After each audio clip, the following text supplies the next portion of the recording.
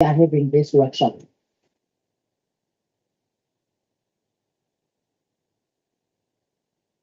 Madam, the Deputy Chair of Committees.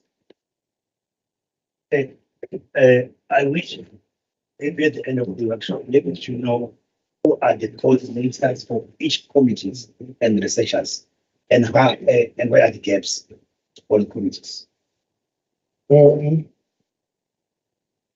Ulimeke imike engakayitholi uMageba, ngicela nimenze akhulume emayikhini ukuze kungagcini kuphindeka sekushilo ingqisise sonke kahle.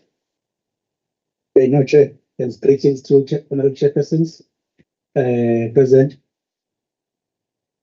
Chair, maybe one will wish at least at the end of this meeting or of this workshop to know the coordinators of committees and researchers and the gaps thereof. Who are the coordinators? Who are the researchers? And where are the gaps thereof? Any other contribution? Deputy Speaker. It's truly controversial. My expectation is that I hope this workshop is not going to be a wasteful expense. Thank you. The last. I think we are not controversial. That one is very important. Yeah, that one is very important. This workshop must not be wasteful. Mnguni, Honorable Madlopa, as members are raising their hand, I will try to mention their name because I didn't allow them to give or to introduce themselves. Thanks, Honorable Chair. My expectation is that when we leave this workshop, we will be in a position to understand how do we make that strengthen the workings of the committee, and also give enough thought, as the chairperson was indicating, that there is must in our roles so that we can fulfill that must that is part of our. Thanks. Thank you very much. That is the chairperson of the Premier's office, Honorable Madlopa. Honorable Chiliza. Thank you, Chairperson. Greetings to everyone. Now, my expectation is that by the time we leave here, we will be having full understanding of our role in terms of oversight, but with an aim of fast-tracking service delivery. Thank you very much, Honorable Chiliza. Honorable Swartboy. Thank you, Chairperson. Good morning to you all. Chairperson, my expectation, I think that at the end of this workshop will be briefed as the chairperson of committees. Since the committees are being audited, we expect that as the chairpersons, we are also called and be briefed on each portfolio committee's performance once they are audited as it is done with the department. So we are audited, but we just don't know the outcome of each and every comment. Thank you, Chairman. Thank you very much. Honorable Southboy is the chairperson of Department of Social Development. Honorable Chiliza, chairperson Osbegele Zopep. Somlomo Mama. Honorable. Thank you, As a chairperson of the Rules Committee, Standing Committee on Rules, my expectation at the end of the workshop is having ourselves as a committee, understanding exactly what is needed of us in terms of coordinating the work of the portfolio committees and standing committees of the legislature. Thank you very much, Honorable Boise. I think I've taken all the hands.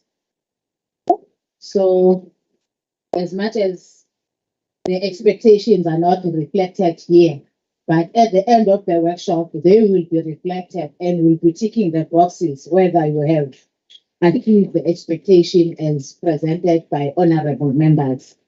I don't want to waste a lot of time. One of the presenters that we have invited to our meeting, our workshop is the Office of the Aging. I think one of the expectation was talking to that. I'm told that they are running a little bit late. They were also having another presentation with another department. They were at Umsunduze. So I think while we are waiting for them, let us take Prof. Matebula so that we manage our time because we are already at 20 past 11. They were supposed to start their presentation at 10 past 11. Uma bengivumela sihlalo singenza kanjani? Okay, ngicabanga ukuthi so that we manage our time. Let us do that. Professor Lucky Matebula holds a Doctor of Administration from the University of Pretoria, the Masters of Public Administration from the University of Pretoria, and the BA in Public Administration from the Vista University. He is a member of several professional associations. His teaching and research interest areas include public administration, change and transformation management, policy and political analysis, performance management, local government transformation, and also cooperative governance. Prof. Matebula, the platform is yours.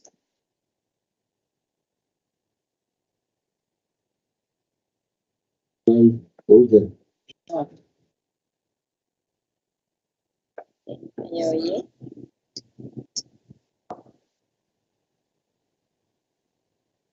Can you help me share?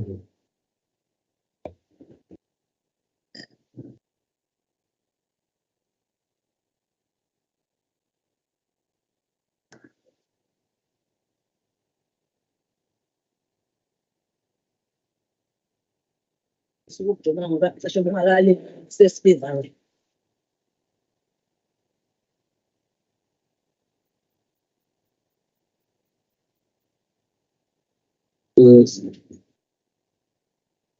Sanibonani, good morning. Ngibonge Chief Speaker and somebody that whoever you are, ngibonge nawe, and all chairpersons of committees and all protocols observed. Secretary, thank you for inviting me once again. And when I got the call, I asked this basic question, which is what should I do with? And I was speaking. My name is Lucky Matebula. That's shortcut to calling me. The shortest cut.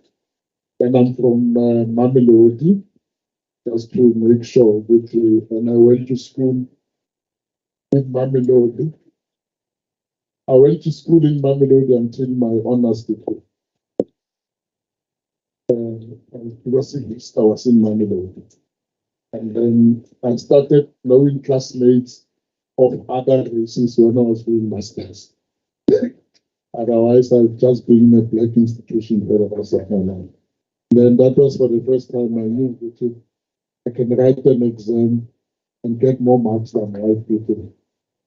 But I never thought I can beat them. But when we were there, and then they gave us 3 and 2. And then we got a marks. But it's true. It was like a funny thing to experience, but I experienced it. But our kids, by telling about grade 0, grade 1, grade 2, and that's why they are not like us. They are quick to tell them where to get off. You know that. Because Tina, we still have that limitation in routine. We have to take the courage to repair. We find them, we must take the courage that now we are rebelling. That doesn't come as a natural thing with our money, but we do that to ourselves. You know, but you don't do that to them. But born, they're in that space, you know, but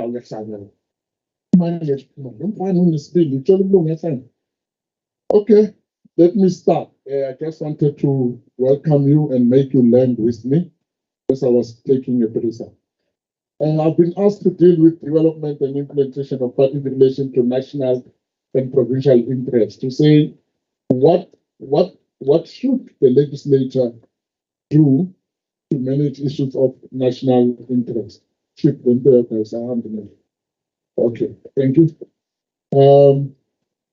This is about the same foundation. I don't want to go on commercial. I've been called again. Can advertise me again when I'm called again. I start always with this, for those who are not there, the other workshop, with this crystal ball. For the chairpersons who were not there. The crystal ball that I used there is that, let's imagine 2040. Some of you might not be there. Some of you will be there. I'm not wishing anybody to die, but the reality is that some of us might not be there for one reason or the other.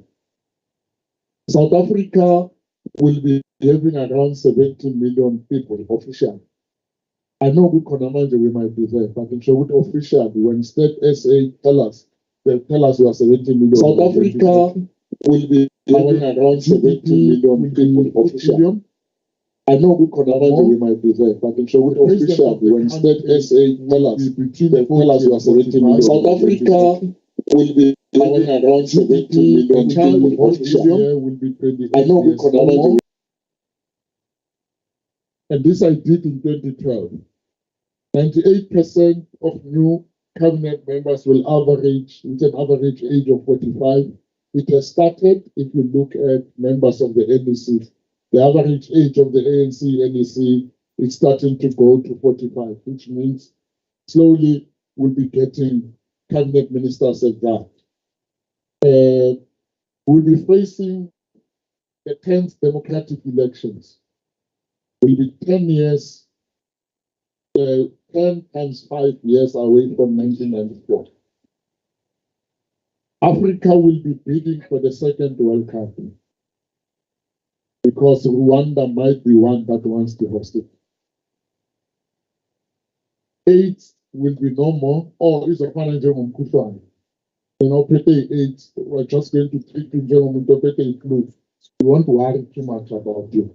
And actually, we have started if we tell the truth. Around about HIV, we know they're there, but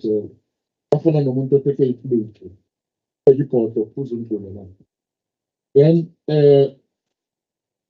a possible pandemic would have hit the country. I said this in 2012, and there was a pandemic in the past 2 years. So that one, I always give myself thanks that there will be a pandemic. The declining relevance of trade unions, Abu Kosatu and whatever, their relevance will go slow, will go down. And quite frankly, that has started. Our union are starting to have a declining relevance. The AU will be influential in the world. African Union will be dictating terms. Fast trains would have reduced the time of travel, inland travel. We will, for the first time, travel from Joburg to Egbini in less than 3 hours by train, speed train. And when I said this, I was talking about the whole of Africa. And in Nairobi already, there's a train that travels from Nairobi to Mombasa. It has cut a 12-hour trip by car to about 4 hours. Bullet train, which the Chinese have made, and the same Chinese want to make one to Italy. 2 metros will have a first generation foreign national SMA. 2 metros by 2040, Zobane, first generation foreign national SMA. So if you're talking this xenophobia, if you don't want people from outside countries, by 2030, Zobane, 2 mayors from them, and already Joburg had one who died. Remember, first generation. the father from Zimbabwe, then he was this side. So already this was also good prediction. So these foreign nationals that are around us, we must understand that they are going to govern us one day, like Obama governed the US. iPads will be replaced by iPads. The computer that we are having here and we're excited about them will be outdated. Sandton City will be old and decaying. And if you go to Sandton now, there are parts of Sandton that are beginning to decay. They almost look like South Coast, right in Sandton. They look like some of the spaces in South Coast. In Sandton, it will be decaying, and there are new places that will come up, like Waterfall in Gauteng and other places. Egasport, Mokalakwena, and here, Maritzburg. And SKA, Link Northern Cape Town, will be economic nodal points. Maritzburg might, if they do well, the leaders here, might actually be the next agreement. If they work well and do a proper town planning, they can attract more people to come here and can be a town of the future, a city of the future. X dominates world trade. South Africa has 3 space shuttles. Like astronomers, will have black people that go to the moon from South Africa, from some school in Mlazi, Mamelodi, Soweto, Vosloorus, wherever. There will be no more BEE. The listing of BEE will be not there. Already, we have started to remove it. Some people are taking it out through the courts. After program and whatever. So BEE will not be there. So if you're planning your life, there's always be these favorable policies for you because you are black. You must start thinking differently. Twitter, Facebook, and Blogger, they will be very old. There will be new social media systems. I don't know what are they.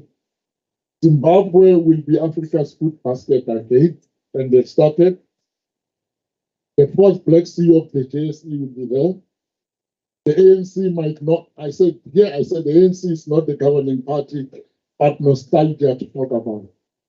Already we're seeing signs, unless the ANC does something very drastic, but we're seeing signs that it might not govern in 2040. It's a crystal ball, and I always say it without fear, so that if there are members of the ANC, I say, don't attack me, go back to your party and fix that this doesn't happen. Forget about me. I mean, I'm just giving you a crystal ball. And in Gauteng, I never thought in my life, I've seen everything, but there's one thing that I never thought I'd see, that I live in a city which is not governed by the ANC, and I live there, in fact. It's a shock to me, it's a shock to my system. But inshallah. So I know what I'm talking about. I'll be a grandfather, and already there's some time I'm so frustrated. I thought it's about 2014, but my son is frustrated. Let's frustrate this one and my other daughter, so it's happening already. The National Planning Commission, if necessary, will have a revised plan, and the struggle history is classic information, almost like food in Shakespeare. You know, we're going to talk about MK struggling, Lusaka. You sound like a person who's coping on Julian. You know, very old history, because our Department of Education is not mainstreaming our history. So they're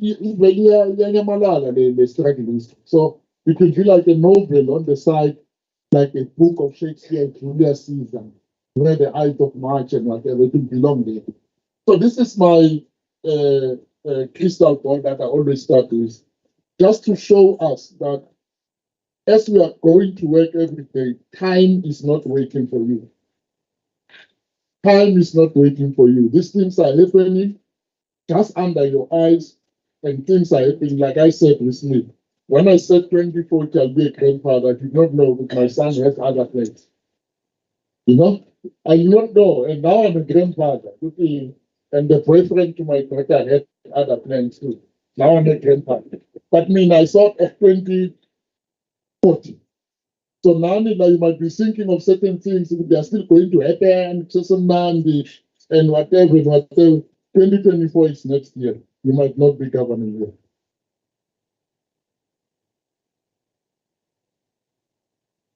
I'm just telling the truth. So other people might have plans about your career future. Is it the truth? It's not the truth, it's a crystal ball.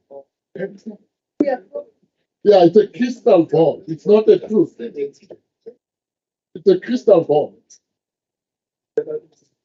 Okay. Reality about South Africa. Now I'm getting to the issues. South Africa is a constitutional democracy.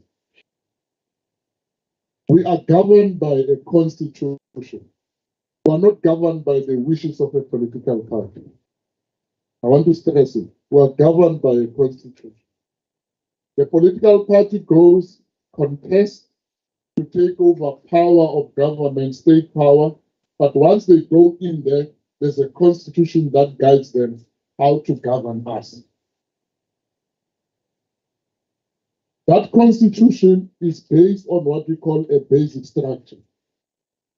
A basic structure, and for members of the legislature, chairpersons, is that when 1990, when Mandela was released and there were negotiations, before 1993, before the interim constitution was drafted, they agreed on a basic structure.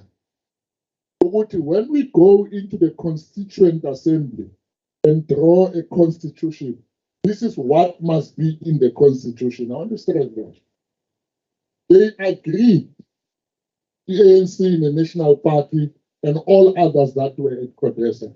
But when we go and draw a final constitution, it must meet the following basic structures. And these things are democracy, equality, reconciliation, diversity, responsibility, respect, and freedom. When you go to Apartheid Museum in Joburg, when you stand there, there are those white pillars next to the museum, if you observe it.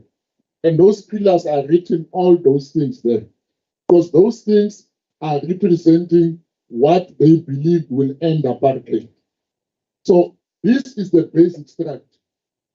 Out of this basic structure, they then came up with constitutional principles.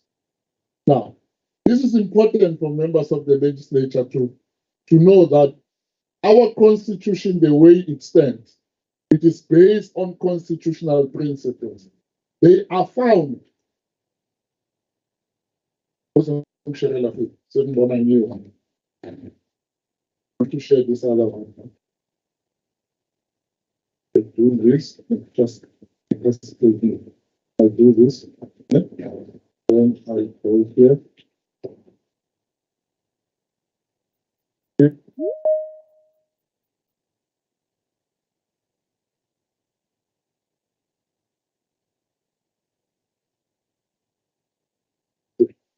Thank you. Okay. These are the constitutional principles. These principles, they inform the constitution. You know, this is one part that, but because the governing party and all other parties have not educated South Africa about. And the governing party did not educate its members properly about. To say the constitution which was drawn, this one which we have, is based on these principles.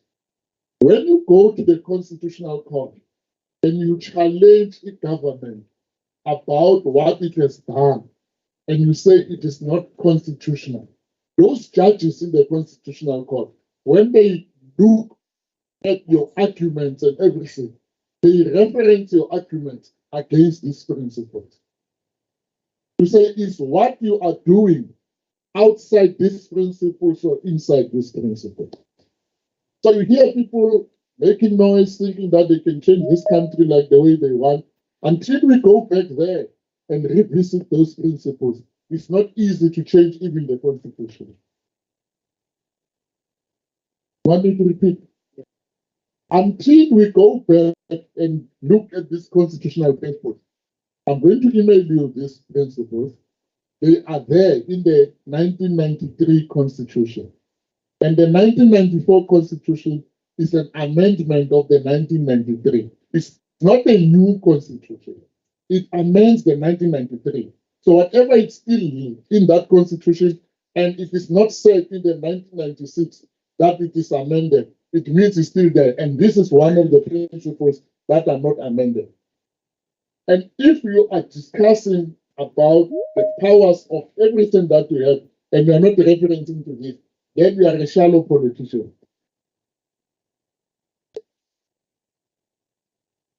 You know what I'm saying? You are a shallow politician. If you don't understand, this is almost like your Bible, the Constitution and what informs the Constitution that you are working with. And that's why, painfully, every time the ANC goes to court, in constitutional court, it loses. We lose at the constitutional court. When these other parties take us there, they know very well we buy shy. You know why? Because we don't understand the constitution that we are taking an oath that we are going to defend. And to understand it, you must study Namatala. The principles. I'll give you some which I've made red. I can't go to all of them. There are many. I need to choose the ones that I thought will work for today. Others you'll read and interpret. And I know some of you are like me, you've got sons that are lawyers, ask them to interpret for you. Or sons that are neighbors, or sons of your sisters and what that understand law, just interpret for you. You don't have to take yourself if you've got children that you pay money that they go to school. The judiciary shall be appropriately qualified, independent, and impartial, and have the power and jurisdiction to safeguard and enforce the Constitution and all fundamental rights. And those judges know it. They know it. They know it. That they have this thing. They know that they have this thing. You can make noise and what they will argue with it. Whatever they are doing, they are safeguarding and enforcing what? The Constitution. That's the first critical one that I thought I would highlight for today. Then this is another one. You hear every time Amabolo, they are fighting for Africans. You know that? They are fighting. And it's trying to No. It's a constitutional principle. The diversity of language and culture shall be acknowledged and protected, and conditions for their promotion shall be encouraged. So they know when they fight for their language, they are within the principles that are informing the Constitution that is governing me and you. You are called a member of the legislature because of that Constitution. If you don't respect it, resign. Then there's another one. The institution, he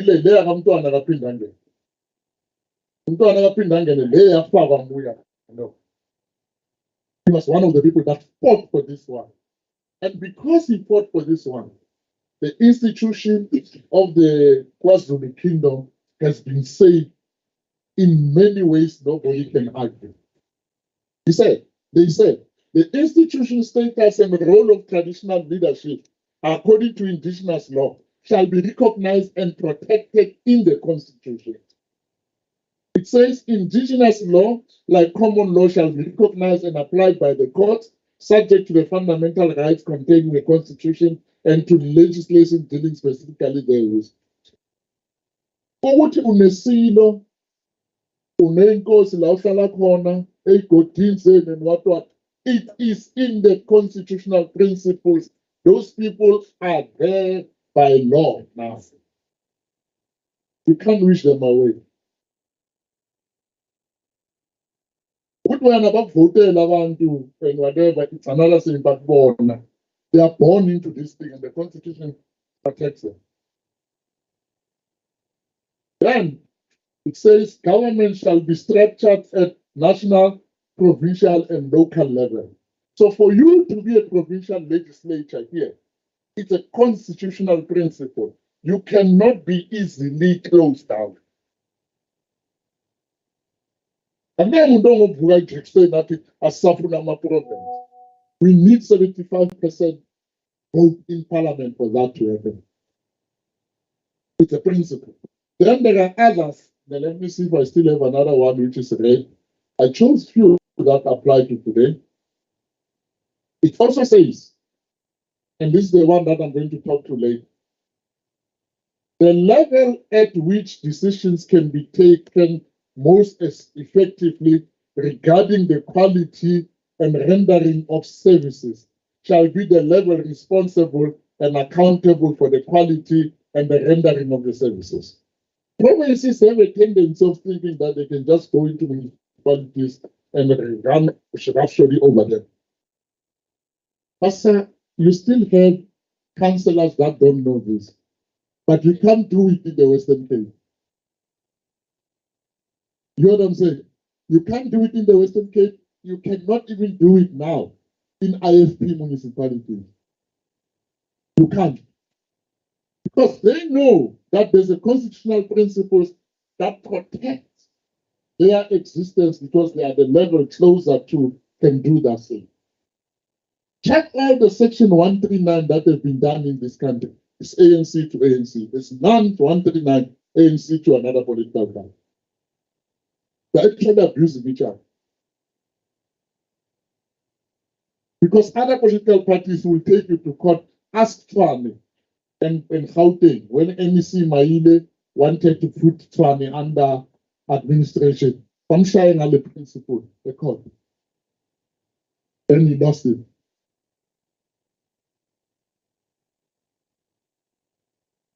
Provincial governments shall have the power either exclusively or concurrently with the national government. And then they say, what are those powers? I don't want to go through. Let me see. Okay, this one. Each level of government shall have a constitutional right to an equivalent share of revenue collected nationally to ensure that provinces and local government can provide basic services and execute the functions allocated to them. On a magic system now, the system honeymoon. Each division of revenue, when they give us money to provinces, they still honeymoon. National is still having its way. But the more these provinces fall in the hands of different political parties, this honeymoon is ending. Because they're going to invoke this principle and say, no. In KwaZulu-Natal, we are contributing X to the GDP of the country. And therefore, we're expecting X. But because it's the ANC on top, we don't do that. I'm a club and upset that way. You get what I'm saying? And if it's about delivering services to people on the ground, you must lead it. Because when you are an opposition party, and God forbid, I don't wish you to be one, you'll want other people to do it. Or access you, like it's happening in Tshwane. Then let me leave others, yes. But I just wanted to show that these constitutional principles are important for a member of the legislature because members of the, especially chairpersons of committees, you should be custodians of the Constitution. You should make sure that this Constitution works for our people. As we are demanding oversight and we are demanding accountability. The basis of demanding oversight and accountability should be the constitutional character of that accountability. Before we realize a slide, so there are none bias and liabilities. Stop sharing.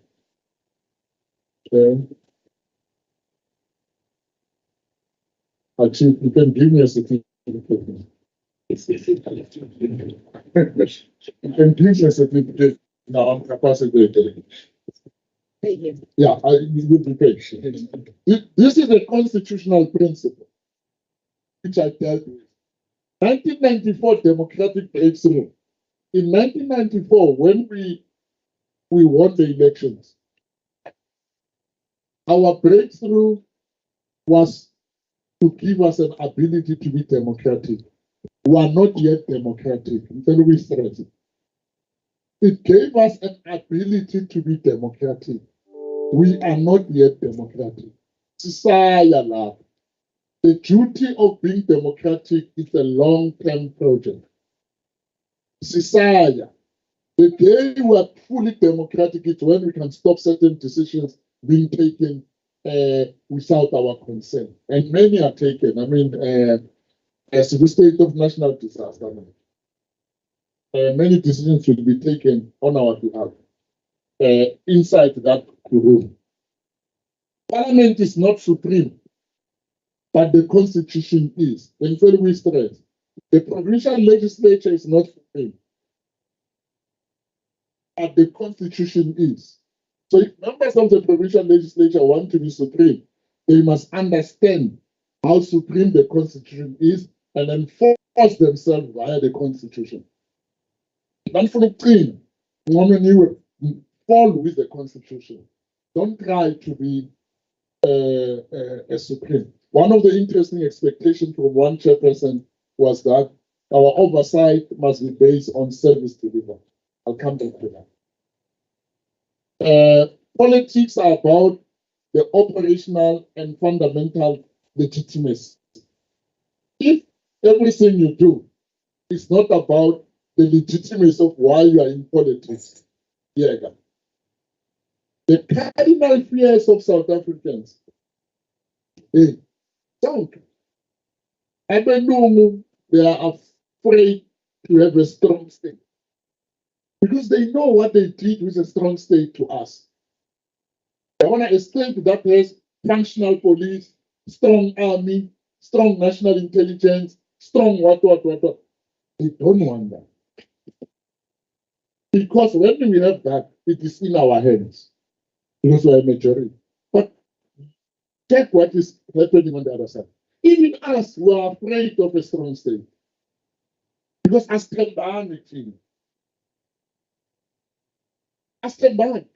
when we inherited a strong state, we had our scorpions. And those scorpions were very strong. They were dealing with corruption and whatnot. But there was a time when we said, this was slow for them. You remember? We said, we reduced the budget of the army, the strongest army in the continent. We reduced the budget. We have the weakest army in the continent. I'm telling you, we have to get guns ourselves and go and fight. And we are not trained. Because we are afraid of a strong state. Also in the legislature, if the chairpersons of committees and everything don't make the legislature to be strong, it's either they're afraid of a strong legislature, because some of them might be harboring ambitions of becoming MECs. So if they are strong, the oversight chairperson of legislature, the day they become MECs, they don't want that to be done to them.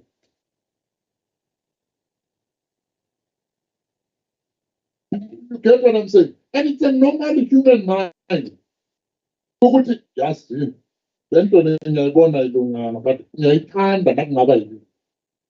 you don't kill it. That's what we call a strong legislature. But if the strong legislature was so strong that members of the legislature, when they do that, they don't care about it. You know, there's a rule that says, if you make the rules of the game, make them in such a way that when you play the game and somebody is a referee, you'll be able to play. You know that rule, no? So now it's our rules, or any game. You make the rules in such a way that when you are no longer the referee and somebody is the referee, you must be able to play. But our people, because they are afraid, they know how they want to play. more than the rules they need to play. They don't make rules because bafuna ukudlala the way kudlalwa. And that is a challenge we have with our legislature, all of them, national, provincial, and even Humaspan. The Constitution gives everyone the mandate to transform the state.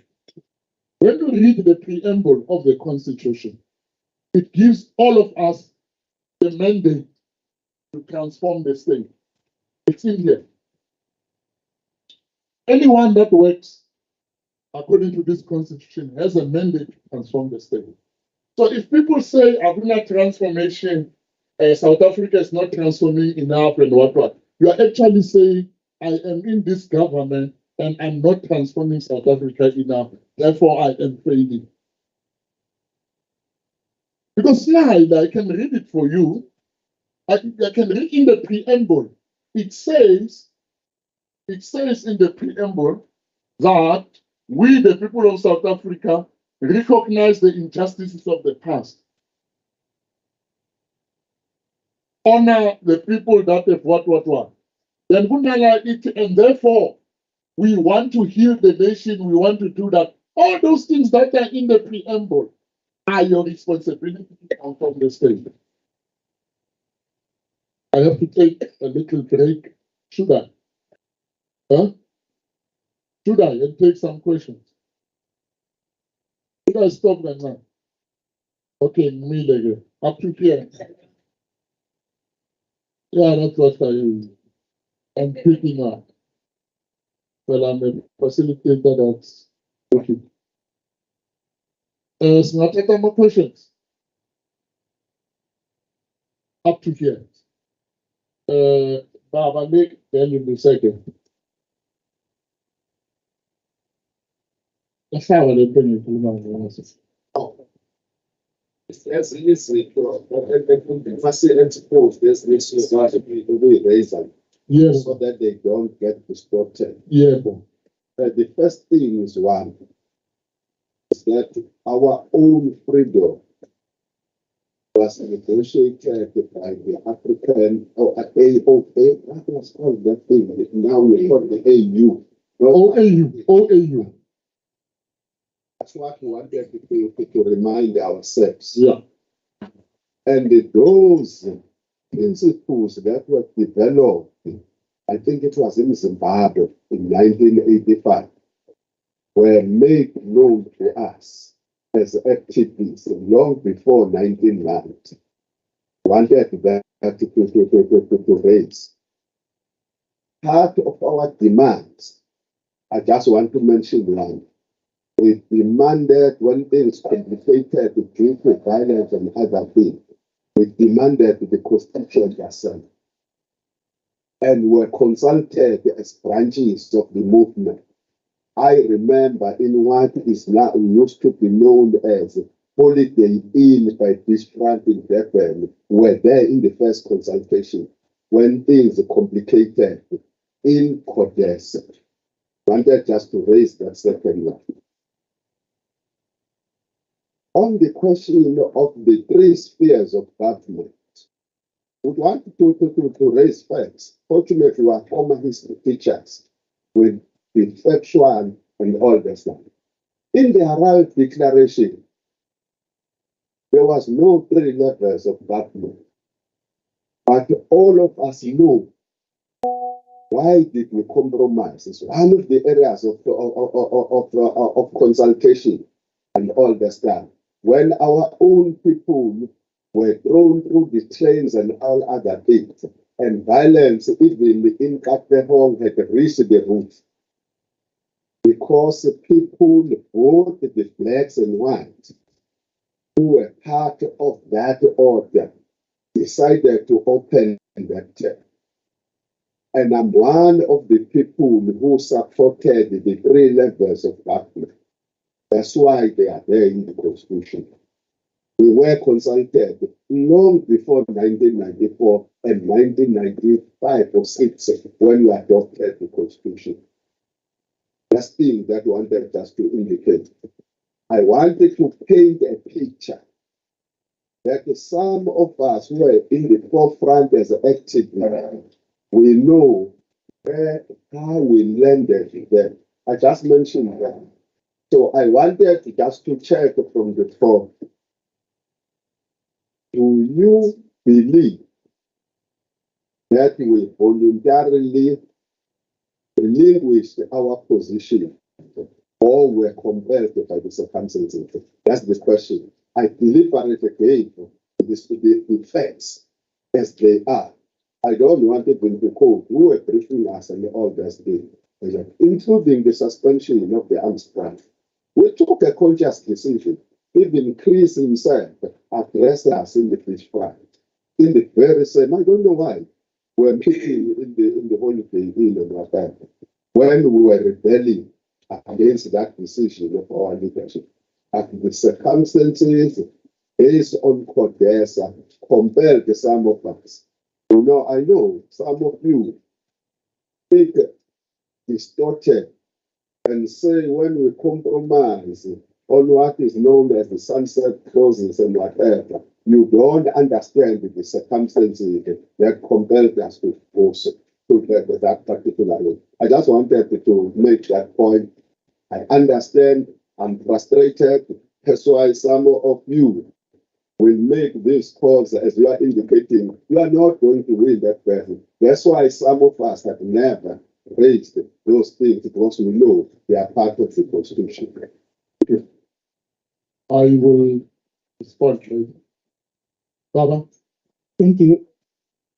I'm just giving people to go out and come back. Are they coming back? The other chairpersons. Okay. I was managing that you come back. Yeah. Okay. Yeah. Thank you. That we are delivering here. I said, why do we miss such presentation, say, in the ruling party, to make such presentation in the footnotes? You see, so that we deliberate on an informed reality. We don't. We first see brainwash it,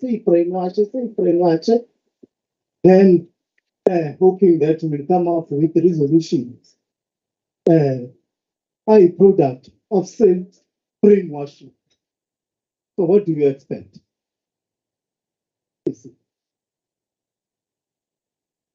The constitution, interim constitution. I was surprised to learn that what was agreed in the Codesas and what was about constitutional continuity. I don't know how many people here knows about constitutional continuity, where it means izinto ezazikhona kwi-apartheid constitution state zisewumthetho namanje until such time zishintshwa i-National Assembly. Nazo ziyabalwa ungayishintsha. Nazo it's got levels as a threshold in terms of in number. What does that mean? What does that mean to us? See? And then when we now what strikes me is that I didn't think about interim. I thought about apartheid. That there was an interim constitution. Whether it does such constitutional continuity apply. Now I know that it applies. The constitutional continuity. The other one you spoke about, we are moving towards a full democracy. We're developing ourselves. Oh, yes, we are developing ourselves towards, that's why we language here, we talk about national democratic revolution, which some of us now are afraid to talk about revolution. So we rather change it to society. You see. So we leave there to show abantu abangeshots in the Davos. Those are the people who can pronounce revolution, which is, and then this was the not even, I mean, the party. You see, if you talk about the dictatorship of the proletariat, everybody turns now. You see, yet there's an intensification of the dictatorship of the bourgeoisie. You see, you see. So, what I'm trying to highlight is the importance of what we are presenting, particularly to this house. There's always a debate about who can be praised for this liberation. Others will come over, but it's in UDF. My MK today, I think we must be paid 4 million each for languishing in Angola. For being in Angola. Yes, languishing. I know what was happening. For being in Angola.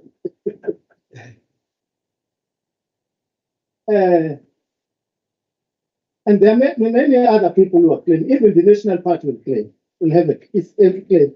Whichever is which have it claim, yeah. I'm trying to manage it to go to the point. Yes, I'm following it, yeah.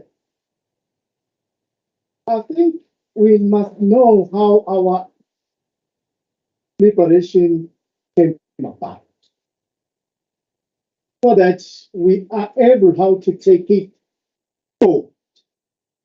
Because I appear that we don't know. I think the question is, you're asking a question that do I agree that the compromises were necessary? They were necessary. There was no way we could be where we are without those compromises. There's no way we would have killed each other like nobody's business. So there was some wisdom about the people that are there. But it is how, after we have compromised, we are trying to behave like we never compromised. That is the issue. Because we have compromised, and when we govern what is we need. I think that's the issue this thing is saying. There are constitutional principles. And if we are governing the country, if we all can go to the constitution, that's why in Mafeking, at the ANC conference, they forced the conference, if you remember. The documents about the constitution were never distributed for discussion by branches. But when we arrived at Mafeking, we adopted the constitution, which became the 1996 constitution. Because if we did not go through the ANC conference, we never adopted this constitution. But I'm telling you now, without any fear of any contradiction, this book which I had now was adopted at the Mafeking conference of the ANC. So no ANC member can say, I'm not committed to this thing, unless we go and revise that resolution at Mafeking. So members of the legislature that are appointed on the ticket of the ANC, they also have an obligation to implement this resolution of the ANC. That's all I'm trying to say with it. And for you to understand this resolution of the ANC, you must understand the principles that informed the resolution. And when you understand the principles that inform the resolution, when I'm getting an appellate legislature and you do your oversight job, you understand this is what you are supposed to be doing. You don't come up with things at the whim of any emotional decision that is taken at the last PDC. There's also about South African national interest. I'm here to deal with that. What is the national interest? South Africa has just adopted a national interest definition. Please hear me. That was adopted on the 24th of August 2022. Until then, we never had a definition of what is the national interest of South Africa, which means we governed for almost 30 years. Defining a national interest. That's why foreign nationals were able to just come in here and do what they like, as they wish, because they had a national interest. Foreign governments would come here and do what they like. Any board that is like South Africa, it was just South Africa belongs to all who live in it without the national interest. Not just defining the last year. Because we have defined it, members of the legislature must protect it. In parliament, members of the executive must protect it as they deliver. And one of the people that is protecting this thing more than any other person is Minister Mutwale at Home Affairs. He argues this thing. He said, our national interest is the protection and promotion of our national sovereignty and constitutional order, its citizens' well-being, safety and prosperity, and a better Africa and the world. National sovereignty. If we don't respect our borders, we don't want to hear. If we don't respect our flag, we don't want to hear. Minister Naledi Pandor, when she was responding on the Ukraine thing, she told America where to get off and said, you're not going to tell us who to support and not to support. We are a sovereign country. Remember she said that? Because she's protecting what? Our national sovereignty. Constitutional order. If you are not going to fight for this constitution and you call yourself a member of the legislature, that oath that you took, you are violating it every minute you do that. The well-being, safety, and prosperity of the citizen. That's where the actual government is. Delivering services to people and what. It's about our well-being, our safety, and our prosperity. It's a national interest. A better Africa and a better world. We cannot want to succeed without the Africa that is succeeding, without the world that is succeeding. This is our national interest. How I wish this can be taught to kids from standard 5 until grade 10. I know the land almost every day. Like when we grew up, we knew that I'm a scout. Who was a scout? Yeah? Remember that oath, I'm a scout, which we were forced to know it. On my own now, what. That thing still influences me today. That scout, I was a scout. It still influences me today. The catechism yaseRoma. The catechism before that pushes wide. They're gone. Put to push wide. You must know that catechism. We must get this thing to that level of the catechism. Now, let's talk about what authorities are there in South Africa. The Constitution talks about 3 authorities. There's a legislative authority, executive authority, and judicial authority. There are 3 authorities that are in here. Without any of these authorities, this country cannot be governed. The legislative authority of the Republic rests in Parliament. And the legislative authority of the province rests in what? In the provincial legislature. The legislative authority of a municipality rests in what? In a municipal council. So it means you are making laws or you are doing what you are doing because the Constitution gives you authority. I value it because you were voted. Then there's an executive authority. It rests with the president of the country.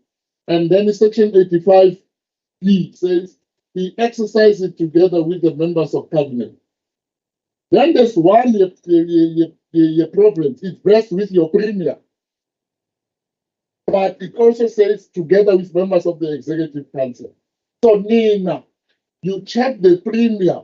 Is he accountable on his executive duties to what we have legislated? That's the basis of your oversight. Are they doing this on the basis of the laws of the country? That's the basis of your. Then there's the judicial authority. It lies with the courts. Labo ke, and they're independent from everybody. They adjudicate, they adjudicate, not validated, but they. Then parliament, provincial legislatures have just said it, courts, president, cabinet. Now, where they meet these things, where legislature meets with judicial, is the supremacy of the constitution and the rule of law. Where they meet, the constitution is high and the rule of law is high. Then where the legislature and the executive meet, it's accountability. Because it's you who vote the budget in the legislature. That is the basis of you talking to them when you're in the legislature. Where are you? You said you're going to do this. How far are you? And all those things. That's the accountability space. Then there's an adjudication space where the judiciary will adjudicate with these people, whatever they're doing. Are they doing it in terms of the law, in terms of the constitution? Are they not acting above their powers? Are they not what? As society complains, they adjudicate. So if you understand this architecture, then you are living this thing. And this year, this constitution, even by 30 years, I hope people are aware. So, but yeah, we're working towards the 30th anniversary of the country. That's why it's 30 years. This was signed in 1986, but the celebration of the Department of Justice, they say it's a 30 year of the Constitution. So comes from what? The interim Constitution. Then at the center is a national, provincial, and local interest space where all of you come together and you come together. That's where you are talking about what are our common interests. What are the key strategic levers of power? The first question, member, Chairperson will.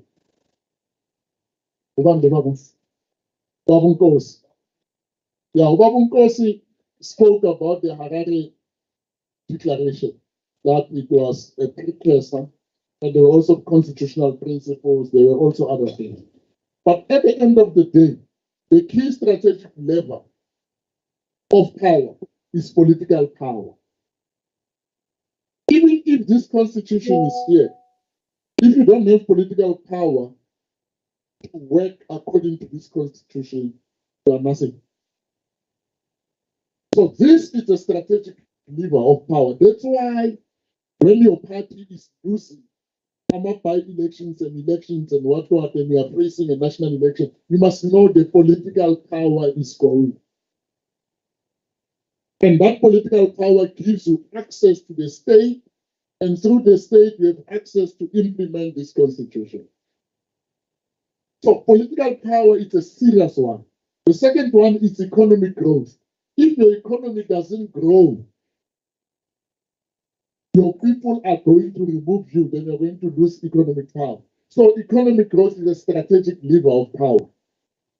People must have jobs, they must eat, and all those things in terms of that. Then we have influence, which is national and international. Now, let me share with you.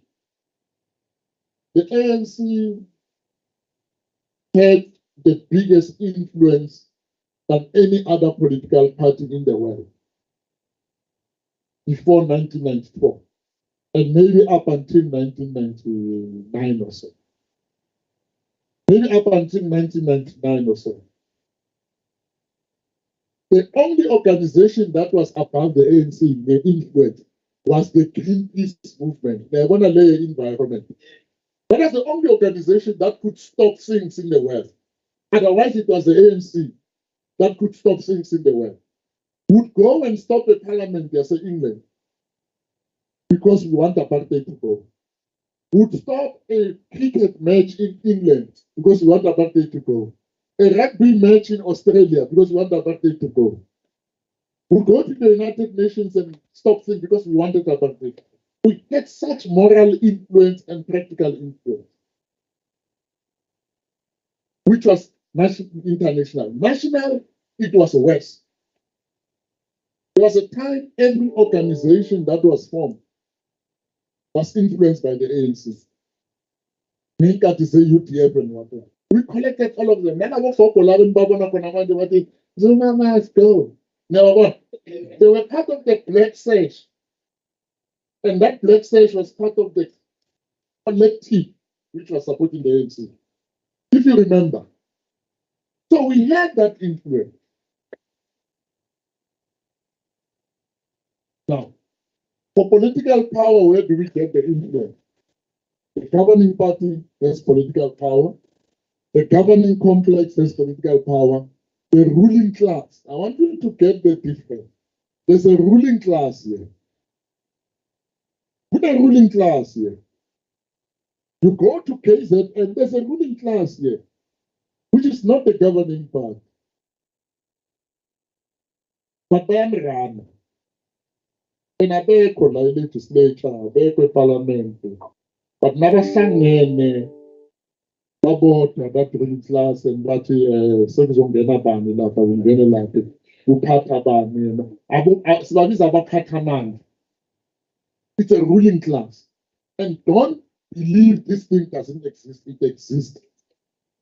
If it exists at your family, when there's a funeral, so by 3 or 4. You know those people. By 3 or 4 in your family. Or if family is an action, and then you decide what you think about it. Never have a speak but as it's on Friday or Saturday. You know them. Some of you are exactly those. Yeah, because you are the ruling class of that family. But behind the noise, I lost that power when my mother died. I used to have that power in my family because I was close with my mother. And after she died, my brothers and sisters got his own combat. You know, that's his own combat. Now I don't have that power. But at some point, she would call me, telling busy land on your workshop and phone and play. I took it to show. Okay, now. I didn't know, mhlambe next week, Wednesday, Friday. It's going to be Friday. You know what I'm saying? It's going to be Friday. Now, I'm saying that is what I'm trying to give as an illustration of what is a ruling class. So even now in government, here in the province, comrades do NEC ahambe. And that's when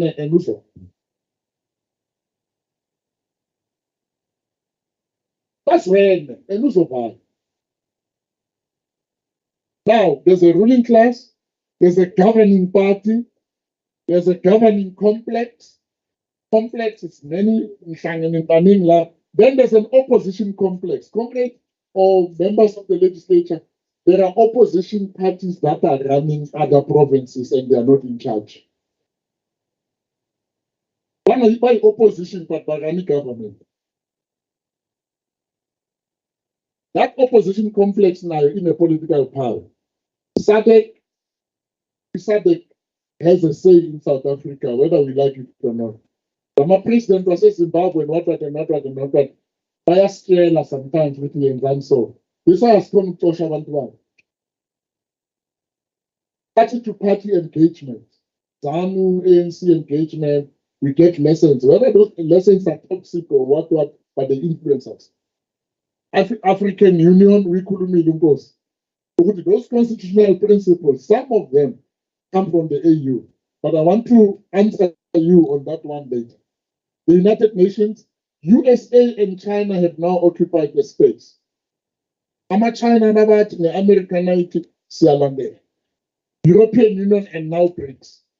That's where political power comes from. If we understand the lesson to lesson, and you are a member of the legislature, how they influence your job, they're in the wrong category.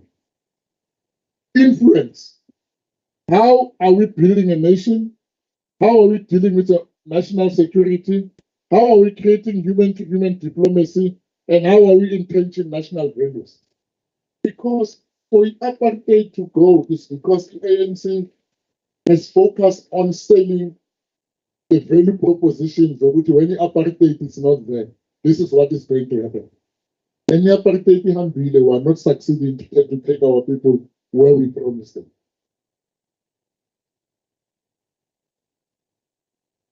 Economic growth, that's where we have employment creation. That's what built that power.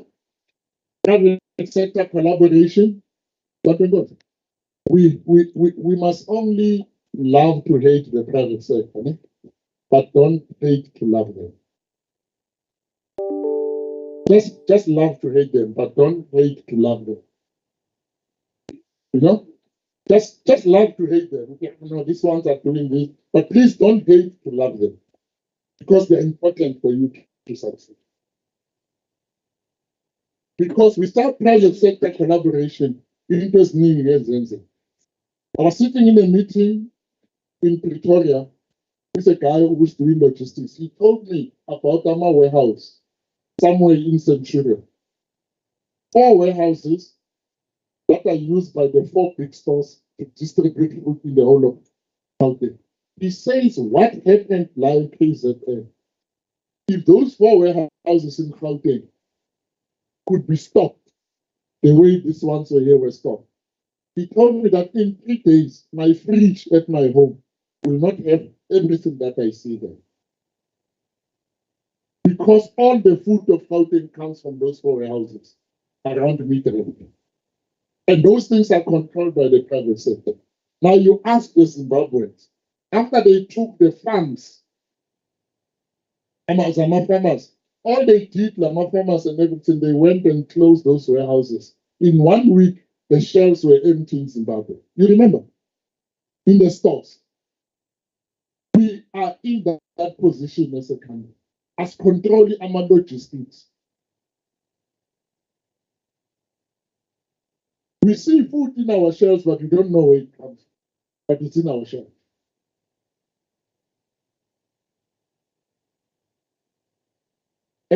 International investors, policy certainty, and labor stability.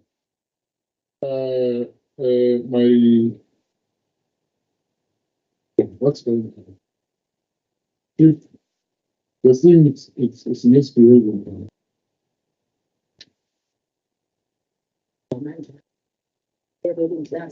Yeah, my ruling class, yeah.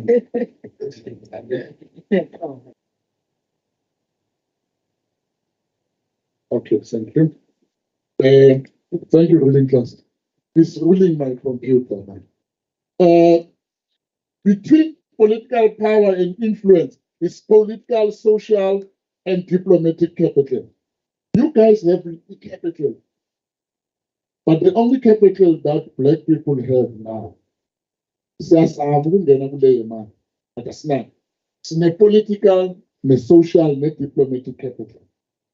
We can stop the country. We can make people do what we like.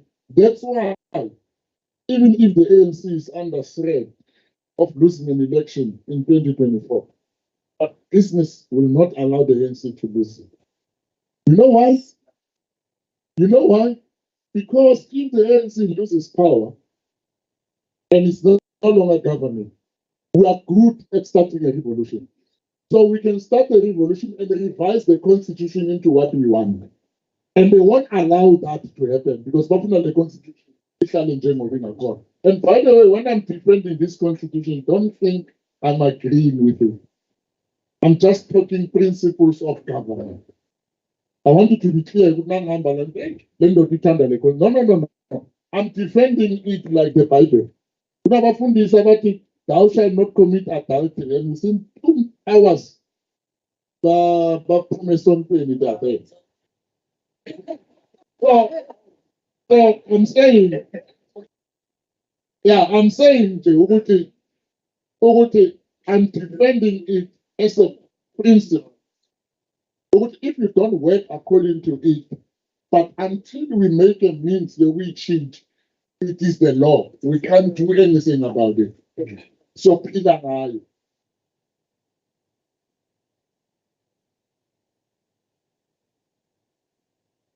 And then economic and financial and political economic capital. La ilaba abanemali. Becapital. Ilaba nakunama elections siyakibo ebusuku. We must hate to love them, but please don't. You must love to hate them, but don't hate to love.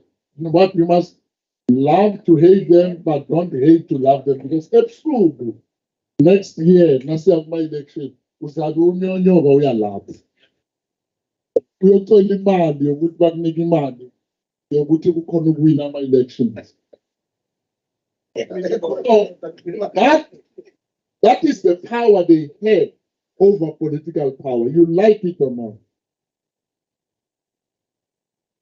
Now say China. The other one is global investors and whatever. And then where they meet, it's when economic and influence. These guys have an money. Their international influence is very big. It's very big. You know that when investors want to talk about South Africa, they don't phone the president of South Africa. They don't. They pick up a phone, they phone Oppenheimer, Ruben, Motsepe, and Nalumchita, Walagi, Songenile, Sunday. Now we are phone, and others, they are phone. They are one about Usbab's room, they are phone, about hey man, there's this thing I'm thinking about South Africa, what's your view? They're not open to that. No, I think it's a good idea, but why are you doing this? But when I'm opening my mouth, why am I doing it? Then that was Puma, no, then in there because la my chica, so. You get what I'm saying? So then you don't have foreign direct investment. When as government, you were in London, you could no. After I've spoken to them, but for me, like in my house, I can make many premises, and shades, what. But my cousins don't know where the power lies. I'm too much about but people like you, OT, this is what must happen, and what do you think that I will about? It's not going to happen. Not going to happen. They phone my wife at Russian, and it's not going to happen. Because that's where the actual power is. Meaning, the symbolic, Yama Chinese, Nemes, Yabona speaker, also speak, Nemes, Pangwako, but now the power it is about pound. Thank you. Let me move on. But I said I must share with you this reality so that comrades, because what we don't talk about this reality. It's criticizer. Don't you know? We are now 30 years. We must start telling each other truth and do politics with truth. And stay objective and they accede you. We cannot continue to govern this country with a propaganda like we're still in illegal organization. We're not an illegal, we're legal. We must be known to be defending the laws that we pass in our parliament. The NC doesn't stand up there and defend the laws that it is passing. Actually, it is the first to march against its own laws. Thank you. Let me move on. Then the national interest in Ghana. All these powers, they must be given to now, because now we have a national interest. We can go to Johannesburg, we can go to Oppenheimer and say, Baba, since the national interest is defining, this thing that you are doing is undermining our national sovereignty. But before we couldn't, because it was my view, the secretary's view, the speaker's view, there was no reference point for all of us. Now, just if you go to these guys that are busy putting security villages along the beach, like Natami, because that's where most of the working class are. You know, Lava security villages and what. If you don't tell them, look, we agree you are putting these elite things here and what, but it is not supporting our objective of making society to be different. You use the constitution and the national interest. So you take a man. They're going to allow the adjudication power. The judges. They are outside. You see that? They are outside. You've got political power, economic power, and influence. But Laba, they adjudicate all your powers. I was sitting with the Deputy Minister of Finance, who's the head of the School of Political Education, Dr. Mason. And I told him that at every opportunity I'm going to get, I'm going to say what I discussed with him, so that the world must know. I said, your political education, you have a class for our senior council. What's our senior council? These are the people that will immediately become judges. Put them in a class in jail. Members of the ANC that are senior councils come to the political school of the ANC, so that you teach them the ANC philosophy in relation with the judiciary. So that when they promote them, you have judges that you have taught your philosophy. You know what I'm saying? But why should we do that? So then don't complain when they make judgments that you don't like. Because in the Roman Catholic Church, you never make it to certain levels. In some of their training colleges, the Roman Catholic Church. You must go to that one in Argentina. There's one in Morogoro, Tanzania. There's one in what. There are certain colleges you must go through. Apparently, you will never become a municipal manager in any of the cities unless you are trained at Boxburg, at Pretoria Municipal Honorary Center, Premos. You're not trained by Rand Afrikaans University, over in Azebrand. There were certain spaces you had to go there. The no the poison now. It's no rest. No, Tina, stop umuntu nje ukufana nami ukhipha i-PhD, ngidamathebula une-PhD, akabe i-municipal manager yenu. Ye-Durban. Akawazi ukuthi ngifuna ngayo i-Durban.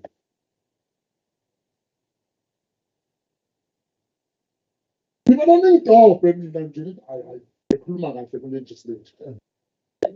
Ekuyangibheka namaphepha wami, ngasifake amaphepha. Nangifaka lapho, anazi ukuthi. And this is what influence is about. It must go to your political education schools and what. You go to ZCC. Where Google is? Ungana record your game or here. Never. Never. You must have a record of being to Moria many times. And we get what Palapa for 2 weeks or what. Moria. You must have walked those grounds properly. Then from there, then you can become a. And imagine it's worse. No one becomes a priest in the ZCC unless you are from a family of priests. It has gone to that level. Now, but that's the point I'm trying to show you. Influence and national interest. And when you do that, you govern the national interest. Because at the moment, members of the ANC cannot articulate the position of the ANC from the constitution. The clause freedom charter. That is the people of Shakabe. we're talking about the legislatures and the parliament and what. The country's wealth shall be shared amongst what we're talking about trade and industry, economic development. No, what debate from here. As I paid them what when you go to your political schools. I was teaching in my store. I paid them national democratic revolution for the national democratic society, people oppression. Says oppression, artificial intelligence, man. That's our new oppression. And they're not talking about it in that political school. That's cool again. I'm finishing. This is how these things come together. They come together this way. The parliament and legislature, which is on top, which deals with the national mandate. We have the constitutional mandate, which all of you are forced to do it. We have the executive authority mandate, which all those that are in government are supposed to do it. We have the governing party complexes, where what the party wants comes in. Between parliament and the constitutional mandate, we have chapter 9 institutions. Those institutions, if you deploy wrong, because how do you get to a point where the public protector becomes the enemy of the governing party?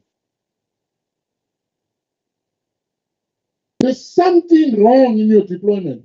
And I'm not saying when you deploy, you must put people, you get a lawyer that understands law, that has passed law, that understands the philosophy of the governing party with law. They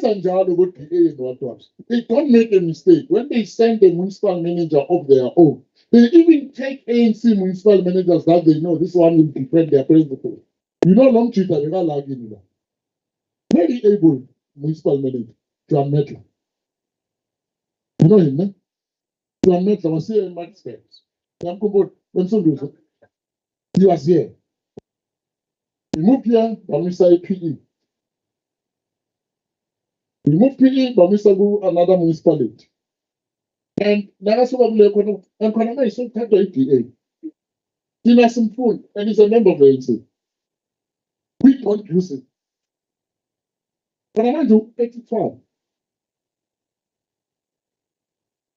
I'm a GA mayor as a thing with Amloela. Hear me? That's not the day we're fighting for John Met. Doesn't to make your way. One thing more, one thing more. Why don't you raise your own at that level? And back home, but you know why you are not using them? We have a sugar mess. Because you don't understand your role. When you bake cakes, as it over in your Bakamakuko. You know, when it started, it was something under the MCOT, and then it went in there, and then it was closed. Until that, we never forget it love. Because human beings did not believe we would make cake in their packaging. So I don't get it love. Put one born, the people must see the cake being baked there. Because human beings did not believe the cake is being baked. Even if there's a glass, they can see it going, they still open. And you know what does that opening do? It reduces the temperature in the oven. And the recipe says what? 180 degrees until the cake can boot. For so many, and as you keep on opening, the temperature goes up. Then the cake doesn't come out with the one on the picture. You know what I'm saying? That's what politicians do to officials. They keep on opening, they told you what to do, you're busy doing, they keep on coming and saying, what's going on? Yeah. But Bula open, and they're taking the temperature one down. They're reducing and the cake doesn't come the way they want it. Just remember that cake analogy. Then you blame the oven and the receipt. You don't see yourself with you interfered with the temperature. That's true again. Now, yeah, let this we go through it. Lastly, lastly, There are people we call stakeholders. Those are not stakeholders. Now, stakeholders are stakeholders. They are not part of government. Are you with me? Don't give them too much power to help you run your responsibility. They are stakeholders. Please define them this way from today. Unless you come with a better one, can I impose this definition to you? I want to impose it. Define them as groups, individuals, or organizations that have an interest in the performance, running, and activities of the legislature, and they thus have a right or a privilege or a claim to be informed and or consulted. So there are those that we are going to classify with these ones have a right to be informed and consulted. Once you've classified them, then you know how to design a communication strategy for them. Because you know they have a right, you like it or not, you must give them that. Then there are those that have a privilege. You communicate with them according to their privilege. And there are those that will claim. I don't have any right or privilege, but they claim that they want to, there's a way you deal with it. Once you get this mix of these three things properly, you'll be able to run your thing properly, because then you're not going to be taken offline by you. Because out there are so many people that want to have a say in every little thing that some other people are doing. They want to have a say. Asymmetric, in your house, who tell you what you can go and study. And then they go and start to grade one. Okay. What are the strategic questions you must ask members of the legislature?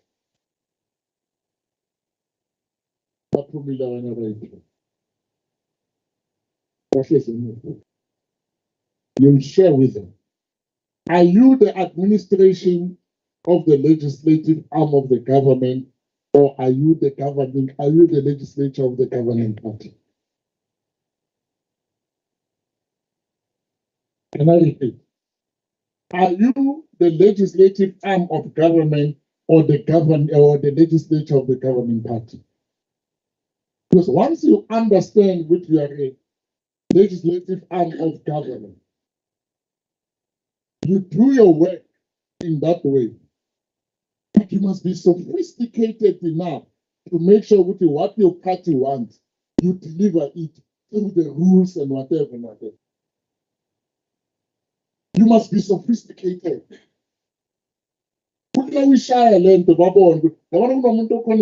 sometimes he loses it. Oh, Deputy Speaker Lechisatino. Jambon, National. When you see the debate and you see Deputy Speaker Lechisatino, you can see him pushing the policies of the party and the MC in debate. But you see, and he loses temper. And when he loses temper, I laugh. But when he is in his overman, you can see what this man is doing well. And members of the legislature, you do that. There's a young man yesterday, but you listen from up there. Was it one? Mimboni. No, was he Southern legislature? He's now the chief, the caucus chief. No? He was responding yesterday to the speech. You must see how he used that platform. Talk about the ANC in a very sophisticated way. And that's what these guys that are working for you, members of the legislature, must help you to do. Are you building democracy to survive under any party? Because if you, whether you like it or not, history has placed you to be the first. You are the first. History has put you to be the first. If you are busy with a mess, going forward is going to be this mess. None of the country will be a mess. There's a Zulu saying in the spirit, it's called about La Inyao Lokala La Nyatela Kona. I don't know, you know that video. But where the first leg, where the first leg went, the other leg is going to go there. The front leg went. Is it the Zulu one? There's an idiom that says that. So you guys are the first generation of legislators. Please put up systems that you want to see generations after you. Mandela has something. He compromised properly. That's why we have this constitution. If you compromise bad, we were out. Nina, what are you doing? Last but not least, as the sixth administration, what are you leaving behind for the second? Are you dealing with filling the divisions of the past? Are you establishing society based on democratic values, social funding? Are you laying down the foundations of a democratic society? Are you improving the quality of life of citizens? Are you building a united and democratic South Africa? Me, now members of the legislature. If your report, your exit report, is not answering those four things which are in the preamble of the Constitution, it is incomplete. Lastly, do not assume what is acceptable today will be acceptable tomorrow.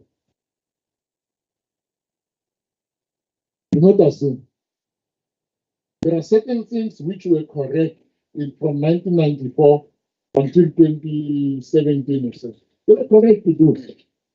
We believe that government is ANC and ANC is government. But we are slowly realizing, as we are losing municipalities to the opposition and whatever, that actually government is not ANC. ANC is a contester to control government. But it was acceptable some few years ago. So what is acceptable today is not acceptable today. Truth is, time has not agreed with anybody to stop. I think a consensus between you and time, which is cut through the no. As you're making mistake, time is moving and it's leaving you. You are responsible for this clause in the Constitution. The people shall govern. The legislature is the chamber of the people. The executive is about government on behalf of the people.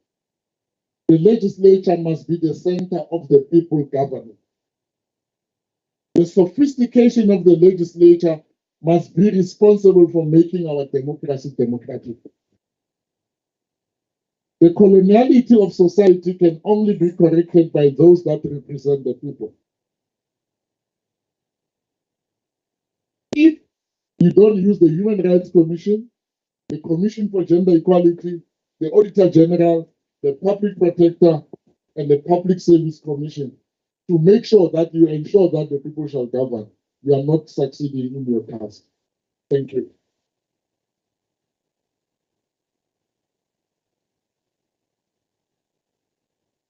Those hands enough for this presentation.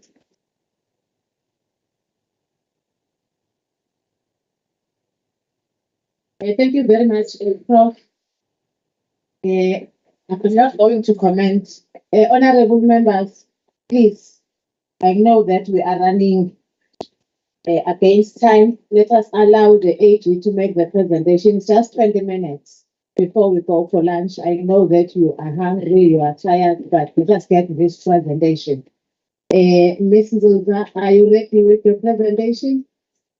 Please come and make your presentation. Yeah, ne. Sizwile kodwa khona. Yeah, khona kuzwakele. Yeah, sizwile. Hayi uphefumulela phezulu ngisho AG uyambona. Sizwile kodwa khona. Honorable Chair.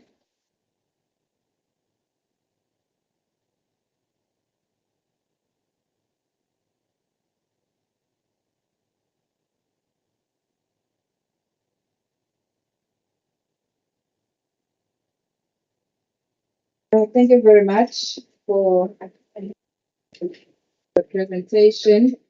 Honorable Mavimbela, Honorable Speaker and Deputy Speaker, the Chairperson, Secretary and Administration and all the presenters, I greet you. My name is Ndogozi Nzuza. I am the stakeholder liaison officer from manager from the Office of the Auditor General. With me, I have Usanile Mkhwanazi, who is our technical manager at the office. Together, we are going to be taking you through the presentation. We are going to be covering our mandate and culture shift, accountability ecosystem, coordinating ministries, and material irregularities. Next slide, please. Our mission as the Auditor General is that we have a constitutional mandate, and as a Supreme Audit Institution of South Africa, we exist to strengthen our country's democracy by enabling oversight, accountability, and governance in the public sector through auditing and thereby building public confidence. And our vision is to be recognized by all our stakeholders as relevant Supreme Audit institution that enhances public sector accountability. I am happy that the speaker, Maya Kuluma, he referred so much into the constitution, and that is where our mandate is also coming from. Ngicela islide esilandelayo.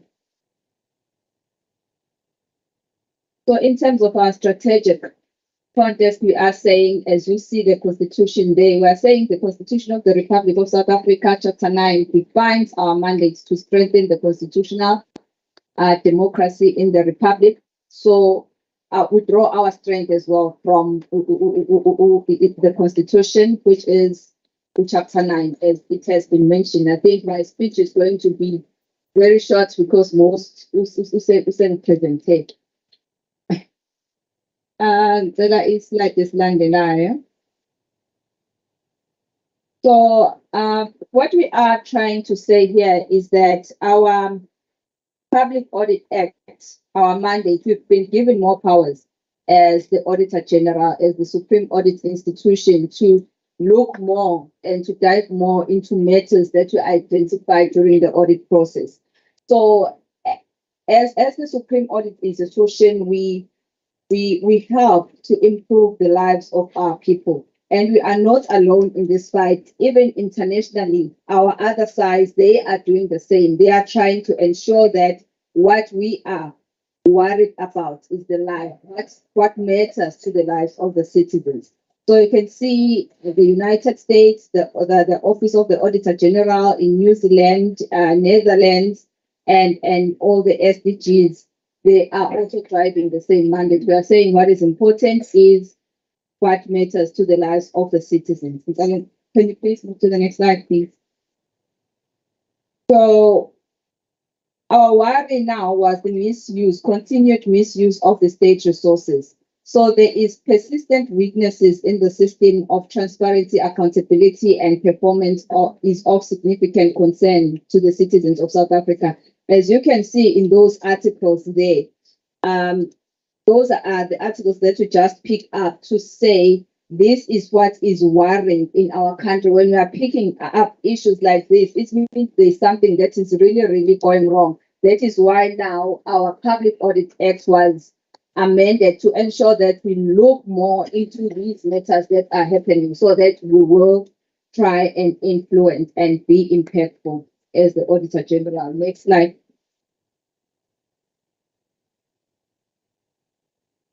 So we're saying there's negative impact on the lived realities of our people. What tends to be overshadowed by the headlines is more important story of the impact on the lives, on the lived reality of the ordinary citizens of the country. So some of these findings and audit outcomes, they emanate from what we see every day happening.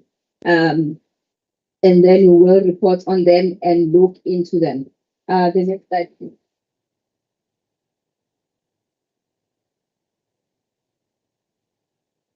And then further to that, we are saying there is regression in the audit outcomes.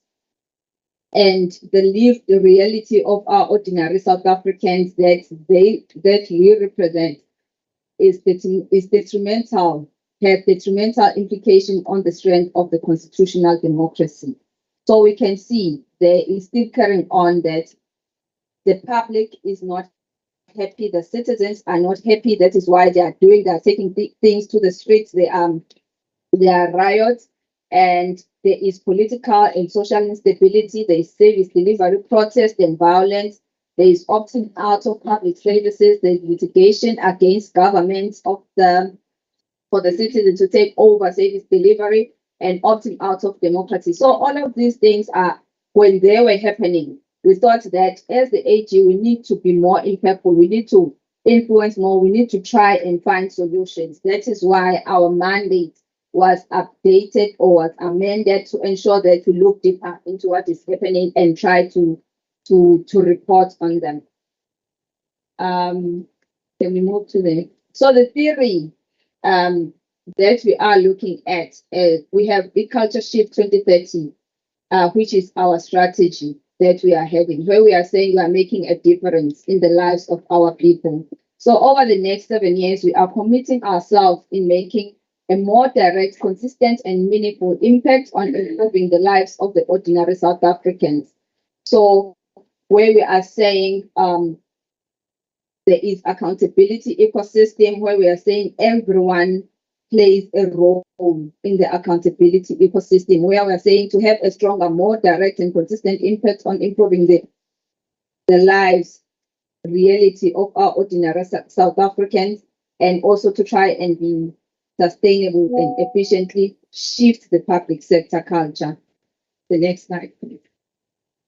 So that is where we come as the Auditor General to say we want to provide insights, we want to be influential, we want to provide insights and be influential, also looking into the active citizenry. Here it's the accountability ecosystem. This accountability ecosystem is saying each and every person that is in the system has a role to play. We are saying here, it's starting there from the officials to say we have our officials that are in our municipalities or the departments. They play a certain role and they have to be accountable for whatever that they are doing at the municipality. So if you've done something wrong, you have to be accountable. And then we've got senior managers. Senior management, they are also responsible to ensure that the administration at the municipality runs smoothly.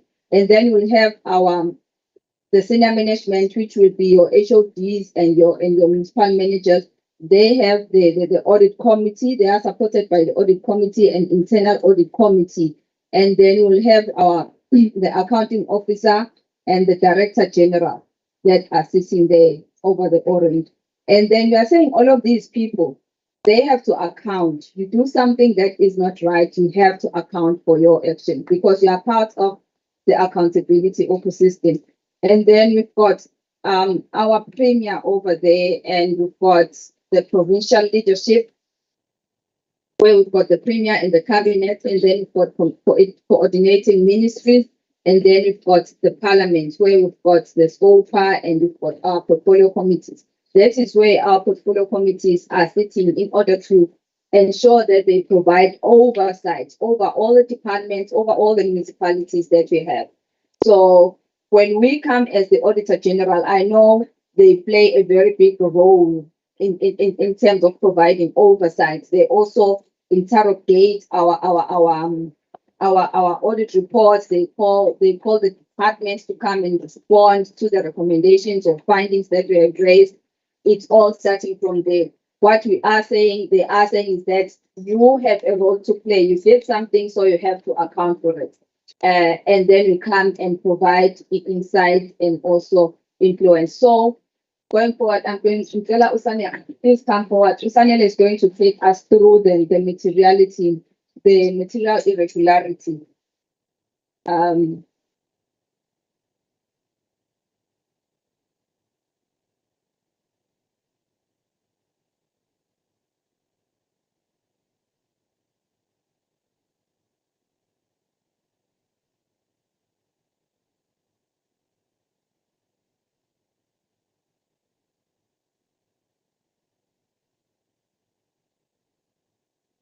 Good afternoon, members of legislature. My name is Usanele Mkwanazi, as Ndozo has already introduced me, and I will be taking us through a presentation on the material irregularities and the related processes. So I'll be using other terms interchangeably between MI and material irregularities, but it refers to the same thing. So our starting point would be the definition of what an MI is, and that's pretty much, I think, if there's one thing that I would like the members to not necessarily commit to memory, but to try and remember, would be the definition, because the definition is what drives the whole process. So what an MI is, MI means any non-compliance with or contravention of legislation, fraud, theft, or breach of fiduciary duty identified during an audit performed under the Public Audit Act that resulted in or is likely to result in a material financial loss, the misuse or loss of a material public resource, or substantial harm to a public sector institution or the general public. So just to break down the definition, how we are implementing it basically is that the definition basically has 3 steps. The first part being the irregularity. So the irregularity would be the non-compliance or the contravention or the fraud, theft, or breach of fiduciary duty that we identified during our audit processes. Right, that being step 1. The second part is that that non-compliance or contravention, fraud, theft must have resulted in or be likely to result in a material financial loss, the misuse of the material public resource, or substantial harm, that being the impact. So the irregularity must have an impact. So those are pretty much the 2 steps to it. So if the accounting officer / accounting authority does not appropriately deal with, sorry, just previous slide still. Oh, thank you. So if the accounting officer or authority does not appropriately deal with the material irregularity, or yes, our expanded mandate now allows us to do 3 things, being to refer the irregularity to a relevant public body for further investigation. The second one being to include recommendations to resolve the material irregularity in the audit report. And the third being to take binding remedial action. I think what is important here is that how the MI process actually gets rolled out is that for all the auditees where we are implementing the process has been implemented in phases, right? I think up to today, we are still at a point where we haven't fully implemented it at all our different auditees, but for some of them we have. How the process actually works is that where we do identify a material irregularity, we issue what is called an MI notification. What the MI notification does is basically it summarizes what the irregularity is, the impact, etc., and provides the accounting officer with the detail of what we have identified and that there's a material irregularity, and it affords the accounting officer or accounting authority a period of 20 working days to basically respond to the MI notification. The notification basically provides detail as to the type of information that is required in response to the MI notification. But again, I think what is important is what serves as the base to the MI process, again, is that we do identify during our audit processes, meaning before we get to a point where we are notifying, the accounting officer would have had sight of that particular audit finding or that particular query during the audit process, because that's what underlies the MI notification that subsequently gets issued. Can you please go to the next slide? Okay, thank you. So how will MIs be identified? So we will identify MIs through the normal audit process, as I've stated. So there will be no need to increase audit scope to identify the irregularity. It will be non-compliance with legislation, possible fraud, theft, or breach of fiduciary duty that comes to our attention during our annual audits. As I said, we'll be doing our normal audit work, and if we do pick it up, then we will issue the relevant MI notification, or first the communication of findings that underlies it, and then the MI notification. We do note that, but we will need to do additional work to assess the impact or likely impact the irregularity to determine if it is material. An irregularity will only be material if it resulted in or is likely to result in, firstly, a material financial loss. 2 is the loss or misuse of the material public resource. And 3 is substantial harm to a public sector institution or the general public. So if I can give an example, I think it will be easy to understand. The first one being a material financial loss. How that works is that we have a set materiality, different from the materiality we use for audit purposes, where if we say the loss that we identify exceeds a certain amount, then we consider it to be material, and then we issue a material irregularity notification. The second one being, sorry, let me just go back to the previous slide. Sorry, thank you. So the loss or misuse of a material public resource, again, that is a second impact where, for example, if you had assets of a certain amount that were purchased, which obviously should be substantial, that were purchased but not being utilized for the intended purpose. So that's where you'd have a loss or a misuse of those public resources. In this instance, you have substantial harm to a public sector institution or the general public. So for that one, you'd think of things like environmental MIs, is what we call them, things like landfill sites that aren't being properly managed. You've got things like, you'd think the environment, thinking water that is contaminated or dirty and things of that nature. So that would be the type of MI we're referring to there. So by identifying MIs, we support the accounting officers or authority in detecting irregularities that could have a significant impact on the auditee's finances, resources, and delivery. What is important there again is the purpose of the MI, and I think stressed this previously with accounting officers, is to basically aid them in performing their duties. Because by issuing an MI notification, we are not in any way pointing a finger. Say, AO, you are wrong in A, B, and C, but instead we are highlighting it to say, AO, this is what we have actually picked up, and hence the AO is provided with an opportunity to respond to the MI notification, basically addressing it as to how they are dealing with it, or they are planning to deal with it, or if they have dealt with it in certain instances. Next slide, please.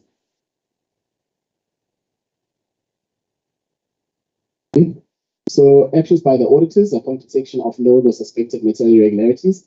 So as I've stated, the accounting officer or authority will be notified without delay of the MI in writing.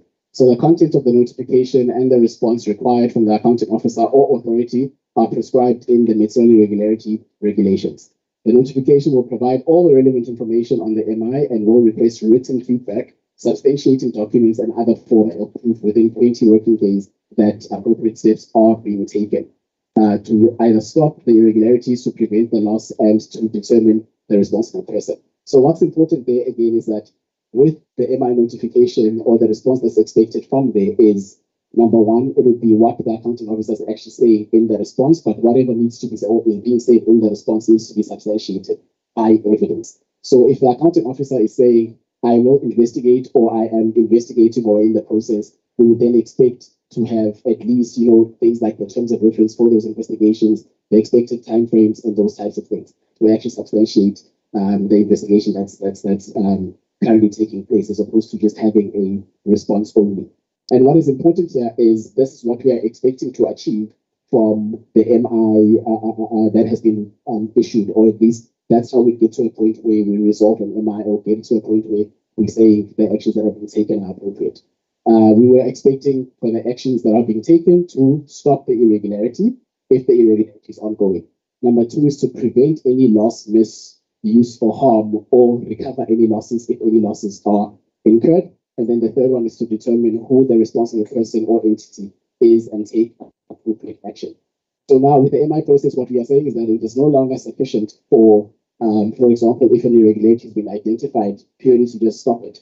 The expectation is you would go beyond that to identify responsible persons, if any, and for the necessary consequence management to also be taken, obviously within the bounds of the relevant legislation that supports that particular audit.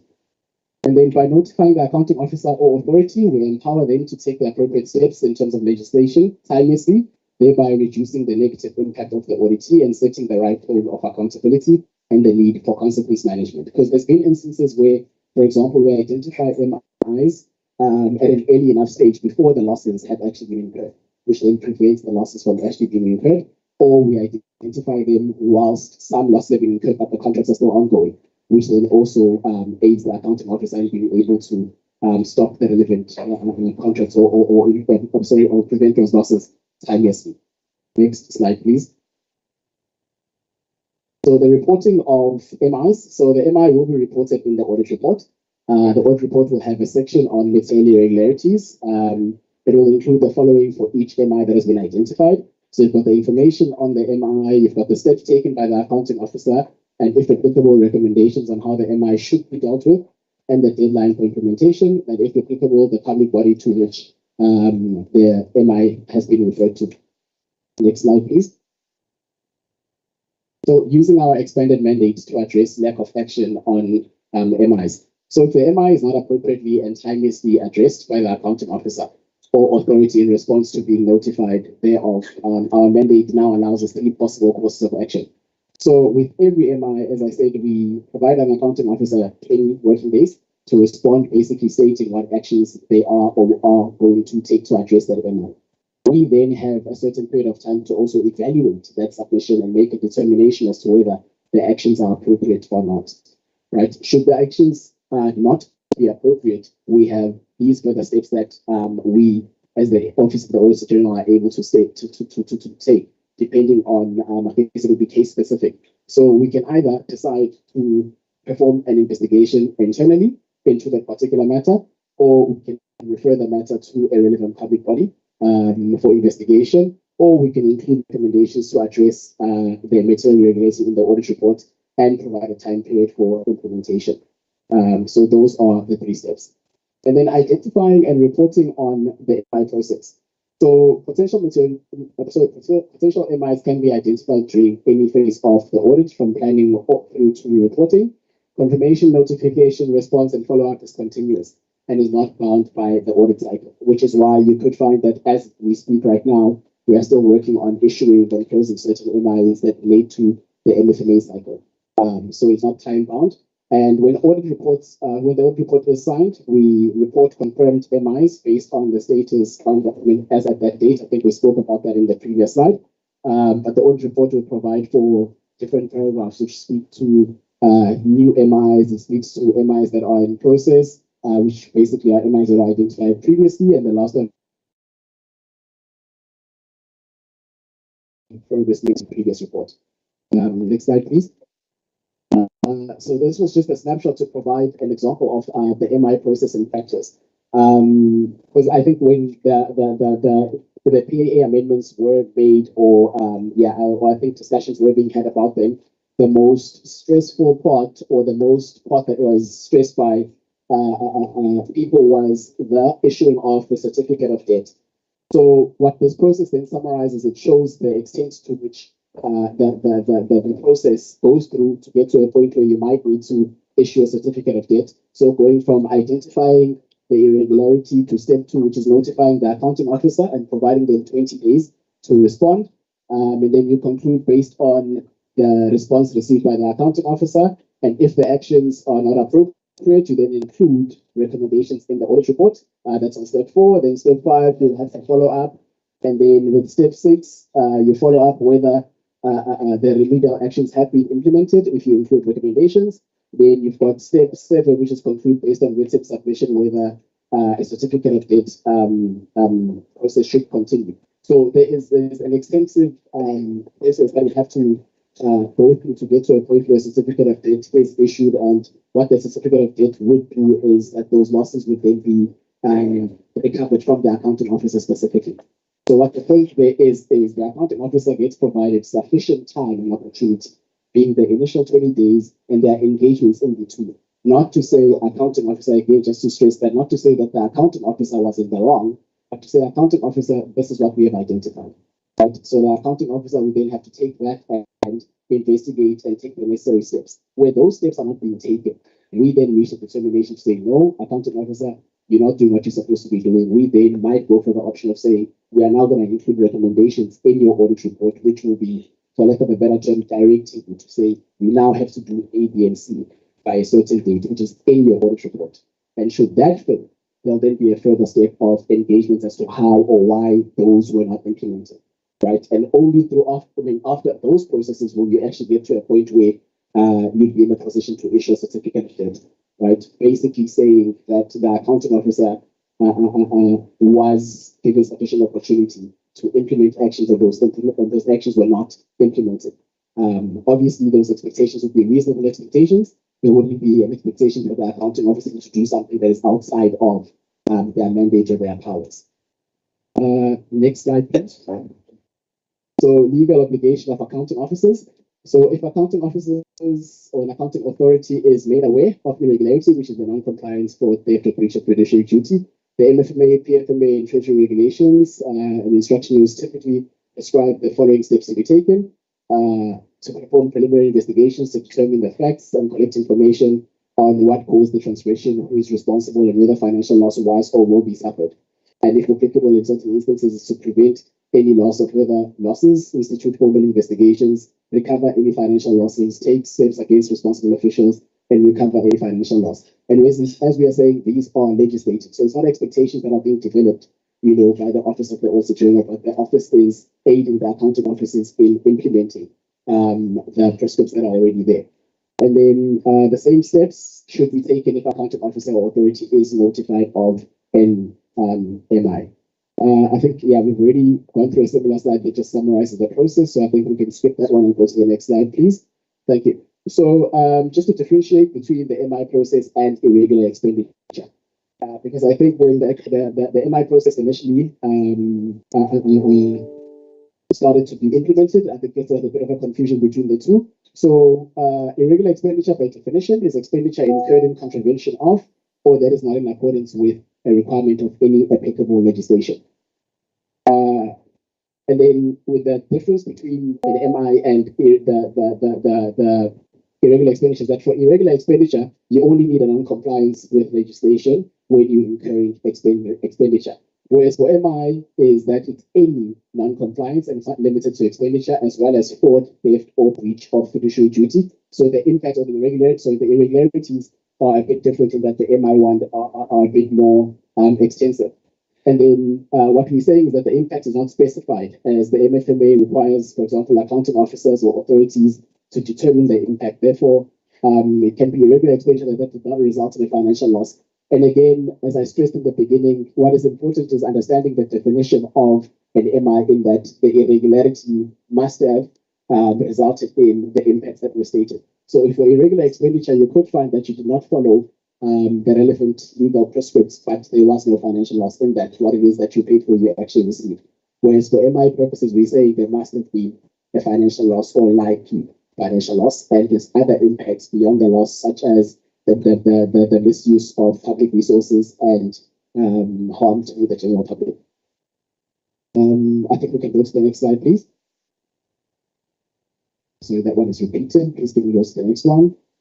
Okay, thank you. So again, there's a difference in value. For irregular expenditure, the value is expenditure to date, whereas for MI, it does not necessarily have a value, but if impact is financial loss, then the value will be reported as the estimated financial loss. Like we said, the impacts could be different. It could be harm to the general public, or it could be environmental harm, which can't necessarily be quantified in terms of rands. So an example would be for a lack of competitive bidding processes for awarding a contract of 20 million rands. Irregular expenditure is all payments made on the contract or expenditure incurred on the contracts to date, whereas for MI, it would be that lack of competitive awarding contracts of 20 million, resulting in material financial loss, or some service could have been delivered at lower prices, meaning their loss would only be the 2 million that you actually lost, and not the full value of that particular contract. Next slide, please. Okay. So just on the AO, or the accounting officer and accounting authority in dealing with the MI. So the expectation is that the accounting officer implements committed actions to address the MI and improves controls to prevent reoccurrence of the irregularity. And what the AGSA does is to follow up in the next audit if actions were actually implemented and if outcomes were reasonable. If not, can result in referral or recommendations in the audit report. In terms of the executive and oversight bodies, for the executives, it's to monitor progress and support the accounting officer in addressing the MI and improving controls. And for oversight, it's to monitor the progress and calls the accounting officer to account for actions taken and related outcomes. And then there's the referrals to public bodies, which would be the SIUs and the like. The expectation there on the accounting officer side is to cooperate with these public bodies and implement any remedial actions or recommendations made. and to improve controls to prevent reoccurrence. And then for the AGSA is to provide information on the MI to the relevant public body, monitor progress with investigation and follow-up. And for the executive and oversight, executive is to support the public body investigation and accounting officer in improving controls. And then oversight is to monitor progress with investigation and call the public body to account for undue delays in the investigation. Next slide, please. And then in terms of the recommendations that we spoke about that are included in the audit report, the expectation from the accounting officer's side is that the accounting officer has to implement the recommendations by the date stipulated in the audit report. And then the AGSA needs to just follow up by the stipulated date if recommendations were indeed implemented and if outcomes were reasonable. And if not, you take the further step. And then for the executive is to monitor progress again and support the accounting officer in implementing the recommendations. And for oversight, it's to monitor progress and call the accounting officer to account for actions taken and the outcomes. Next slide, please. So in this page, in this slide, we just provided a summary of the MIs or the types of MIs that have been identified. So the examples include payments for goods or services, or goods not delivered or services not rendered. We've got goods or services delivered but at a higher price. We've got goods or services delivered that cannot be used for its intended purpose. We've got abandoned construction projects. We've got cost increases as a result of delays in projects. We've got payments of claims of litigation and other additional fees. We've got inventory that are disposed of or not used as a result of expiration or damage, and then loss incurred in disposing / selling of assets, and the list goes on. Next slide, please. So on this slide, we just provide a snapshot of the MIs that we've identified to date within the province. So the current status, this is for MFMA MIs in KwaZulu-Natal. So you've got 8 MIs that are currently have been notified to accounting officers when we are still awaiting a response. That is basically to say these MIs are still within the 20-day period that we spoke about, where the accounting officer still needs to respond. Then you've got MIs notified where we are still assessing the response. It's where we still need to make a determination as to whether or not they're taking appropriate action, which is 4 MIs. And then you've got 22 MIs, which is where the accounting officer is taking appropriate action, which, yeah, the list is detailed there. And then you've got 12 MIs which have been sent to MIC, which is either recommendations in process or approved. Again, this is now the further step that we were speaking to earlier, where we are saying accounting officers were notified, the opportunity was provided, the response received was assessed, and the conclusion was reached that the appropriate actions are not being taken. Therefore, the next step is being taken or being escalated. And then you've got the black one, which is sent to the MIC for remedial action. Again, that one is also in progress. And then you've got there's 3 MIs which have now been resolved. Basically, to say the accounting officer was notified, the relevant action was taken, the loss, misuse, etc., was appropriately addressed. The responsible persons also were identified and consequence management actually implemented. That's for the MFMA cycle. And then next slide, please.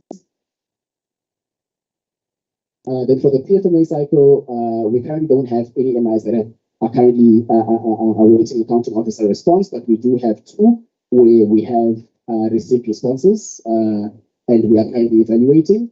And then for accounting officer taking appropriate action, we've got 11, which is a good sign in that the majority are within that space, that the accounting officers are taking appropriate action.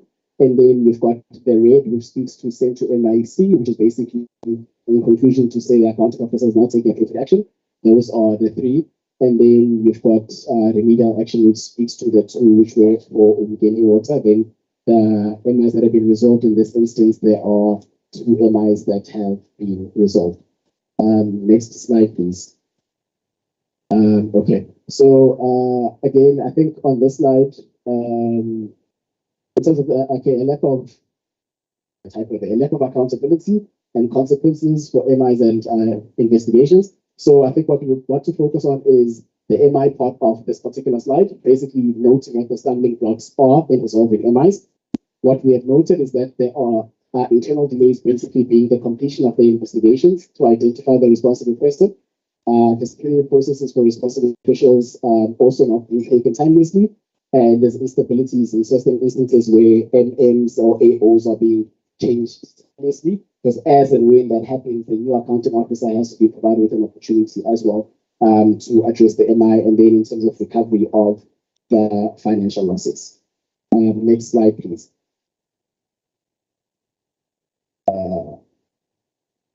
Okay, a call to action. So preparedness of intergovernmental activities is core in responding to citizens in disasters, which act with urgency to restore livelihoods and improve services. And then point 1 to 4, the first one being national, provincial, and municipal leadership to commit to urgent action by specified dates. And then you've got point 2, which is quality of delivery and value for money, should be non-negotiable even in times of crisis. The third being avoid failure in infrastructure rebuilding phase, identify and implement suitable preventative controls. And point number 4 is to continue to build disaster management capabilities to prepare for future disasters. So commitments with specific timelines to be provided to respond to slow pace of delivery and quality concerns. I think we've gone beyond the MI slide of things. If we can just go back one slide, my apologies. I'm not sure if I am allowed to take questions or if there are any, or if from the MI side, if we have reached the end of the slide, I can then hand over.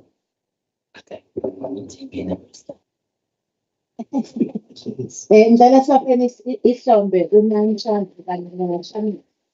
very much. Because you're not going to join us after lunch, we will take comments and questions of clarities from the honorable members. By indicating the honorable members that after lunch they will not join us.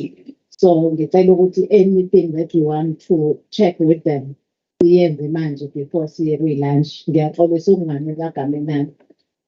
much freeway in.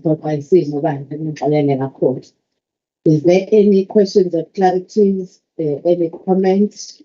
You are noted, Honorable Ngosi, you are noted, Honorable Mshengu, you are noted as Chief Whip, you are noted Makeba, then it goes out in Prof. Honorable Ngosi. I'm not going to come in between you honorable members because of time. So when you are finished, then you hand over the mic to the next member to make his contribution. Thank you. Thank you, Shalom.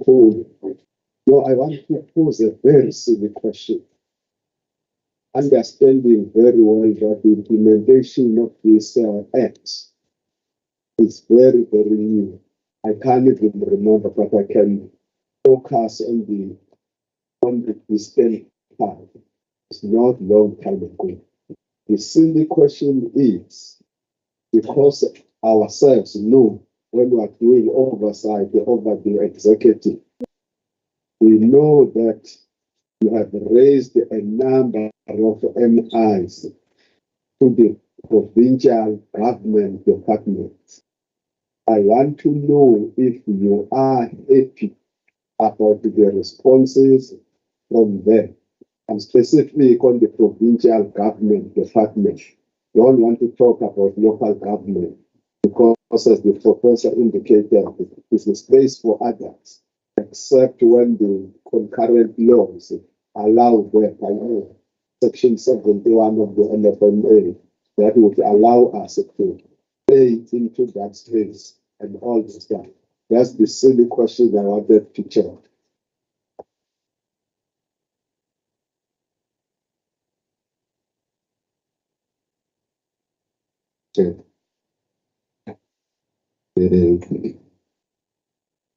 Mine is not exactly a silly question.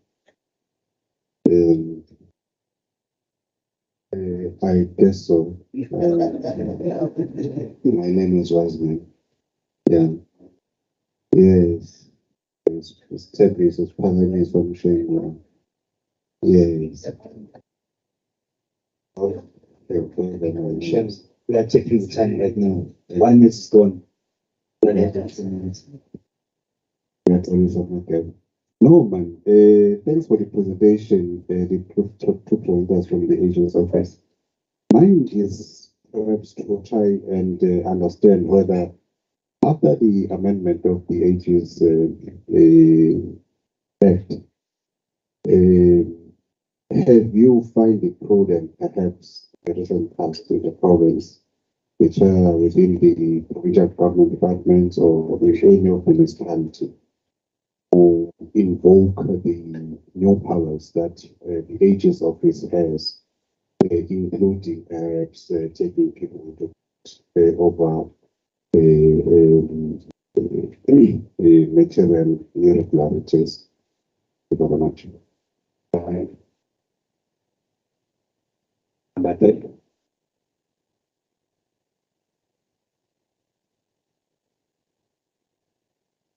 No, thank you very much, Chairperson. My understanding is that there is an improvement insofar as the provincial departments are concerned in relation to the audit outcomes, of which is something that we appreciate. But yeah, I'm subject for correction.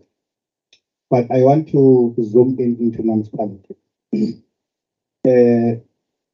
Let me say that I think Michelle, on her presentation, did mention that there is a regression in terms of audit outcome. She didn't say that. Oh, okay. I think banking is around that, but I'm sure I'm subject for correction again. But I think Michelle said that there's a regression, in terms of municipalities. My question is that, because I just want to zoom in into that one, just to what are the root causes? Have you been able to, to do your scientific analysis or zoom in into the root causes as to why of late there is a sharp decline or a regression in terms of the audit outcomes? I'm saying that because I remember like a few years ago, there's been a very good improvement for municipalities insofar as the audit outcomes are concerned. And then at that time, I remember the MEC was MEC Dube. But of late, you can see that there's that sharp decline. So my question is, what is the root cause? Because it will mean that there is no enforcement of legislation in terms of your MFMA, your SMS, and so on. So meaning that there is no compliance and there is no also what you call you call it discipline of my officials and so on. Will be the answer? Consequent management. Yeah.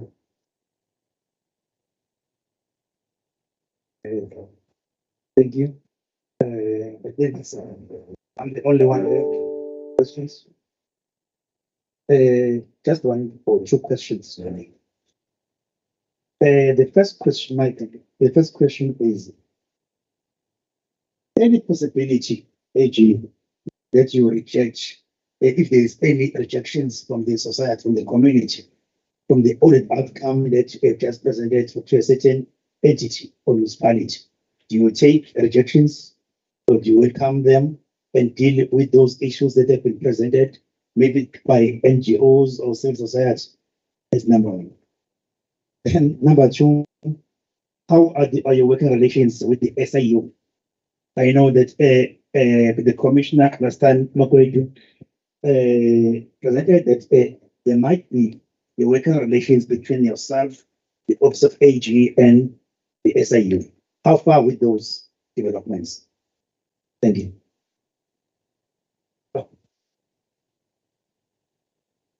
Thank you. Let me, I want to ask this thing more as a comment. The Constitution says that the main institutions are accountable to the National Assembly. Does it mean that provinces are accountable to provincial legislatures? Just want to check. Because it says you are accountable to the National Assembly. Does it mean here you account to the national legislatures, the provincial legislatures? And if that mandate is carried through that way, how can you assist because we are talking about the accountability ecosystem, right? So which means legislatures are part of the accountability ecosystem because they call departments to come and account on what they have done. How can the office of the AG, through its capacity, assist the legislatures to ask the relevant questions to departments so that you become partners with them in them asking because you are part of the accountability, especially your impact sides of auditing. If you could help me there, because I think it might be a matter of interest to legislature. Thank you. Thank you very much, Shamas. Oh, Honorable Governor. It's fine, the short. My voice is loud. Your voice was. Thanks. I just want to, the question that the Prof raised, which I think is an important one. We actually, I chair SCOPA, so I'll speak from our experience. We actually have an extremely good working relationship with the Provincial Auditor General's Office, the KZN. The national report is tabled to the National Assembly, but we get a briefing as legislature and as SCOPA by the Auditor General's Office about the provincial audit outcomes. And then when we have our SCOPA hearings, where we call departments to talk about their audit outcomes and performance, we invite the Office of the Auditor General in the province to be present there, so that they do advise us and give us assistance where we require clarity, etc. So it's a very, very good working relationship and a very supportive one. I can also add we have the same relationship with the SIU in the province as well. Thank you very much, Honorable Governor. Shamas, the platform is yours together with your colleague. Oh. Honorable Majala. Thank you so much. All the reported members. Mine will be a situation where I, as the chairperson of the committee, laying an oversight to the department, and then the performance of the department is not a positive one. How am I? What will be the report as far as the performance of the committee is concerned? The department is not performing according to the report of the AG. I am paying oversight to the department, and then we are always on the negative. And then I just want to check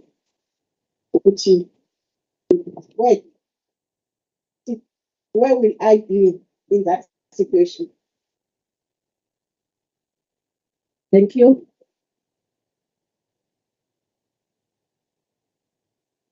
Okay, ikhona omunye ngambona.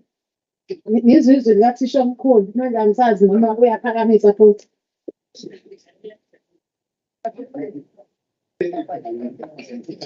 All right. I think I will respond to the questions on the maternity irregularities and allow those to join me at the front to address the remainder. I think in some of the slides, please can just go back. I think it's 2 slides or 1 slide back.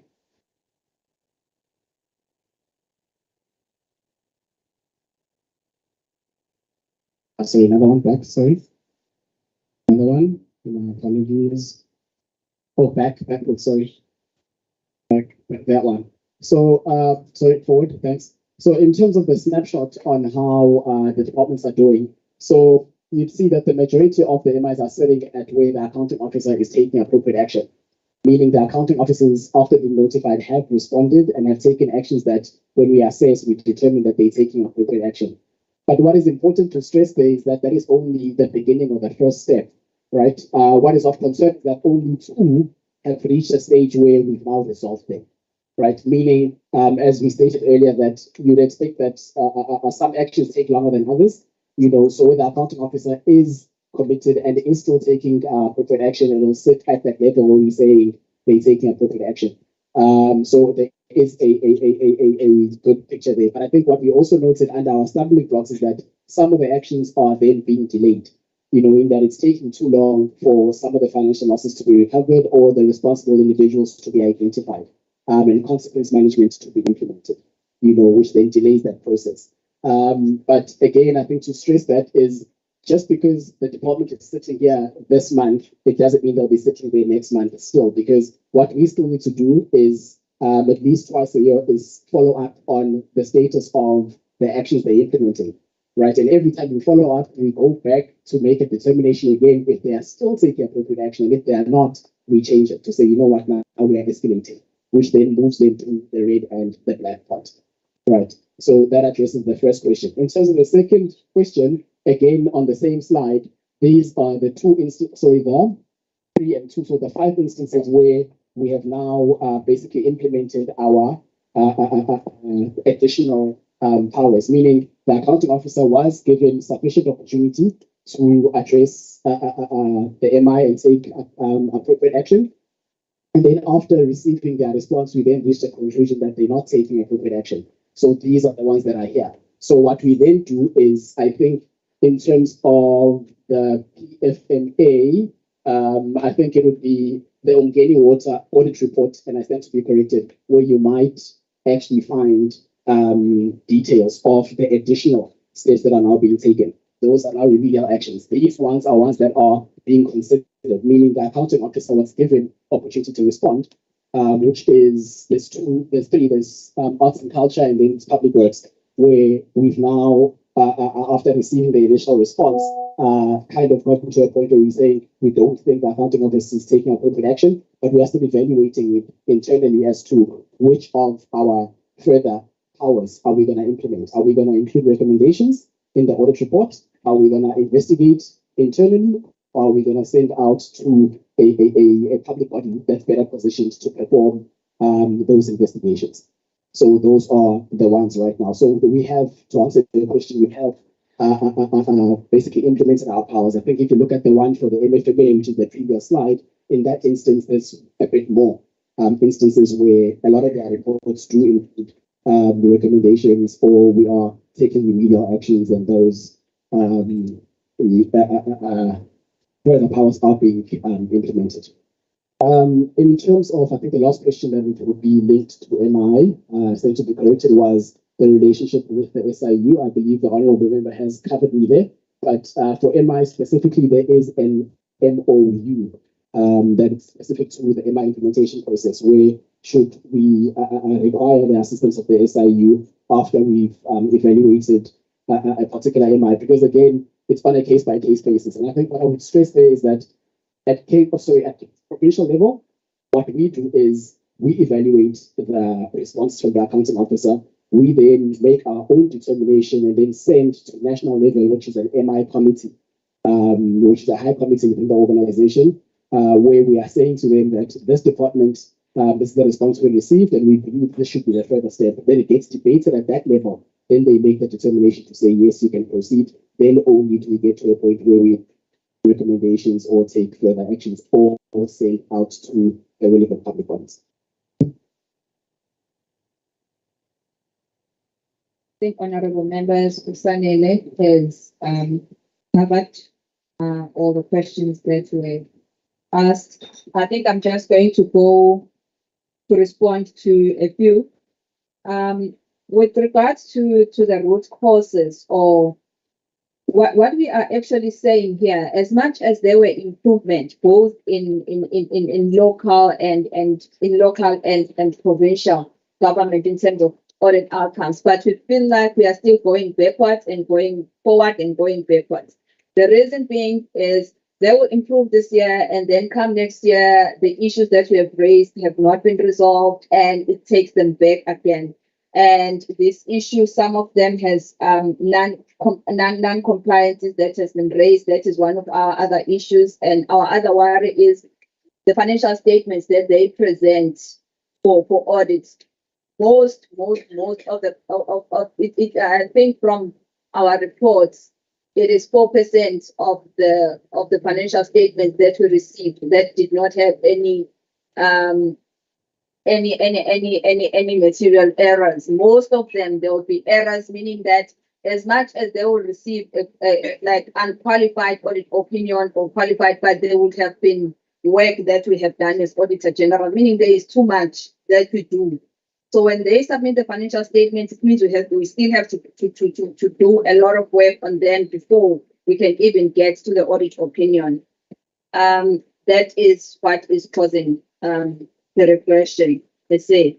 So in terms of, Usanele has covered me with Honorable Governor there, that the relationship with the SIU is very, very good. And the relationship with the portfolio committees, Honorable Governor elaborated in terms of SCOPA and in terms of portfolio committees. We sit on all the portfolio committees. They invite us to their meetings. If they have questions, they come and they ask, and we, before they even call upon our departments, they would have called us before, and then we'll come and then we'll explain, elaborate on what the issues, technical issues are in our audit report and management reports, and then they will be in a better position to interrogate the departments and then make recommendations from there.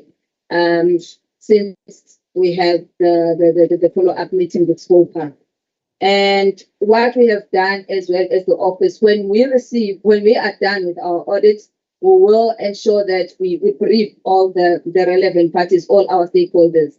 Like now, we just finalized our local government annual reports have just been briefed. We've just briefed each council or our mayor on those. So the next step now is to brief our local stakeholders, meaning that we have meetings now that are scheduled for this week with the office of the speaker, where we are briefing the speaker on the audit outcomes of the local municipalities, as well as the troika. So that is what we are doing. But before doing that, we thought to ourselves that it's better for us to engage as well all the HODs in the department so that they know what it is that we are communicating to their political leaders.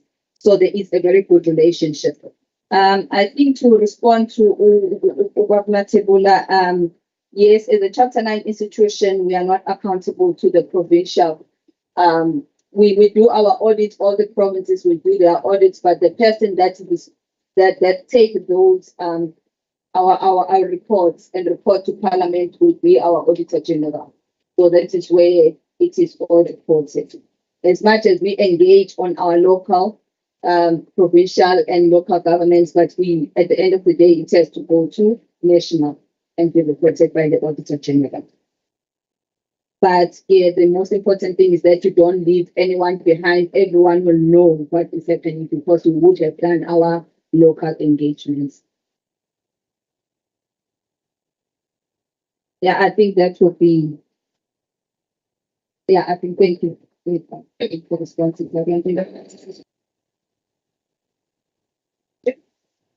Thank you very much, Namshaz, no Shamas. I think they've responded to all the questions that have been raised, honorable members. Thank you very much. Can you give them the round of applause as they go and sit down? Indeed, you have the good relationship with you guys. Yeah, sisebenza kuhle kakhulu nani. Nime njalo. Ngiyacela ke honorable members, the time that was allocated for our lunch was 45 minutes. Ngicela Nkosi yami ukuthi asizame by all means at least kube 30 minutes so that sizobuya. Ikakhulukazi ngoba the next presentation is going to be done actually. So kusho ukuthi the one that is going to do that presentation is waiting for us to do that presentation. Ngixolele impela ukuba ngemva kwesikhathi isimo esibhekene naso ngixolisa kakhulu. The lunch is served down there. Mhlawumbe ngakhona masingena it's where we're going to get our lunch. Let us try our best to be on time so that sizokwazi ukuthola konke lokho kufanele sikutholile namhlanje. The fruitless expenditure part of it, Deputy Speaker. We want to make sure.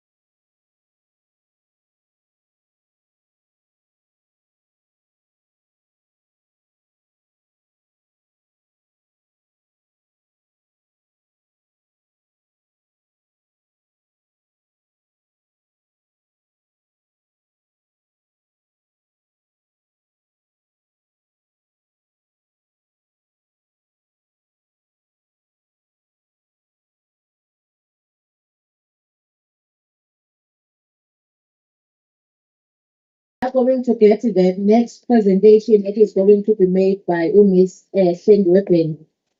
This machine that creates right. Miss Manje, I'm saying very none of these are machine must be bad. So what I tell you that it was out there. That's who you just want to sort and we are winning for voicing your mind.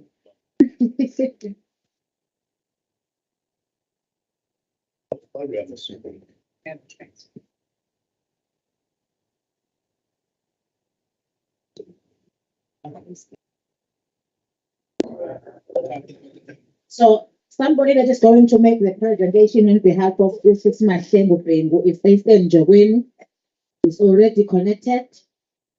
The platform is yours. Onje ngapha ngakithi ke oduma kude angazi konje baseza create noma yibo ino oduma kude. The platform is yours, Mr. Njogweni. Take us through the presentation. We understand that we have given you like 30 minutes and we want all this presentation that talks to customized oversight model. But if you can do it less than 30 minutes, we will appreciate that because we still want to engage on your presentation. What you must see, roll Bibanda, please. Okay. Thank you very much, Chair. Am I pretty much audible? Am I audible? You are audible. Okay, thank you so much. Honorable Speaker, Chairpersons, senior management, it is an honor for me to make this presentation before this August, I would say, meeting of the KZN Provincial Legislature on the customization of the oversight model. Maybe a point that one wants to make, perhaps as a teaser, Chair, it's maybe just to draw members, honorable members, to one very important publication that one read recently. In fact, it's a study which is was undertaken through the University of Toronto. The title of the study is Making Legislatures Matter, the Paradox and the Potential of South African Parliamentary Reform. The study is essentially about the sector oversight model, the origins and the development of the sector oversight model. And I guess future scholars will also engage about other related developments, such as this customization of the oversight model. I guess we all have the actual document of the oversight model. I'll draw your attention to the relevant sections that are specific to the KZN legislature. Maybe the point that I need to make is that the customized model, as you well know, mirrors the sector oversight model in terms of its essential elements and other related dimensions, and mainly in terms of, to emphasize, deepening budgetary oversight and the scrutiny process. As you well know, the current model is a subject of various inputs. A number of members participated in different focused interventions, different focus group discussions. There were various inputs, submissions, and extensive consultations with different functional areas within the KZN legislature. Let me draw your attention. If you can just go through to the actual document, it's in page 24.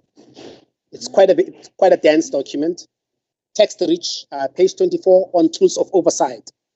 The point that one needs to make is that the model is unique in a number of respects. The customized model of the KZN legislature is unique in a number of respects. And then I'll draw your attention to that uniqueness. First, let's go to page 24. If you can just turn to page 24 of the oversight model, the third draft of the oversight model of the KZN legislature. Firstly, it's Page 24 is about the tools of oversight. The tools of oversight, as you well know, are about questions and interpellations, motions, House debates, House resolutions, committee inquiries. But now, in terms of what is specific to the KZN legislature, there are specific additions as per your inputs, as per your submissions. These are: one, there's a section on petitions. There's a section on oversight visits in terms of these tools. And there's a section on municipal oversight, how the legislature, in terms of this model, would go about in exercising oversight over municipalities. And maybe, if you will, also think about how you go about processing. Yes, we don't have your document and you are not sharing it on our screens. Hence, we are not following you adequately. We were trying to check with the office whether they have sent it through. They have not sent it through. If you can also contact the office so that they can send the document to us. Okay. Okay, let me quickly send it to, let me send it through to one of your resource persons. If you can just give me 3 minutes. I thought that she had it with her. Okay, please do that. I'll send it through now. They also want to see your face while you are trying to send the document. Oh, yeah. This is me. There is 18. Yeah. If you can just give me a moment, let me just send it through. Just a moment.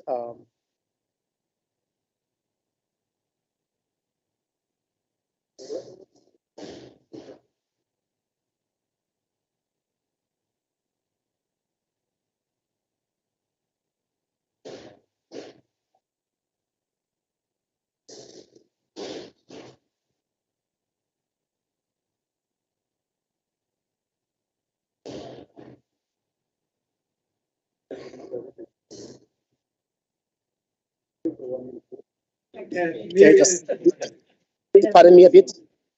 I'm sending it through. No,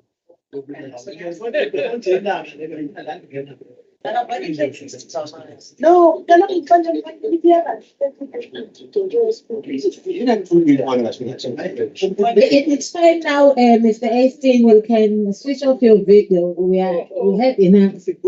Sesibonile. Sesiyakwazi ukuhlanganisa izwi kanjokweni nawe.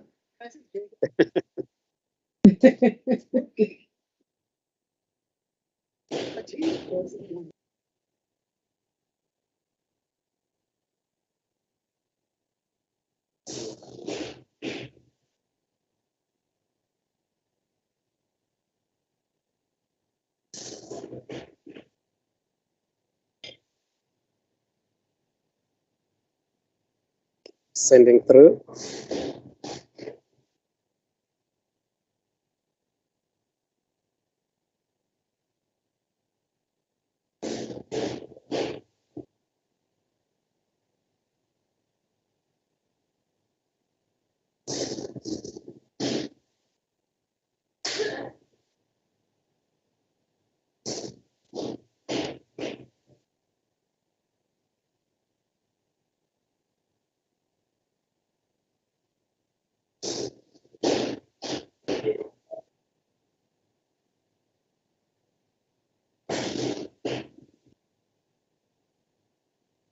It's going through now.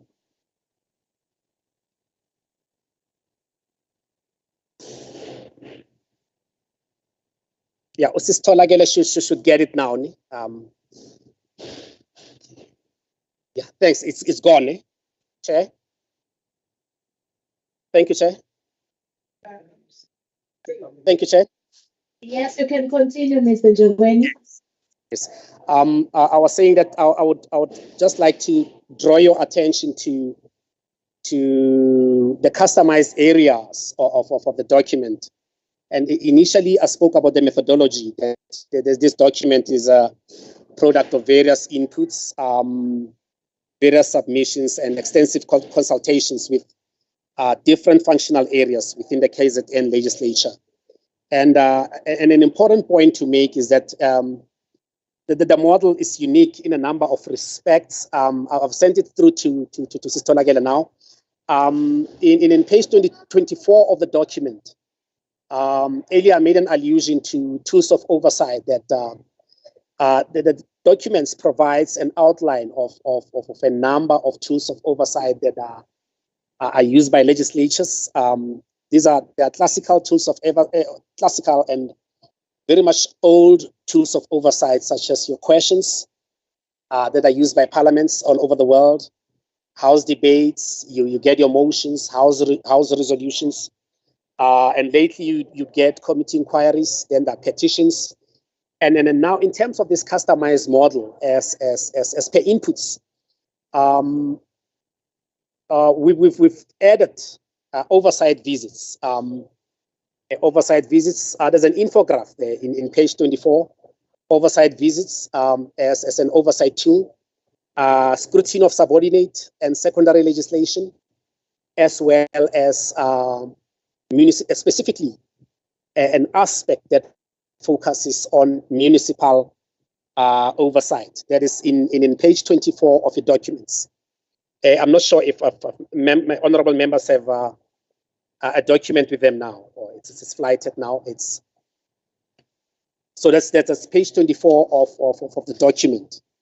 Then now, if we go on, in terms of other related areas, very essential areas, I won't go through other areas that are standard within the sector oversight model, but I'm referring you to all the customized areas, drawing your attention to all areas that are specific to and relevant to the KZN legislature.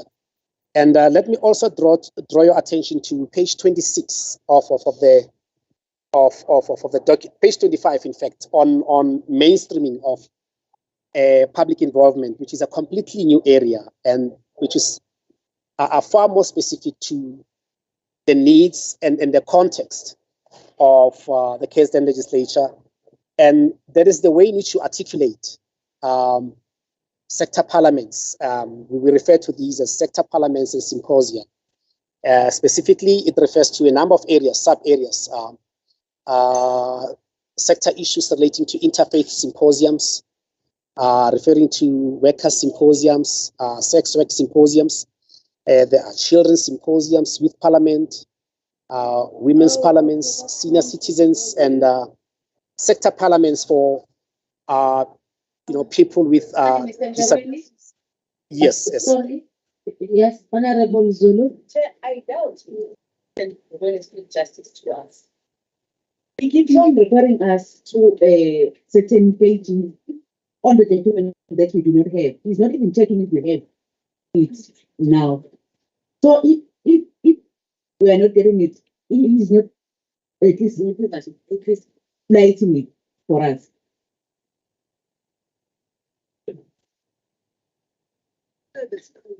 Chair? Can you share the screen in Jobeni? You've not. Yeah, I've sent it to Tobe, can you? I've sent extra. Yeah. Yes, we agree. The support team have received the document. The document is too big. We are trying to customize it so that it can be reflected on our screens. Hence, we are asking that can't you share it on the screen so that you follow when you are presenting?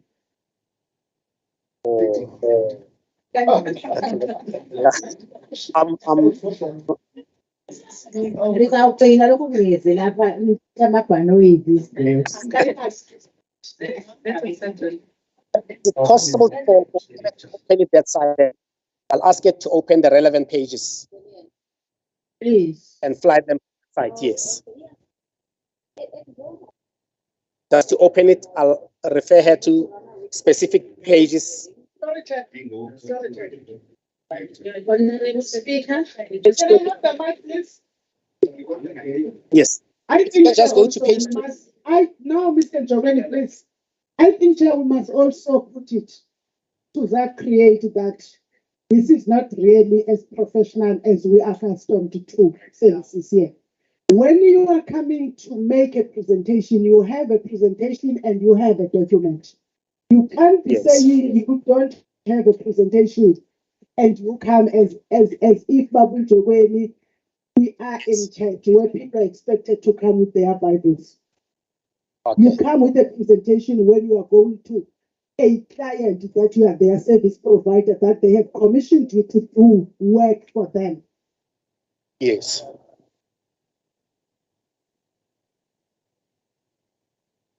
Okay. No, point taken, honorable member. Yes, that's the point there. That's page 20. Yeah, that's one on tools of oversight.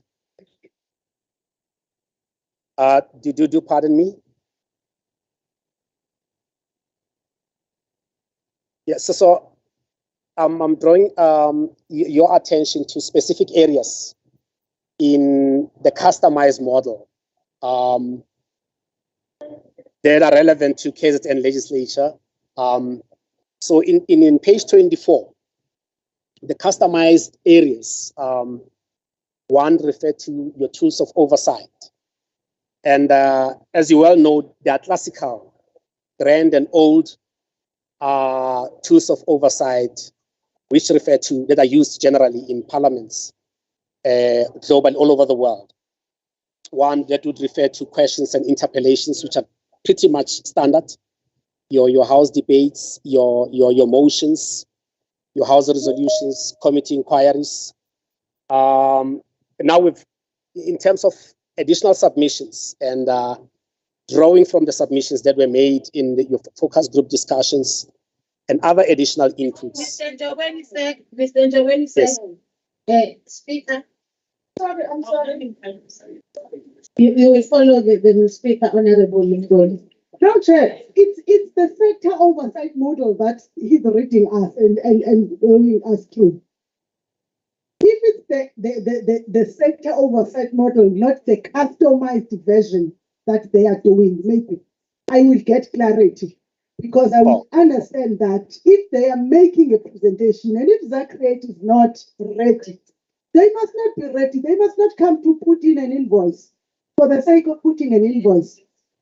They can't do that to us, not them. Honorable Ngoni. Honorable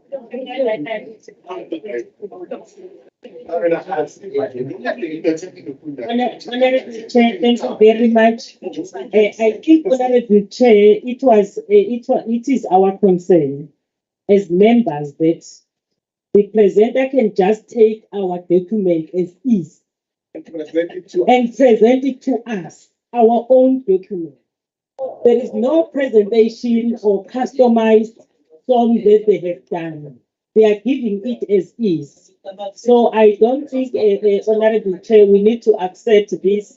Maybe I want to support the Speaker. If they are not yet ready, they must just leave this presentation because they can't. This document we do have, it's ours. It's not customized as they are presenting it. They are putting it as is. So thank you very much. And I don't.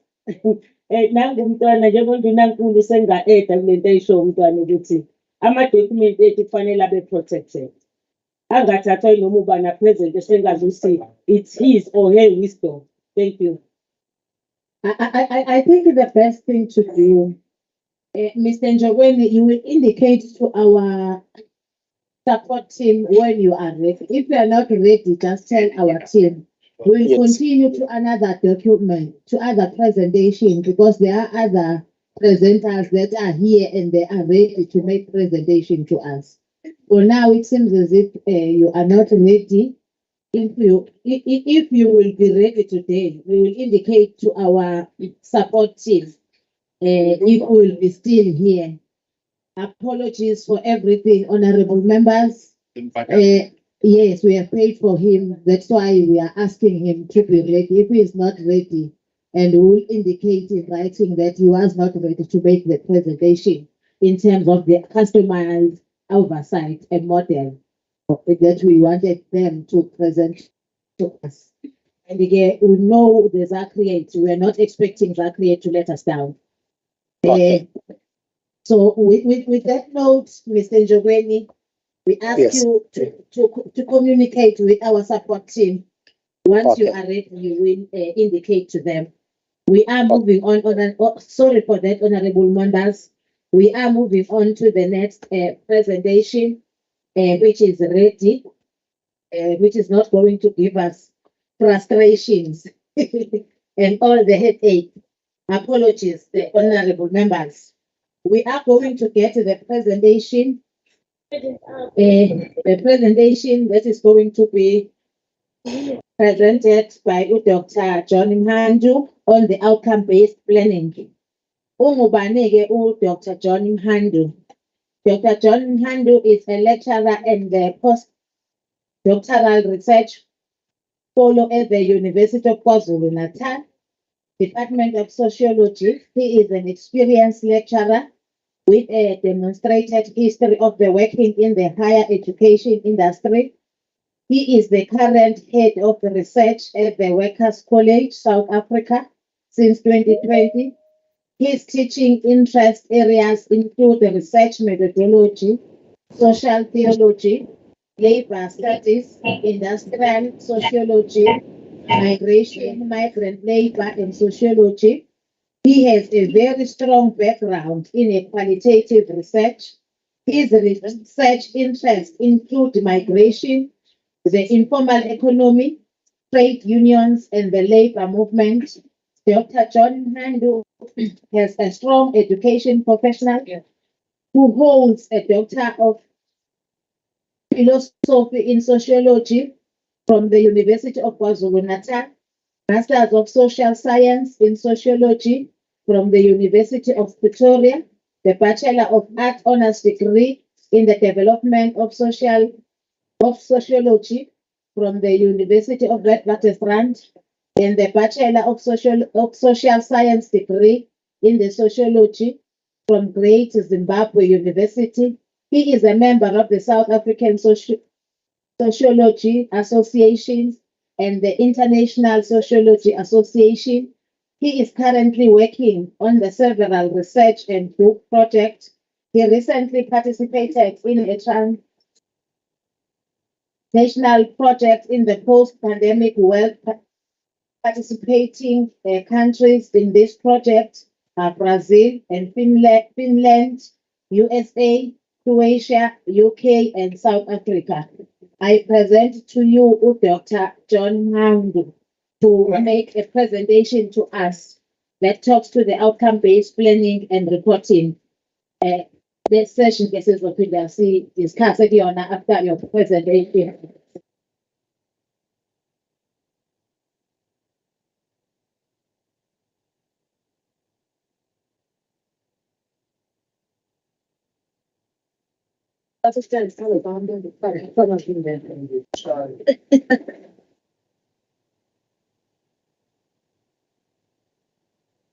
Thank you so much, Honorable Program Director.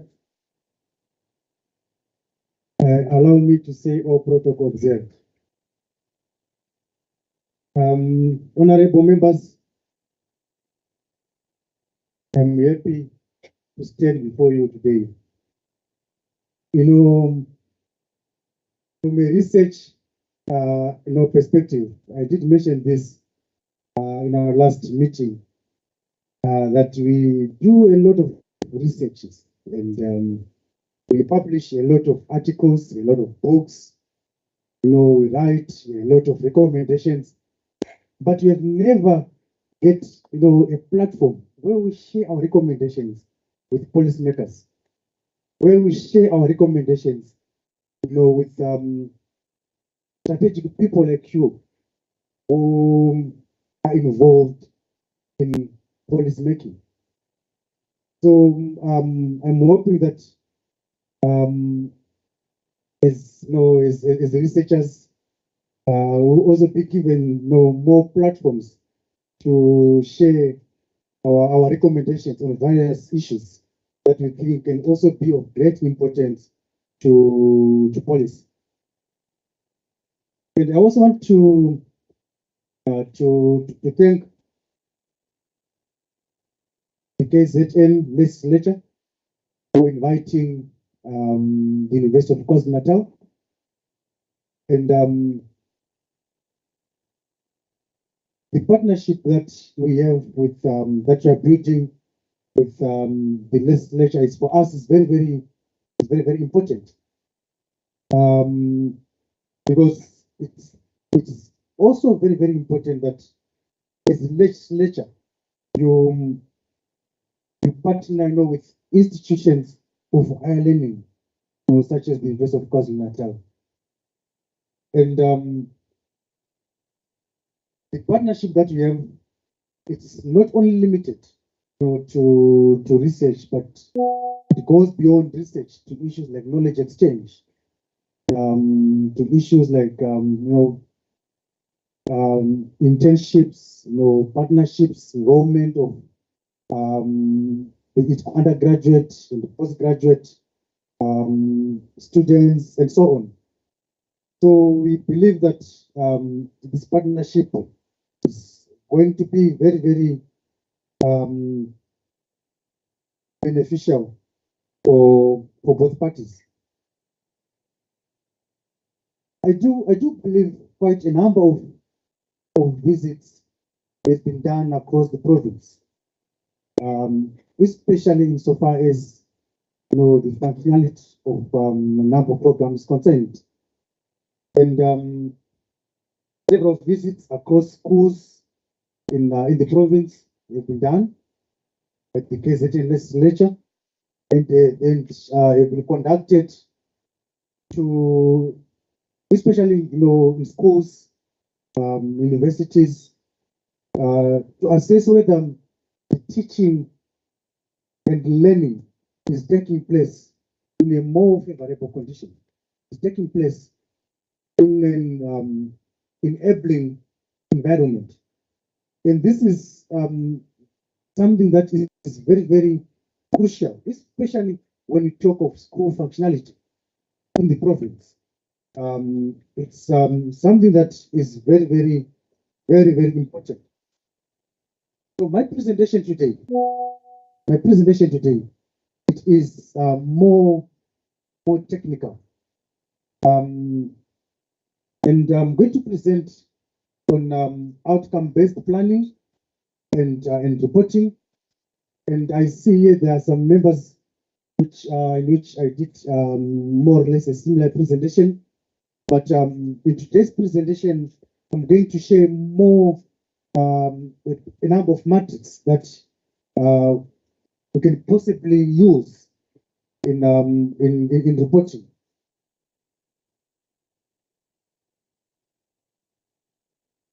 So in my presentation today, I will be discussing the methodology or the system to implement the outcome-driven work of the legislature. So in my presentation, I will cover these two key aspects. That is the reflection on the functionality program, operationalizing the community clusters, and my presentation will basically capture the relationship between legislative research and outcome-based approach. Because this is very, very important. When we talk of research, research is very, very important. And there is a positive correlation between outcome-based reporting and research. You see as my presentation unfolds that I will address some of the matters that are very, very important when it comes to reporting. And like I said, that my presentation is more technical. And I understand that honorable members, they already know what you are doing. And you've been involved in the operation of in operation issues. You have been involved in these programs, in functional programs. So mine today is to share with you how best can you report or can you build a reporting framework based on the information that you already have. And then the second part of my presentation is answer some questions around the implementation of outcome. So how do you get with outcome? What is it that the legislature is expected to deliver at the end of the day? What are you expected to deliver? And most importantly, how can we bridge the gap between accessibility and availability? Like, for example, we all know that in our province, schools are available, education is available to everyone. It's at primary level, it's at tertiary level, it's at higher education. Education is available. But the question that we need to ask ourselves is access, accessibility. And as honorable members, what role do we have to play? Are we playing insofar as bridging the gap between accessibility and availability? And the only way to bridge this gap is to develop some models and to develop some policies that are aimed at bridging the gap between accessibility and availability. And I will discuss this in detail. And then the third part of my presentation is going to build or to take you through how to build a result-based planning and reporting.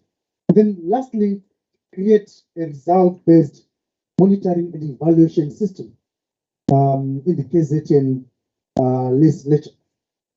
Like I said before, the last point, these are my recommendations to say, for us to build a result-based monitoring and evaluation system, what are the recommendations? So I will share with you some of the metrics that I believe, if implemented, they can also be very, very important in trying to create a result-based monitoring and evaluation system in the KZN legislature.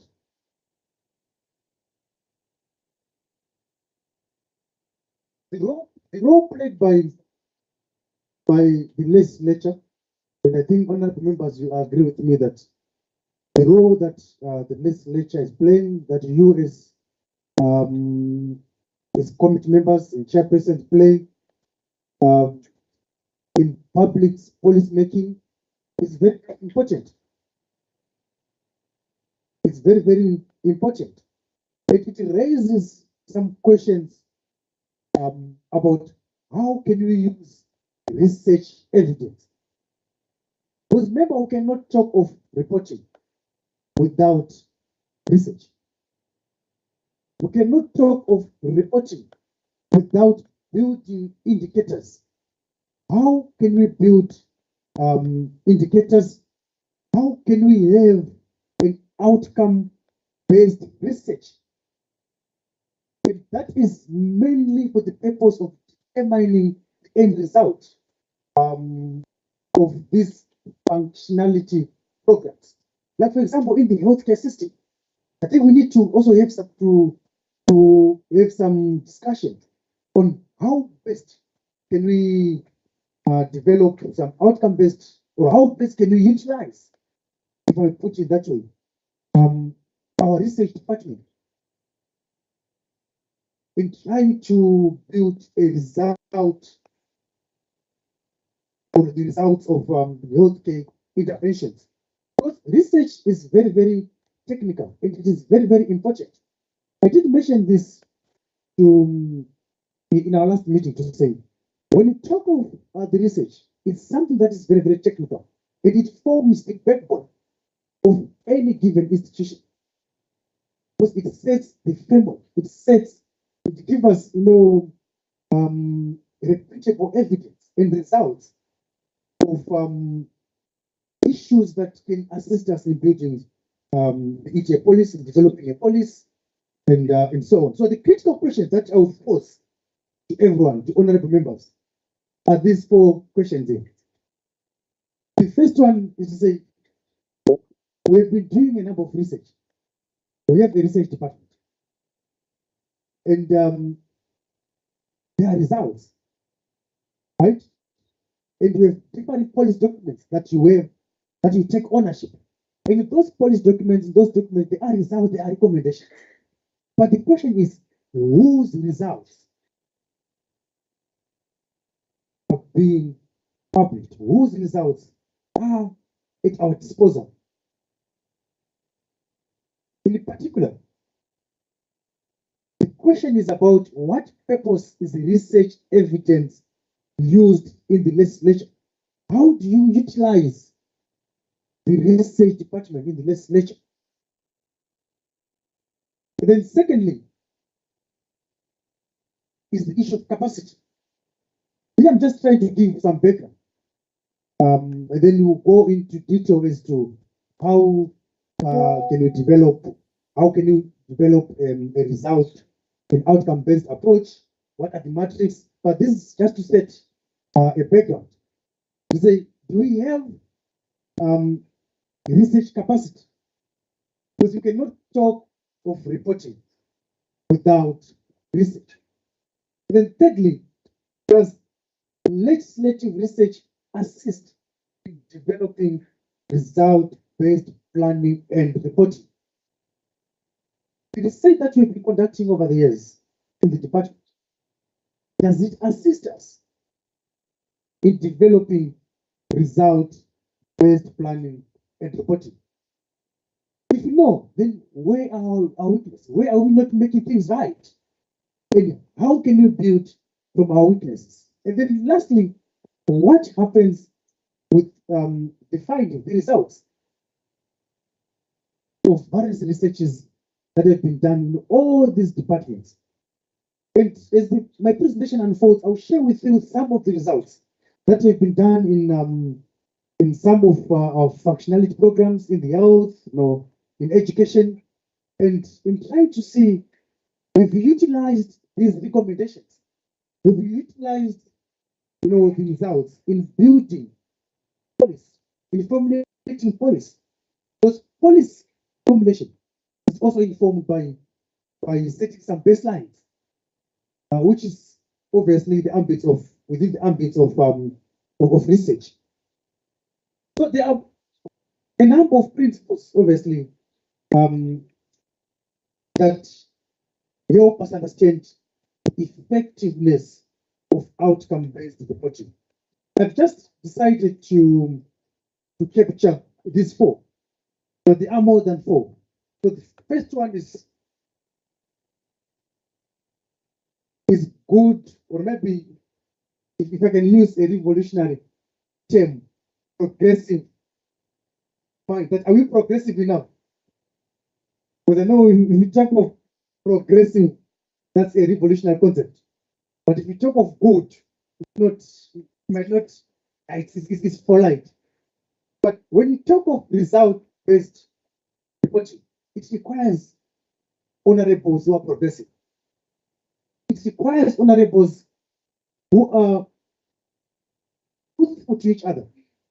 It requires honorables who are honest. Whereby if we lock the door here, we are able to tell each other the truth. Not whereby if you close the door, we start to massage each other, trying to sugarcoat things. We want honorables who, if black is black, white is white. If I'm wrong, I'm wrong. And then if we fight, let's fight on the truth. And then once you open the doors, all our tensions, they remain here. And let me just give you an example. I'm originally from Zimbabwe, right? But I came here years back. When some weeks ago, I did mention this to to honorables who attended the previous strategic meeting. I was once invited to present, to migrants, especially migrants that are in precarious jobs, and those that are facing, just to get an understanding of their challenges in South Africa. And but the main problem that they raised in that panel discussion was that as undocumented migrants were not wanted or were excluded by the system. So that was the main argument. So they discussed that as undocumented migrants, these are the challenges, the system doesn't want us, issues to do with xenophobia and so on. And then I allowed them to share all the experiences. And then when they were done, I asked them a simple question to say, where have you seen a person who fight the system and win? You can never fight a system. The fact that you are saying undocumented, to me there is already a problem. To me there is already a problem. So solve the root cause of documentation before we start looking at or discussing of other issues. The root cause is documentation.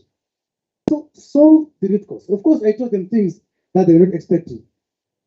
So my point is to say, one of the principles of effective outcome-based reporting is having progressive mindset, whereby we do not sugarcoat things. If something is wrong, it's wrong. And then secondly, is making informed decisions. And normally informed decisions, they are grounded on consultation, they're informed by research, they are also informed by previous researches and so on. And then thirdly, finding the right level of timelines of data. I'll go into detail on timelines of data. And then lastly, to prioritize collaboration relationship or collaborative relationship. Remember, consultation in this whole process is very, very important. And when you talk of collaboration, stakeholders, they are also very, very important in collaboration. It is as much as stakeholders are very, very good, the relationship is good in that you exchange ideas and thoughts. But like what Prof. Madebula said, you must not allow stakeholders to tamper with their ideology. Because once you allow stakeholders to tamper with their ideology, it will then affect the whole party. Once they manipulate your results, once they manipulate your ideology, then it becomes a problem. So my submission is,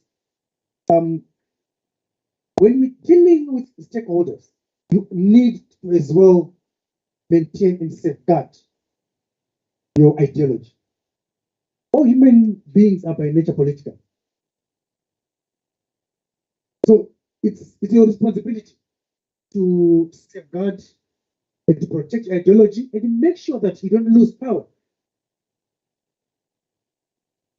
These are the concepts that that for me are very, very important when it comes to outcome-based approach. These are concepts which I think we can not ignore whenever we are talking of outcome-based reporting and planning. And this logic model is very, very important for honorables to understand. And I won't go into detail on this logical model, because these concepts, I think they are clear that when you talk of inputs, we are looking at everything that is needed to accomplish any given task. So it can be human resources, it can be the infrastructure, finance, and so on. And activities, basically they describe a collection of tasks or a collection of activities outputs, outcomes, and impacts.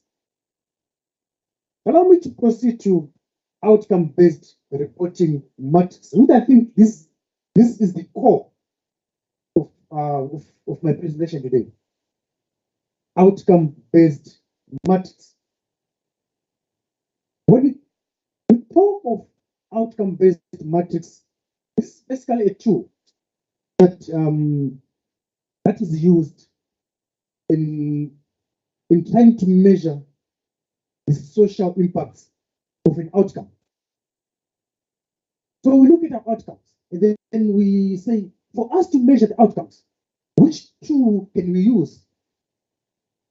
It is a framework that is used to measure the outcomes.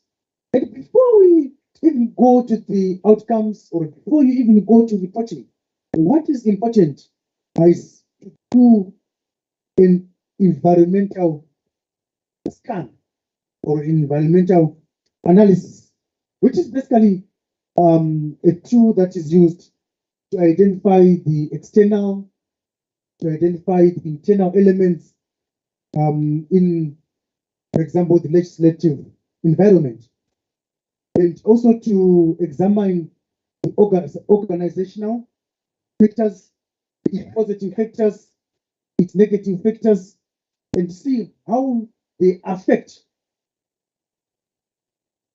the business, how they affect the implementation of policy.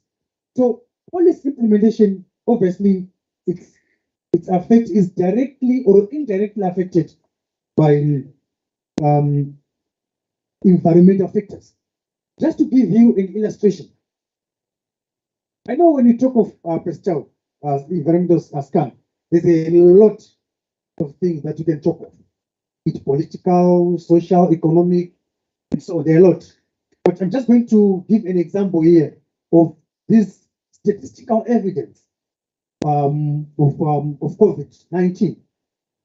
That if you see on this graph, that in December 2020, as of December 2020, the local government sector incurred close to 25 billion in COVID-19 related expenses.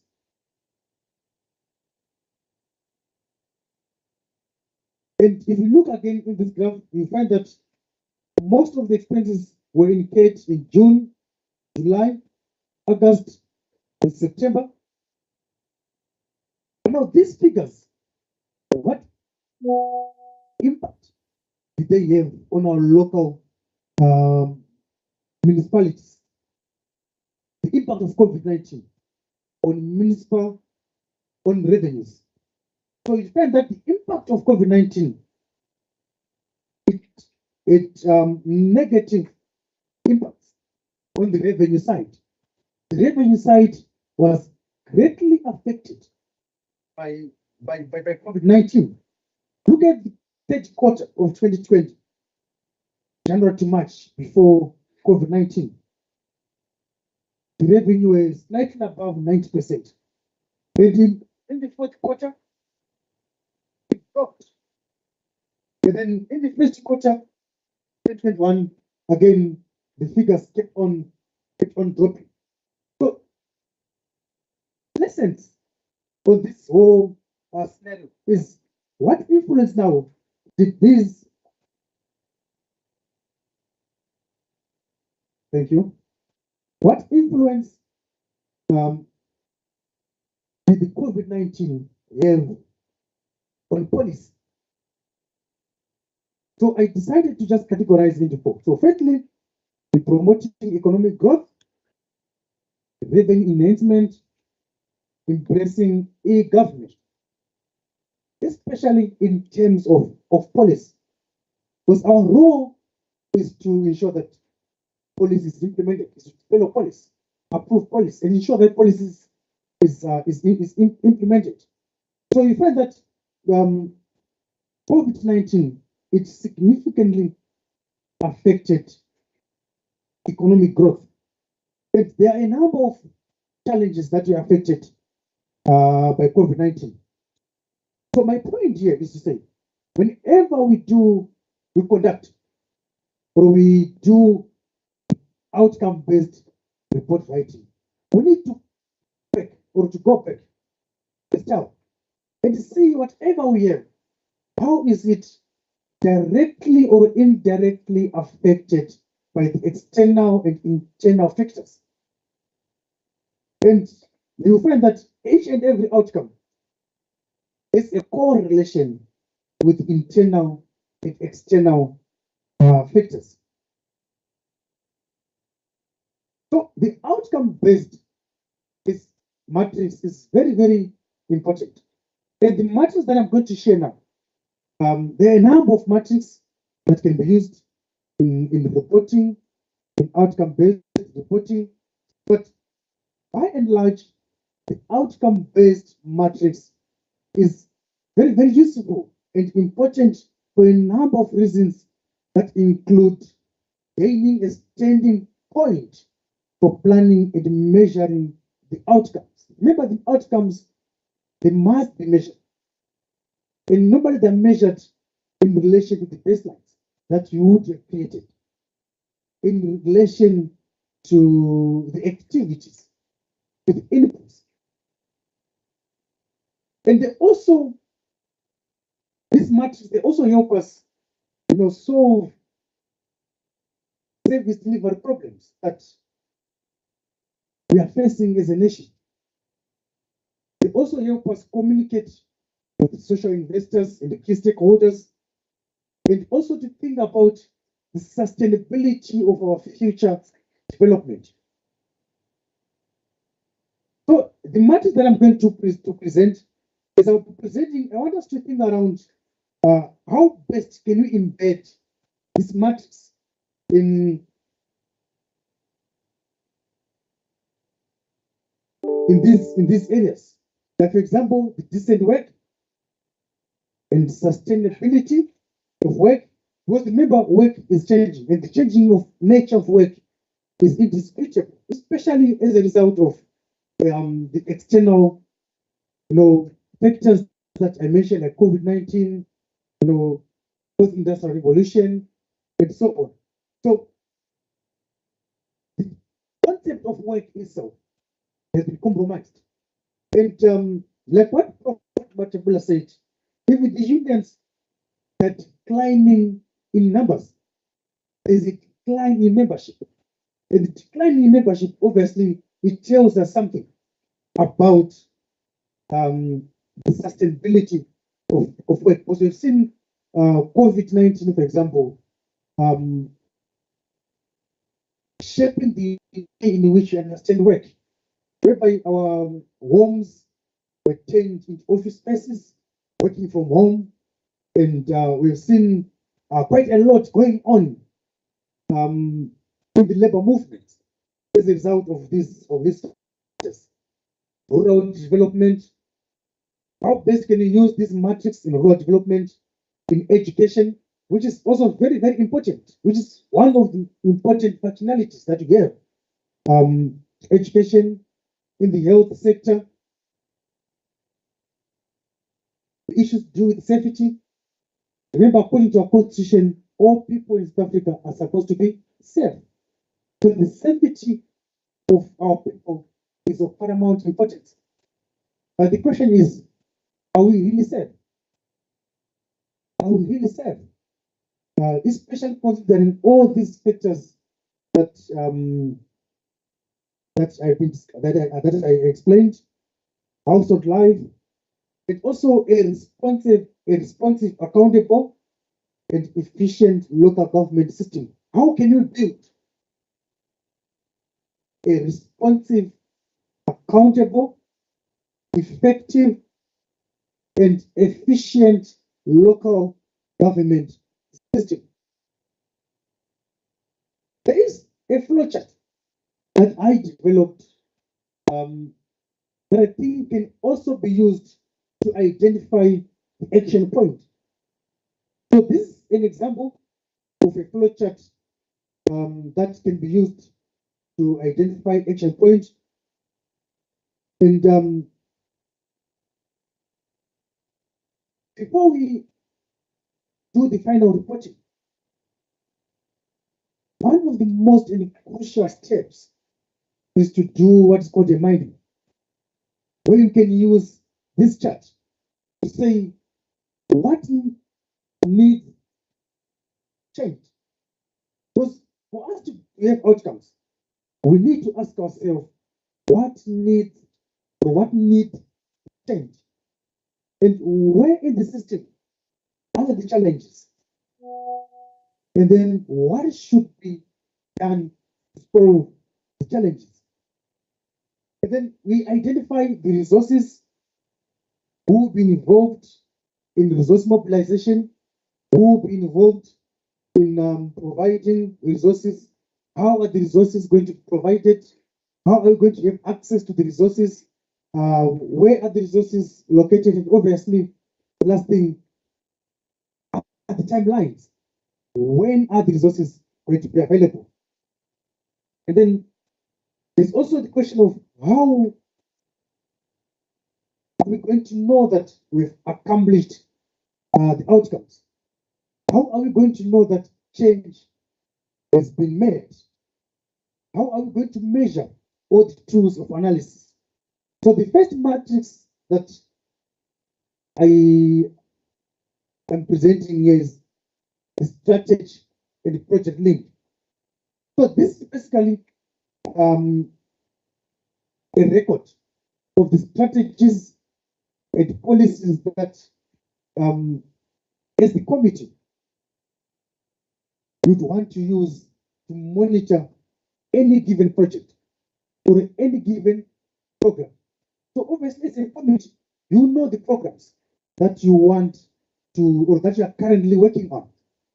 And on those programs, you need or you can check that, okay, within this specific period, what are the strategies that you are going to use? Are there any other bodies or stakeholders that we need to incorporate?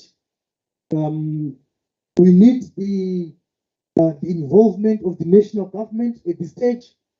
And how does this project help us contribute to the overall strategy of the unit? And also the monitoring and evaluation is important, because monitoring is a continuous process. Then the second matrix, remember the first one, it's only about recording strategies. Once you have recorded the strategies, obviously as a committee, you need to come up with strategies. That these are our strategies. What are the stakeholders that we need in this program? If it's in education, if it's in health, what stakeholders do we need? What is our strategies? What possible challenges can we face? And then secondly, it's second one is now on justifying the functionality program.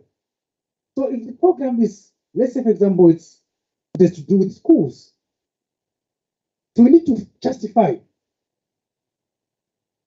why is it important, and how can we monitor this project? How can you monitor the problem? Because remember, every problem must be monitored. And failure to monitor any problem, it might even result in, or it can generate other new problems. So every problem, it has to be monitored.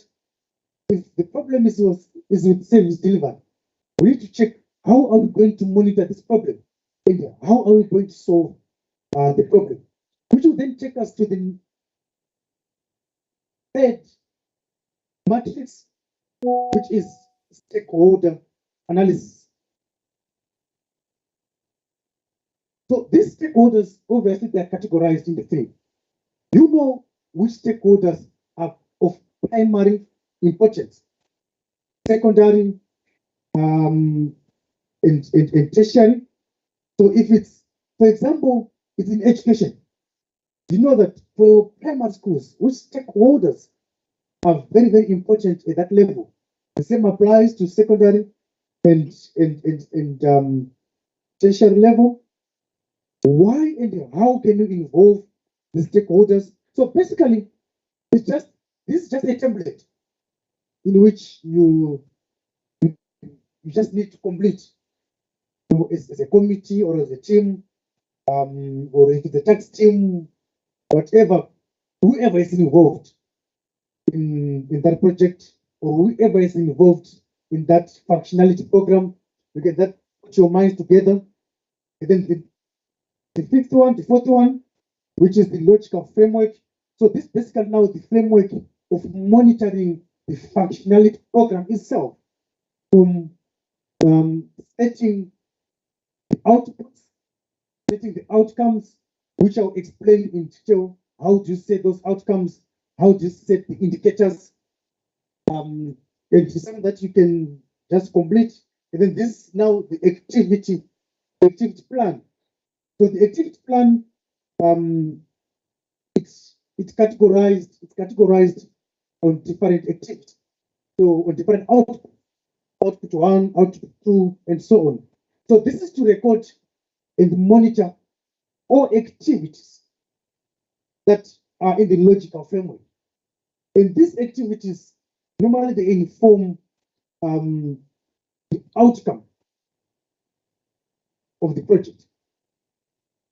And normally they are placed in a schedule for management and planning purpose.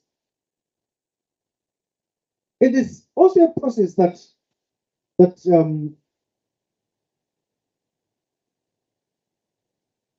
we follow when building a result-based planning and reporting. The main focus here is on achieving the outcomes. And this is very, very important in any given organization. How can you achieve the outcomes?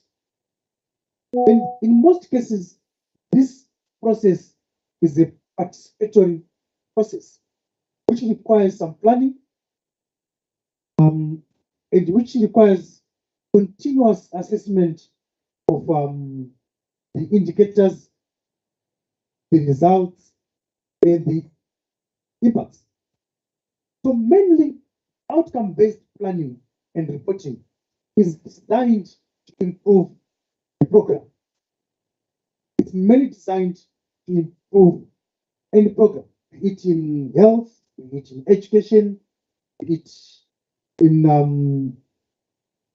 at a municipal level, any given program. How best can we design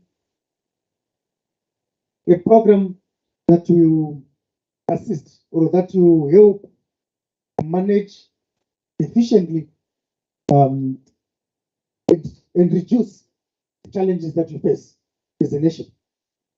So in order to build a result-based approach, there are tools that are needed. There are tools that are used in designing or in building a result-based planning and reporting. And all these affect policy. So the first step is to analyze the problem. So if a problem is service delivered, the first step, it involves a clear understanding of any given problem. It ensures that we understand the root cause of that problem. And for us to understand the root cause of any given problem, it's important to conduct a needs analysis. So if the problem is infrastructure, before we address any given problem, let's do a needs analysis. Because you might think that the problem, from a technocratic perspective, that the problem is poor service delivery. Yet in actual fact, maybe the problem is unemployment. And the reason why people are protesting is because of what's handled unemployed youth. So it's important that we conduct a needs analysis of every problem so that the solutions to the problem are context specific and are solutions that are informed by the results. And we cannot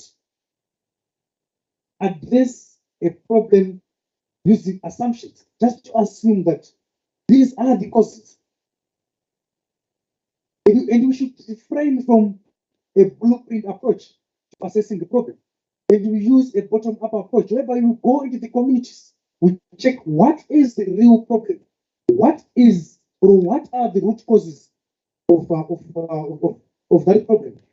And this process is usually very, very important, because it helps us to understand the problems from the perspective of the affected people, from the perspective of the people who are concerned, and from the perspective of the grassroots. And then the second one is the theory of change, which is basically developing an understanding of the assumptions behind any given choice. So the theory of change is basically based on the knowledge about the causes and effects of any particular problem. And then the third one is the intervention logic model. Intervention logic model, which obviously gives a clear statement of the intervention logic, and it helps us now at the end of reporting be able to measure the results. And then the last one is developing clear indicators, baselines, and target.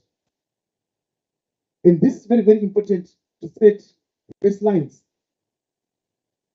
I'll try to be fast because my slides are a lot. There are a lot. So I'll be jumping some of the slides, but I believe they've already been shared. But there are a lot. There are more than 50. So I may not be able to present all the 50 slides, but they are very, very important. But I think some of these issues they will arise when you discuss. Then we'll be able then to look into areas of clarity. So some of the sections I'll skip. The principles of outcome-based approach. Like what I said earlier on, that it's mainly about bridging the gap about what you want and what you want to do. Bridging the gap between availability and accessibility. And is this done by focusing on activities, linking the activities to the outputs, and trying to check what works and what doesn't work, ensuring that the expectations are clear, providing an enabling environment for discussion, for knowledge exchange, coordination, and most importantly, the results. Because the results are the ones that are very, very important in outcome-based reporting.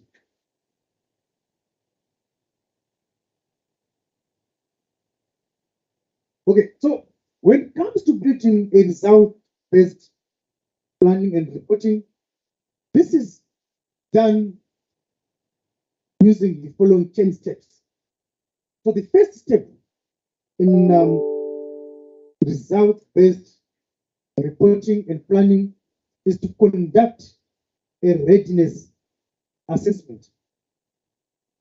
So readiness assessment is basically a systematic approach that is used to determine the capacity of the organization.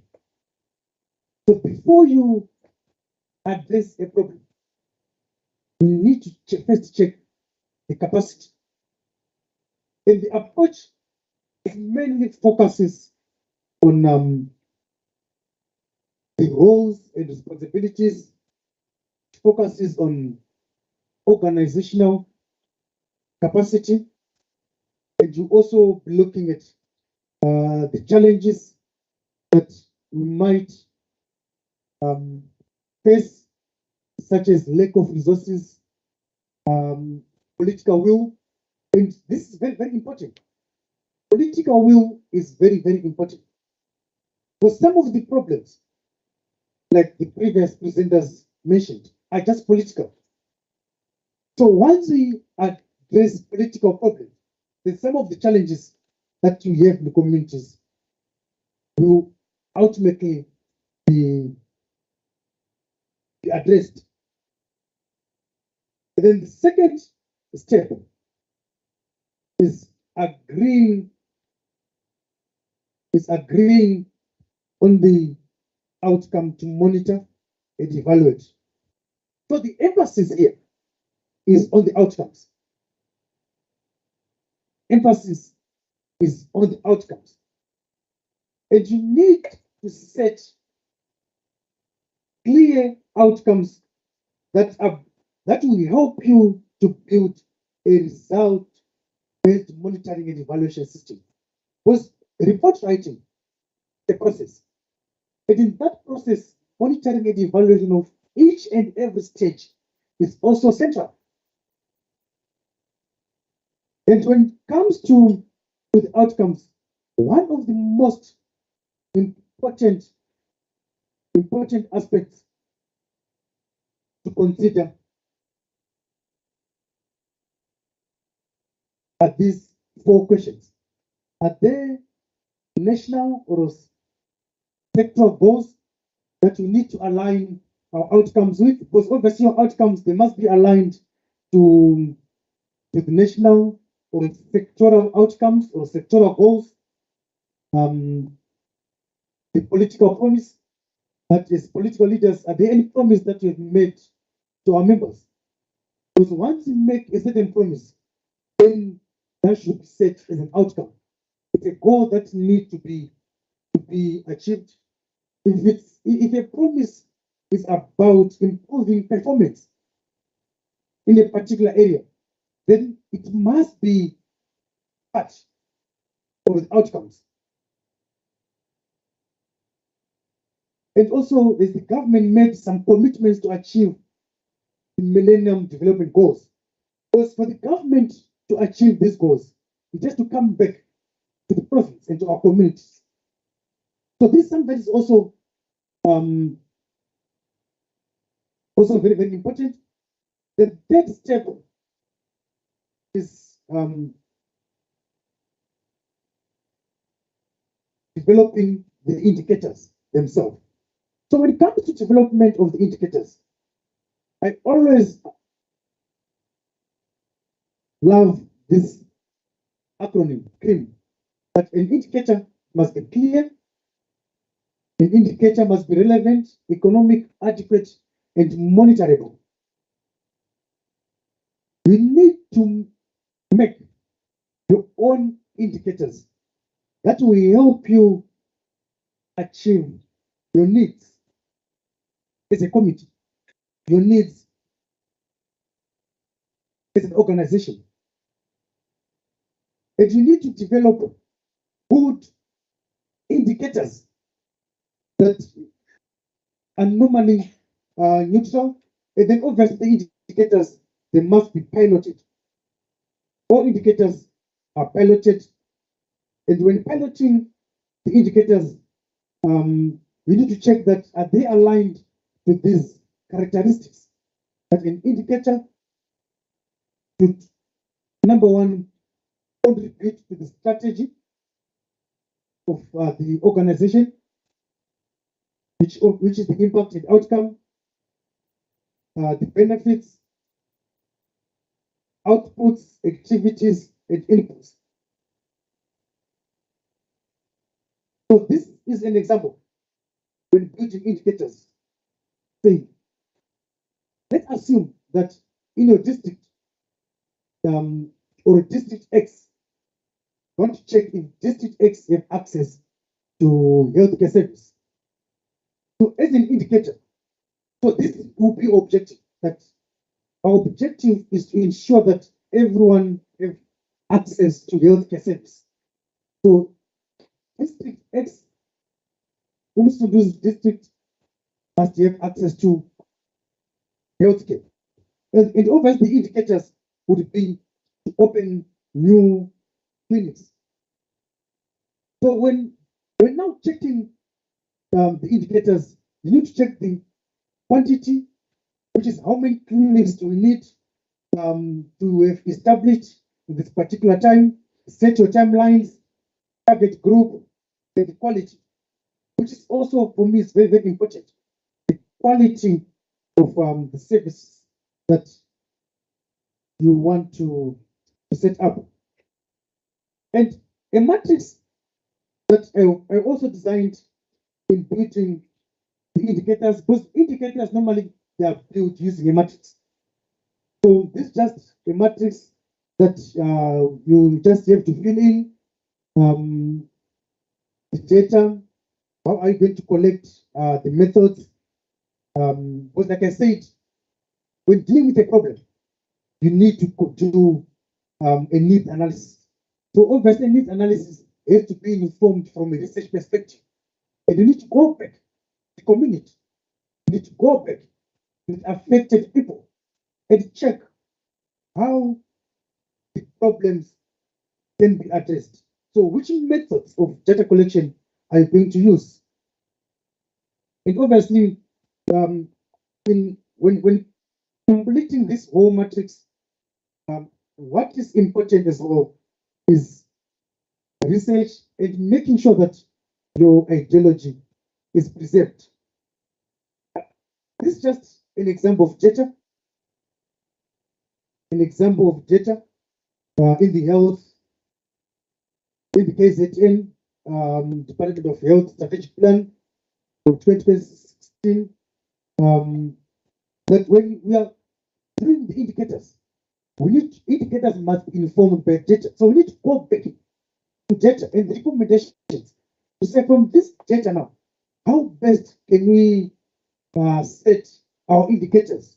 So if we are saying our indicators are to reduce mortality rate in the province, then that has to be informed by data. If, for example, using the figures here in the Department of Education,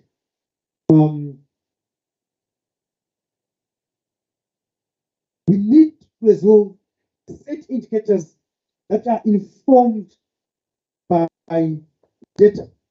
So we find that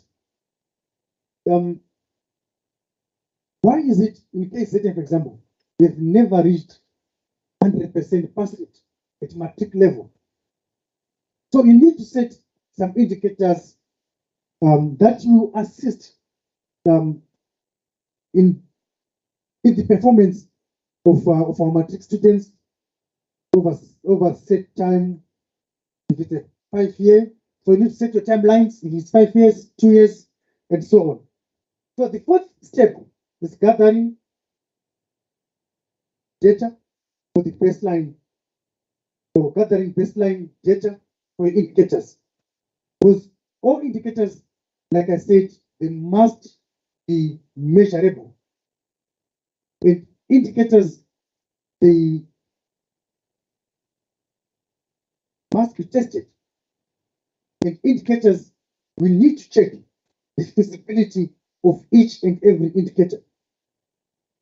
Okay, let me just try to be fast, because my slide is too big, and I know we will take some time, because I also want to leave room for engagement. So this is also another example of setting the baselines, that if we are saying the outcome is to improve the coverage of preschool programs, then the baselines will be the current percentage that we have in 2023, in 2022. So for us to set the indicators, we need to check the targets. What are the targets? So if 2023, it was 75% in urban areas, then obviously the following year is supposed to be more than that. The first year was 83 in KZN in 2022, 2023. Then in 2024, the target is should be more than that. So the same applies in improving the learning outcomes. So this is just an example to see how best can we develop our indicators, our baselines, and the targets, and which methods are used in planning and reporting. So when it comes to planning and reporting, there are only two methods. So the first method is less structured method or informal kind of method, whereby we can do some need analysis with the community, interview with the community, we review policy documents, we review official records, we can engage with our stakeholders, engage with key informants who are in strategic positions. And then the other method, which is more formal, is that which will then give us data or information which can be tested, which is more quantitative in nature, which is in form of surveys, in form of, for example, census or field experiments. And then the fifth stage is obviously setting realistic targets. And realistic targets, they are mainly quantifiable. So it's these are results that are quantifiable. So if, for example, matric result in KZN want them to increase 20%, then it's something that can be measured. It's something that can be measured. So it's something that is quantifiable. And then monitoring and evaluation, this is a continuous process. It's not only a process that is step 6, but it is a continuous process in which we need to continuously check the outcomes, the targets, and the implementation process. And then step 7 is now using the evaluation information. So when you monitor, you then need to use the evaluation information itself in your reporting and planning. So when using the evaluation, these are 3 important points: the strategy, operation, and learning. So the strategy, we are basically saying, as a department, are we doing the right thing? So this time that you need to ask yourself, are we doing the right thing? And this has to do with just justifying what you are doing. It has to do with justifying the rationale of our programs. It has to do with building a clear theory of change. And then secondly, it's about whether we are doing things right. So there's a difference between doing the right thing and doing things right.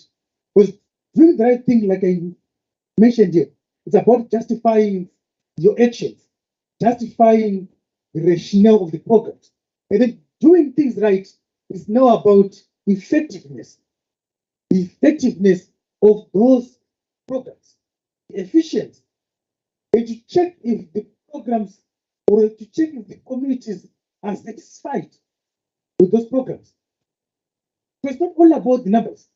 To say in rural KZN, we have this number of schools. Are the rural communities satisfied with access to those schools or with access to service delivery? It's not only about availability, but it's about bridging the gap between availability and accessibility. And then the last point is whether there are better ways of doing things. Check if there are other alternatives or best practice. And then the 8th step is reporting the findings. And this is where we need to provide information of the status of our programs, that all these functionality programs are what is the status of the programs, and the status of the programs is informed by the 7 steps that I presented. And this provides very, very important information to the direction of the organization. So the direction of the organization is informed by the results, it's informed by the findings. Would you then take us to the 9th step? That now that we have the results, now that we have the recommendation, how are we going to use those recommendations in developing and approving policy? So policy development and the approving of that policy is informed by all these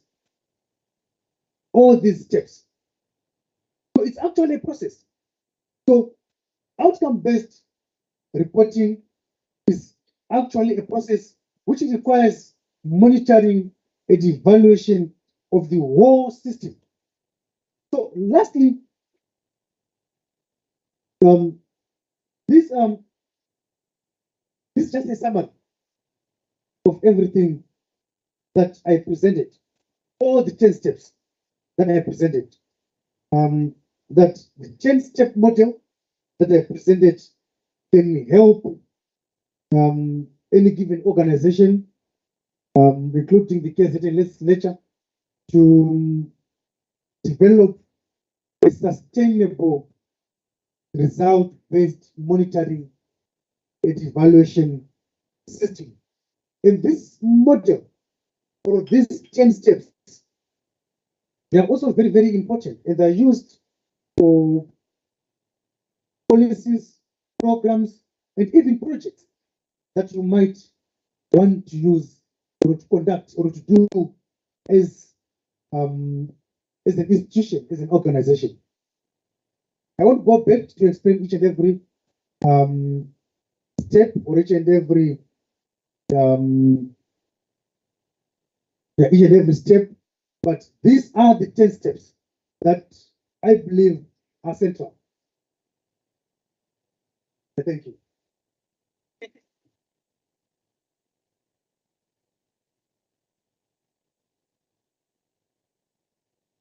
Thank you very much, Dr. Mhandu. Ubuzalelwela ngabe kuthiwa uDr. Mnyandu. You can have a seat while King is coming to the podium so that we'll engage on both the presentation that was made by Professor Matebula and also Dr. Mhandu. But King is going to say some few things before we start those engagements. I think he's going to assist us in terms of how we're going to engage going forward. Mr. Ndutana, say. Thank you, honorable members and colleagues. I will not be very long. I'll basically try and contextualize the presentation by Dr. Mhandu very quickly in a few slides. Let me start with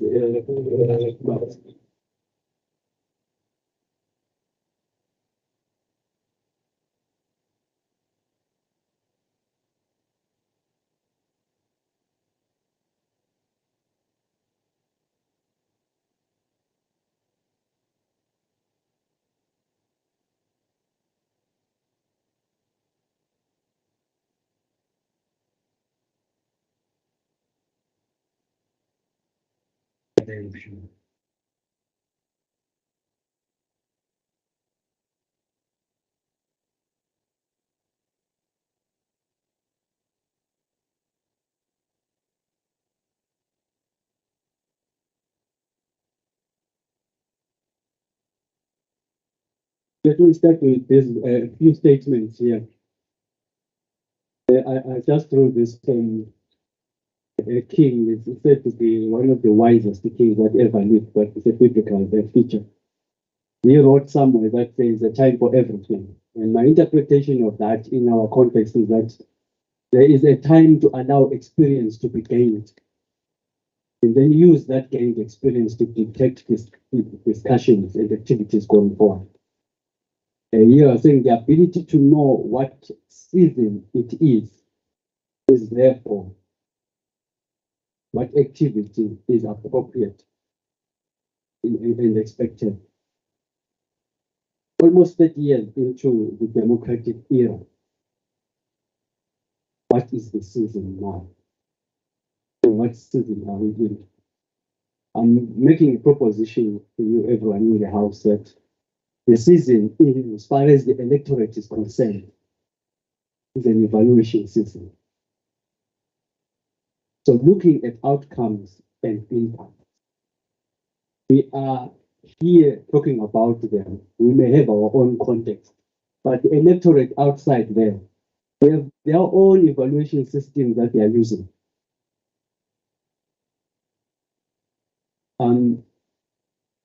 Here I'm just throwing ideas so that you can contextualize what Handy was trying to say. When we're looking at outcomes, we are not looking at what we are doing now. We are looking at what that we do now and producing something that we see now is going to have a long-term impact at some point. So when we are talking outcomes here, we're not talking about what we're doing today. We're talking about what we are doing today as a product of what's going to happen in the future. So tomorrow is built today based on whether are we able to actually see the tomorrow that we are saying we are building today.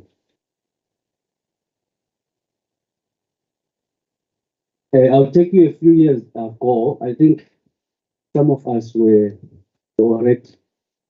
Izo is a program that we watched, I think around 2000. It was there on TV. That program, one day, I was driving from Ulundu going to Marisburg.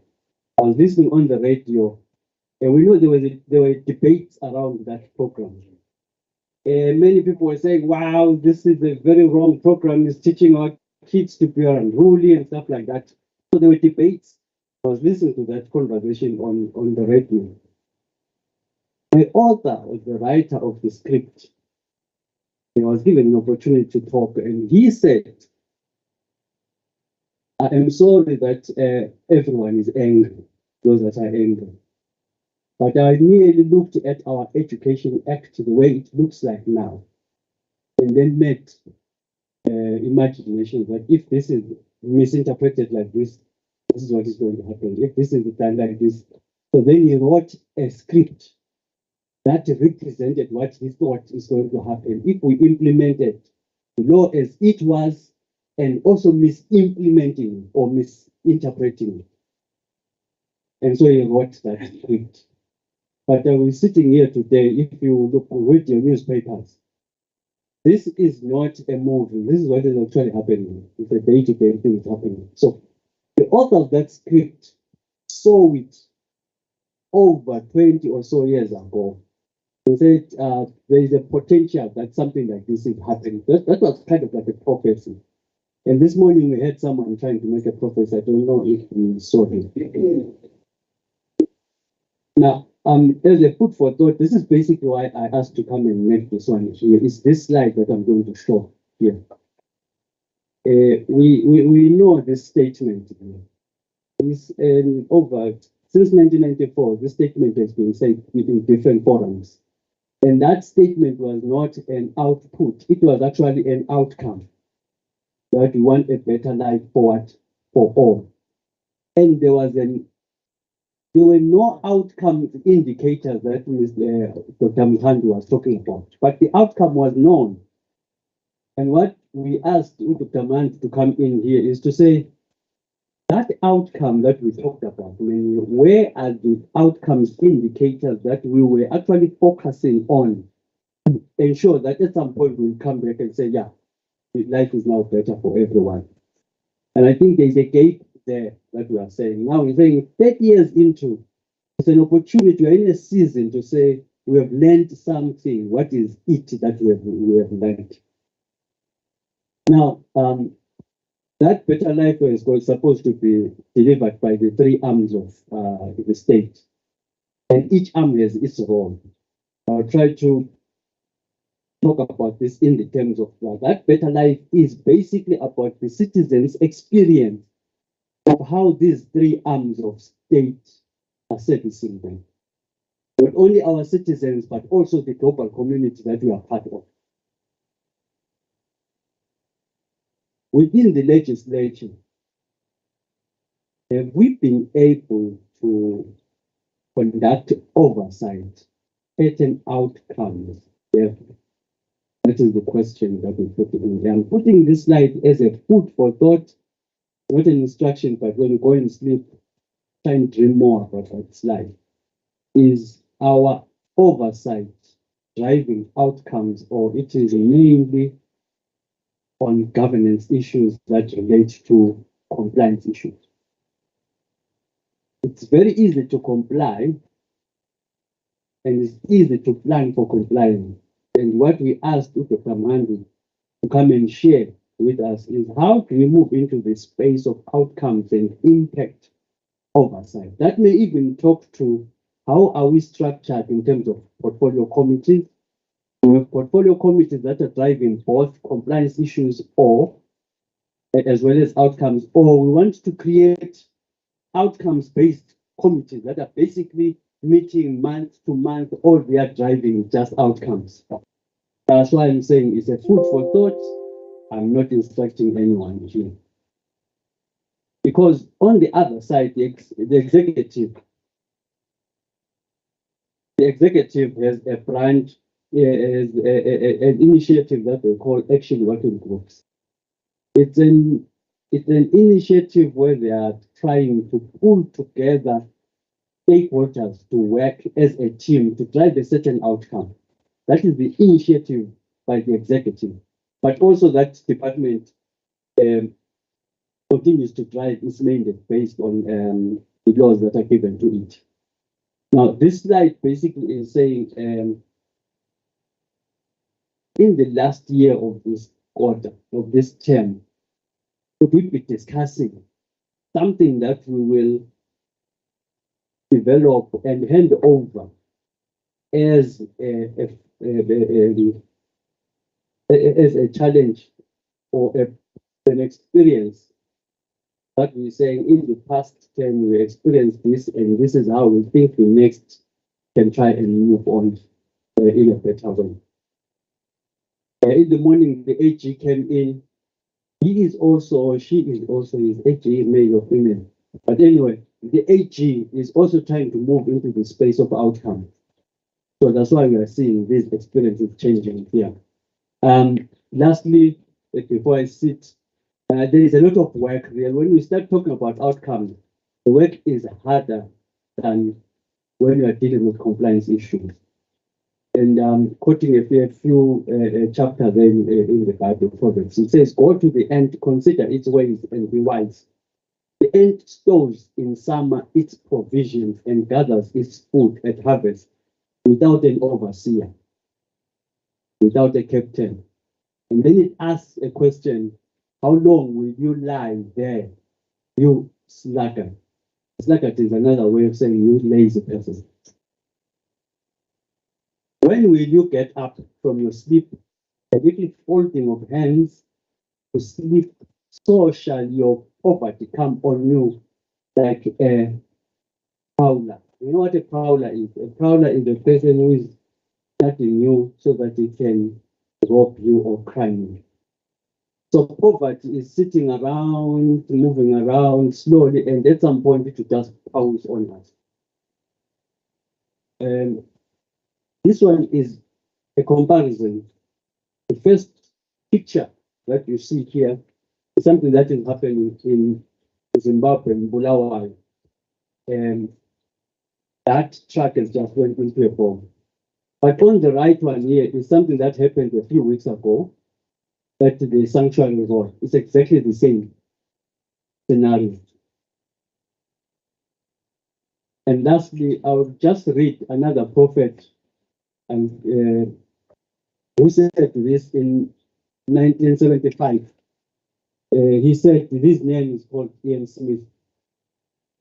He said, if they, meaning the nationalists, if they are to rule themselves, people in towns will walk in on sewage until they believe it's normal. All the gains from colonization will vanish. Infrastructure will collapse. Roads will be impassable. Trains will kill people until they are abandoned as an unsafe mode of transport. Hospitals will be closed. Farms will be grabbed and nothing to feed the nation. This was said there. Whether that is true or not, I'm leaving it up to the House. But in the center here, you see during that time, there's a town called Gwelo. There's a certain hotel that they put was one of the best hotels in their time. But 40 years and plus after that, if you go there, that's what you're going to see. It's the same street, same hotel. It looks exactly like that. And the last page on the online is a street right in the middle of Harare. And that's what people actually swimming in the potholes in that street. I think I can say more about outcomes and impacts. Thank you, Chair. Thank you very much, King. I'm opening up now for the engagement of both the presentation of Prof. Matebula and Dr. Mandu. I think what King was also presenting was probing the discussion and a way on how we'll be looking at our responsibility. Because Singatwal is under the Kanda, but we are having the responsibility to help ourselves. I'm giving the opportunity to honorable members if there are things that they want to say in terms of what has been presented to us. Mhlambe angisho le honorable members ukuthi Uzak create indicated who they are not ready, so we are not going to get their presentation today because they're giving the task to customize our oversight model. So sicabanga ukuthi sibanikeze elinye ithuba mase be-ready bezoletha umsebenzi wethu ngendlela efanelekile. We will register our disappointment because they were informed as early as none of these presenters that are here that will be having the workshop. This workshop was scheduled to be in February. They were informed by then. Today, that's what we are receiving from them. So after this deliberation, I think we will be looking at the expectation that we have gone for ourselves and see how far we have gone. But again, we can tell what in terms of our expectation will not meet all our expectations because some of the presentation that we were looking forward to have was not done. Honorable members, I would like to apologize on behalf of myself and also Mageba because we are also responsible for the failures of the create to make the presentation. Having said that, I'm opening up for your contribution in terms of the presentations that have been made by Prof. Dr. Honorable Governor, you are noted. Honorable Tishomkulu, you are also noted. Is your hand up and going? Okay. For now, it's Honorable Governor, Honorable Tishomkulu, Honorable Mshengu, then the Secretary will follow after the three hands. Thanks, Chairperson. I just want to say, in response to King's presentation, A Better Life for All, he was just raising the point about, the outcomes. And in fact, the outcomes were actually set, or the intended outcomes in the form of the African National Congress's manifesto, the 1994 manifesto. And I think it would be useful for all of us to revisit that now, because whilst there have been many failures and, a lot of unintended consequences, the fact of the matter is that substantially in that manifesto, we've been able to achieve quite a lot. And I think one of the things, when you're evaluating, you mustn't only look at negative. You must look at what has been done, what remains to be done, what was supposed to be done, and what wasn't done, and why. So that 1994 manifesto is actually a very useful document to go back to because it's the kind of foundation of how government was supposed to work. Thanks. Thank you very much, Honorable Lavender. Mr. Bossy. First teacher to talk outcomes-based education. That's why I'm not going to say anything about the presentation on outcomes.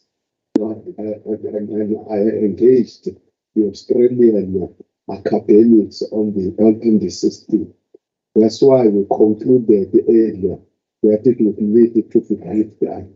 So I want to worry you on the King's stressing thing in Zimbabwe and the parallel of what is happening in our own country stresses me a lot. I know King is a very naughty, when you are taking, you always want to rock the boat. That's what it is. I'm not going to go there. I want to go to the professor. Two things that I want to check. Because it stresses me a lot. I've never engaged anyone, even outside. I've got a lot of platforms where I engage on these things and whatever. But I'm aware of the emergence of a soft route to run away from the reality. And I want to explain what I mean by that.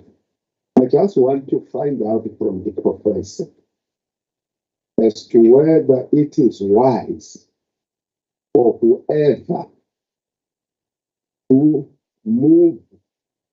to propose the movement from constitutional democracy to parliamentary democracy. This is what I'm interested in. I wanted the academic view on the net. I hold a very thin view on that particular concept. That's why I've never engaged in it, because I believe that it is a narrow escape from the reality. And the second question that I wanted to find out, if the professor is aware of, to those who are espousing the so-called parliamentary democracy, do they advance the principles or just put forward the emotions in order to escape from the reality? You see, Professor, I'm making the comparison of those two. I just wanted to find out that is possible. In my own view, I have to raise why I'm skeptical to engage in such things. That people wanted to use the majoritarian thing in order to run away from the reality, the parliamentary majoritarian. That's my own view. That's why I have never engaged on it. I'm not an academic, but I want to find out from the academics and around that job. I want to make an indicator, would want to confirm. Indeed, we're clear what type of a state we wanted to create in 1994.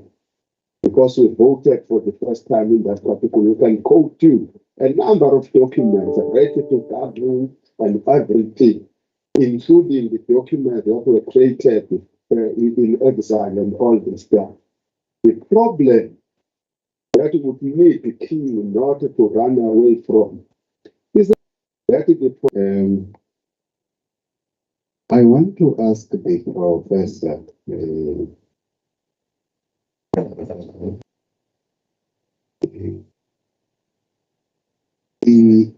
the concept of cadre development has been vulgarized over a period of time, or rather in recent times. You go to US when the new administration, Biden administration came to office. Everything there was new. Members of cabinet, permanent secretaries, and whatever else. There, it's a norm, it's an exercise. You come to our country, the ANC administration or the ANC-led government, in its wisdom, decides to hire people in certain positions. Probably the word deployment or cadre seems to be gaining a lot of traction as equal to corruption in this country. But the ANC put forward a manifesto, it sells to the electorate, it gets momentum and it gets elected. And when it needs to govern, to implement its manifesto, it gets insulted to a point where it's taken to court. Now, my question is it probably use one of your phrases, is it a cardinal sin for the party that has contested elections and decided that this secretary must be the head of the institution in KwaZulu-Natal because she understands the transformation agenda of the party that has just won the elections? If a person is found to be ineligible in one way or the other of performing, that must be separated from the decision of the party who have decided on that person. It's been decided that I need to be this, then I go there and I'm found to be having shortcomings, then the organization is insulted. Now, the question again, is it a sin to take one of your members' qualifications and whatever else that is a requirement to a position of a high impact in government? King asked us to go home and drink tonight. That's what King is saying. King, we have so many challenges. We don't have time of dreaming. Honestly speaking, my brother, I think we have serious responsibilities. The one of dreaming, we will leave it to those who dream of unseating the governing party. It's their task to dream. For us, we are governing. Ours is to think about solutions. I appreciate the quotations you extracted from Ian Smith, but Ian Smith, with the little knowledge I have, I have not have met him in person, but anyway, it's a subject for another thing. I wanted to come to the concept of a better life. The reason why you are in this institution is an effort of arriving at a long-term dream of achieving a better life for all South Africans. From 94 till today, in every manifesto of the African National Congress, you will find a stamp of a better life for all, without fail, whether it's general elections or local elections, because that remains our primary objective of ultimately creating a better life for all. With all our shortcomings at various levels, but as legislators, ours is to play an oversight role. And sometimes our role gets to be conflicted or confused as if we are a government. We are not. We are members of the legislature. We play lawmaking, oversight, and public participation. And we get to be reduced as if we do not understand that we have a particular role of holding the executive to account. When we go to communities, we get to be then equally accused of not providing water, of not building houses, of not doing this and that. Even people who are educated enough to know the separation of powers get to confuse us with the executive. And my point is, in all our endeavors and our engagements, there has to be that clarity that there is this huge, obviously, with that Bible of our lives, Professor, the Constitution, there is no way whereby I can go and promise housing to communities. I can't do that. I can't. So I am saying the limitations that we have as a country obviously are as a result of many other challenges, but ours, I do believe, as I sit here, that we do hold the executive to account. That is why you will have even structures like SCOPA and all of that openly and publicly saying this department or that department has overspent, has underspent, and all of those things. It's part of holding the executive to account. So for me, as we sit here in this workshop today, listening to presentations, I don't have any hard feelings as if we are failing our people as well.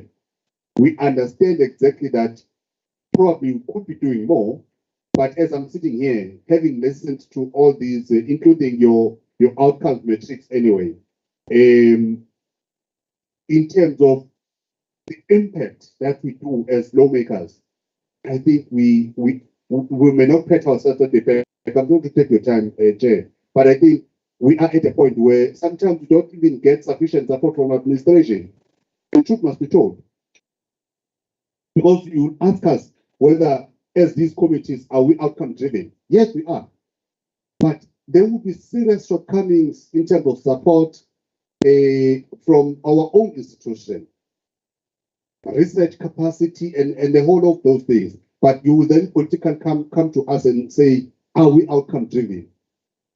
Yes, we are outcome driven because our interest is to follow the money, is to make sure that the laws that we make are adhered to, and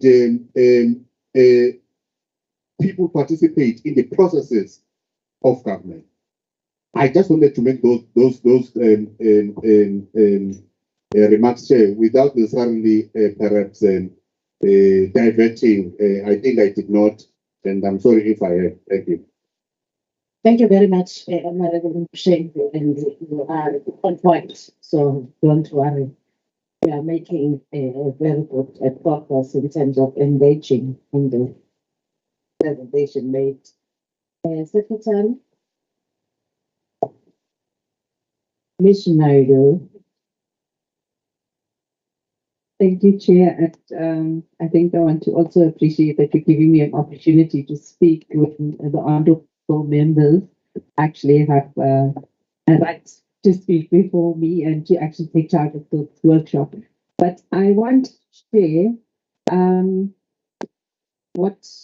where this was coming from, where we're coming from in terms of the presentations, just to contextualize it. So we had a strategic planning session. I want to go back. We had a strategic planning session for National Parliament that we as administration were first invited to. And we did that, we participated with the understanding that because national parliaments and legislatures have similar, they've got the same mandate, lawmaking, oversight, involving the public in our processes. So if Parliament is doing something, we in the 9 legislatures should be working together, because ultimately when the report of oversight comes as an arm of government across the provinces, the whole of South Africa, it's going to be, you said housing was going, the target was going to be this. In the Popo, it is this. In KZN, it's this. So you're going to then be able to see the national picture. And to do that, then we need to find some ways of making our plan. And we also then listened in that presentation at the Parliament to Dr. Pari the Hoshla. And he gave us the scenarios, the Montclair scenario when we were starting to govern. And then he moved on to where we are now, the Ndula Miti scenario, the giraffe scenario. And in all of that, you can see there's a trend, a general acceptance that we are moving towards the Gwara state, which means that it's not as rosy as we thought it's going to be. There's that Nayela walk, we're all supposed to be walking together. And so we're accepting that in administration, in the legislatures, throughout the country, we're not doing the Nayela walk. So what must we do to get to that walk? We can't throw up our hands and say, oh, we're stuck. We've got to try and do something. And Chairperson is right. Administration does let the members down to some extent because we don't. This morning we were explaining we don't have budget for researchers, and we asked again from Treasury, we didn't get it. But even I've listened in this committee on chairpersons about the capacity as well. So there are challenges, but we have to move to a point of saying, so if we're talking about a better life for all, let's look at the health outcomes. I heard Honorable Majola raising the question with the AG, what happens if the department doesn't perform and we're doing our work? And so there's non-performance. But what's the impact on her as a chairperson? And those are the questions that people are asking everyone. And we are all in this together. Administration, political wing, we are all in this together. So we would like to, and the presentation, I must admit, by Prof. Mahani was very complicated. Even it was like being back at university. And I was sitting here thinking, I'm battling with this, and the poor chairpersons are focused on the political drive, and now they also have to be taken back to university. It's not easy. But I think what we're asking for is that the chairpersons understand where we're going, where we'd like to go to. And even in your committees, what we would like to see is those templates being populated. We want a partnership and a relationship with UKZN. They have the technical skill. You can see from the theory. Sometimes it may be too academic, and we've got to make it more practical. So we want that partnership to come in, kind of support we give to the legislatures, to the committees. In the committees, needing support from the university, then they must bring that in. But what chairpersons must do is they must be able to say, I'm looking at my committee, I'm looking at it linked to the quality of life outcome in my committee. So this, thank you. If it is health, what are the outcomes expected from the health department, and what is our priorities on the oversight of that? And we should then be starting to zoom into those, not trying to do everything. And then when we come to chairperson's committee, we can say, this is where the baseline was. And that's another challenge we have. There are no proper baselines. So I heard Prof say that the baseline was at so many percent and we must increase by 10%. We're still wanting to know where's the proper baselines for each of the different, there's some for some sectors, but for others there isn't proper baselines because it costs money.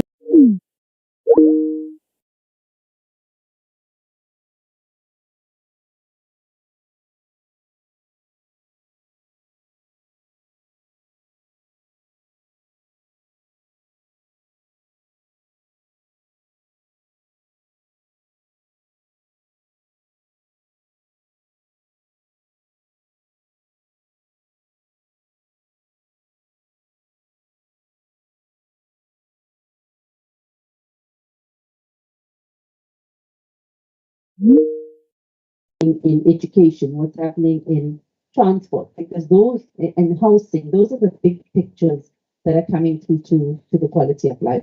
So the specifics in those committees must be able to translate to an outcome that we can, with all of the challenges, say that we've done something.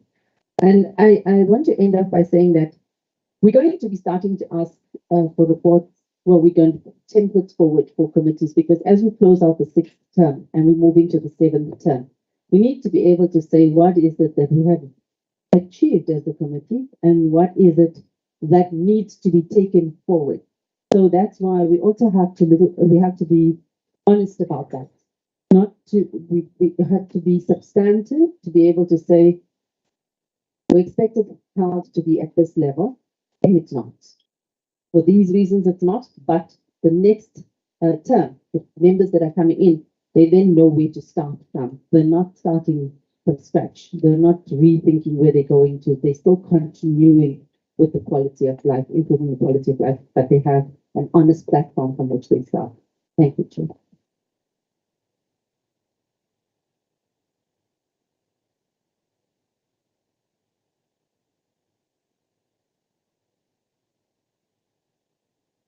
Thank you very much, Ms. Naidu. Let me allow Prof. Dr.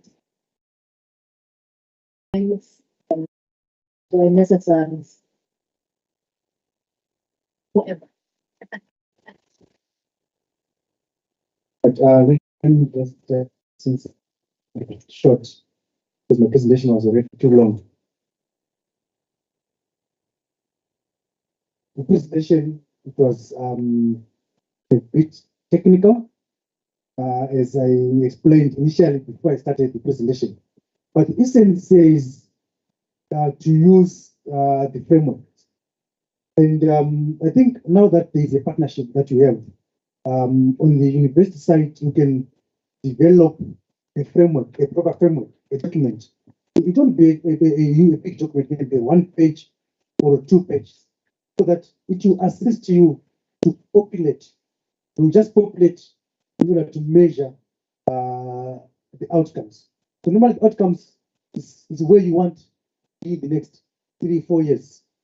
So I think we'll engage and then we develop such a document. In fact, the documents are there.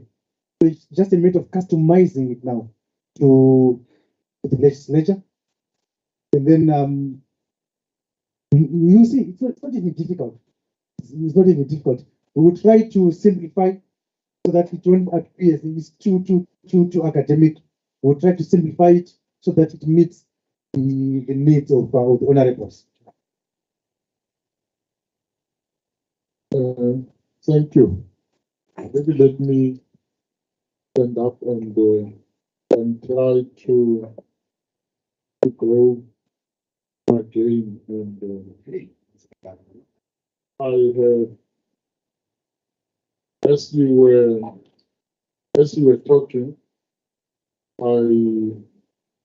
yes, I was trying to pull other slides that might be helping of the governing party. Those are the monumental ANC policies. There was the African claims, which was done in the 1940s by It was followed by the Freedom Charter. Then there was the Ready to Govern. There was the Strategy and Tactics document, and there were discussion documents that went into CODESA. And there was the Reconstruction and Development Program, which was developed by essentially the mass democratic movement because it happened inside the country. There was the Developmental Capable State document that came out, although that did not see a bit of airtime. Then there is this National Development Plan that is supposedly ending in 20.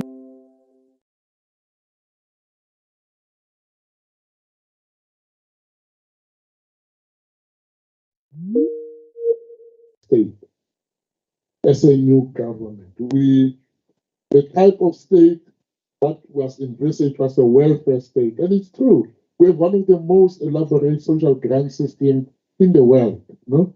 We have students that go to school, people that are born, and only their responsibility, personal responsibility, will take them out of the system to qualify with a degree. That's how elaborate our social system is because you are born, then your mother gets a grant, you go to primary school, it's free, you go to high school, it's free, you go to university, NASFAS is waiting for you, then you come out with a degree.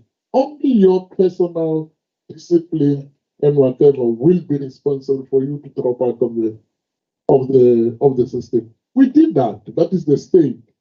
And then we created a social democracy, which is also becoming a liability to us. Because we're so democratic that we can't even build a road for people without them disturbing us to deliver the road. You get what I'm saying? We're so democratic that we want to build a road for them. And the way we're so democratic, they can stop us because they say, I'm Australian. You get what I'm saying? That's how democratic the system is. We've delivered on that. We have changed the bureaucracy. We've changed the type of public service we want. We have good policies. We have a political system where there can be a one-party system in South Africa. We can never have a dictatorship in South Africa. That's how we have structured the state. And then we have established state institutions to do all these things. That's monumental. That's the state. In society, what did we do to society? We also did other things to society. We created defining features of our society. Although we still have stubborn people that are racist, but we are a non-racial society. You get what I'm saying? There are those pockets of people that are still racist. But as a policy, we are not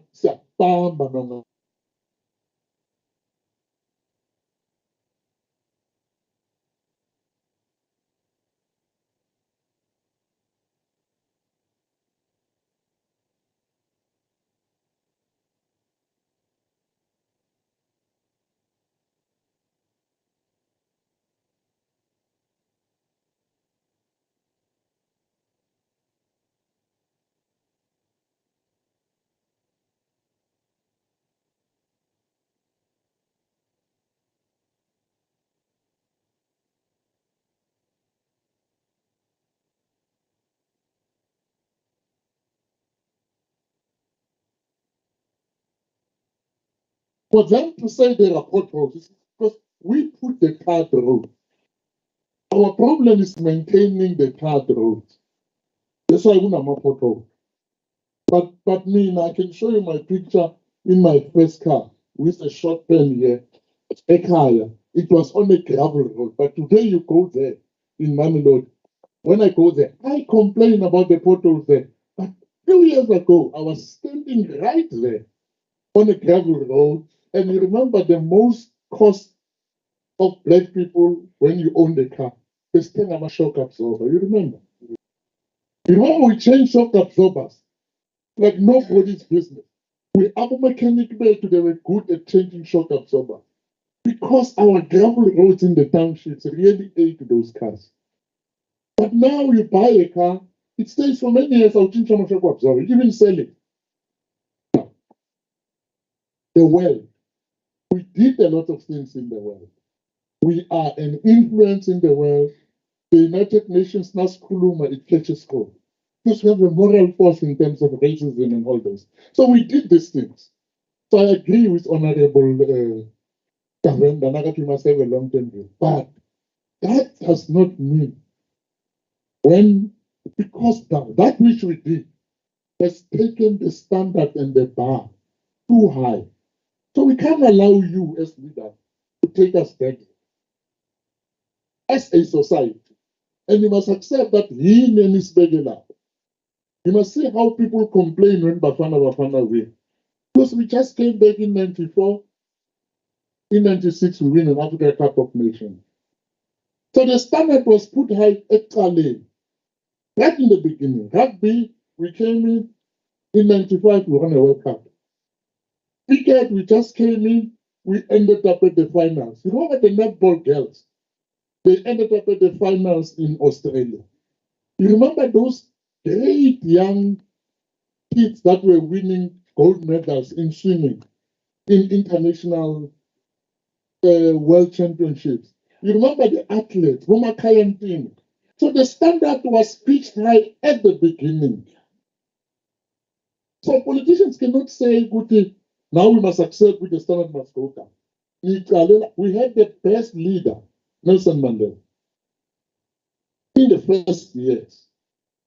So when people go hard on you as politicians, take note that the benchmark that they are judging you with, it's exactly what I'm talking about.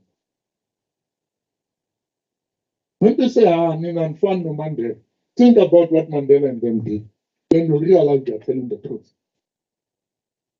I just thought I must agree with Honorable Govender and say, let's not be hard on ourselves, King, but also request politicians that when you are in a mirror, please just leave the mirror, just clean it, and enjoy seeing what it tells you you look like. Don't attack the mirror, just clean it. Every time you see something, clean it so that you see well what you must see. Now, that is the first one I wanted to respond to. Babunkos, you asked me about constitutional democracy and all that.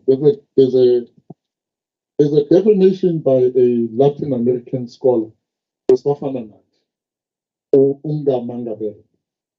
He says democracy are the arrangements by which society agree to govern themselves.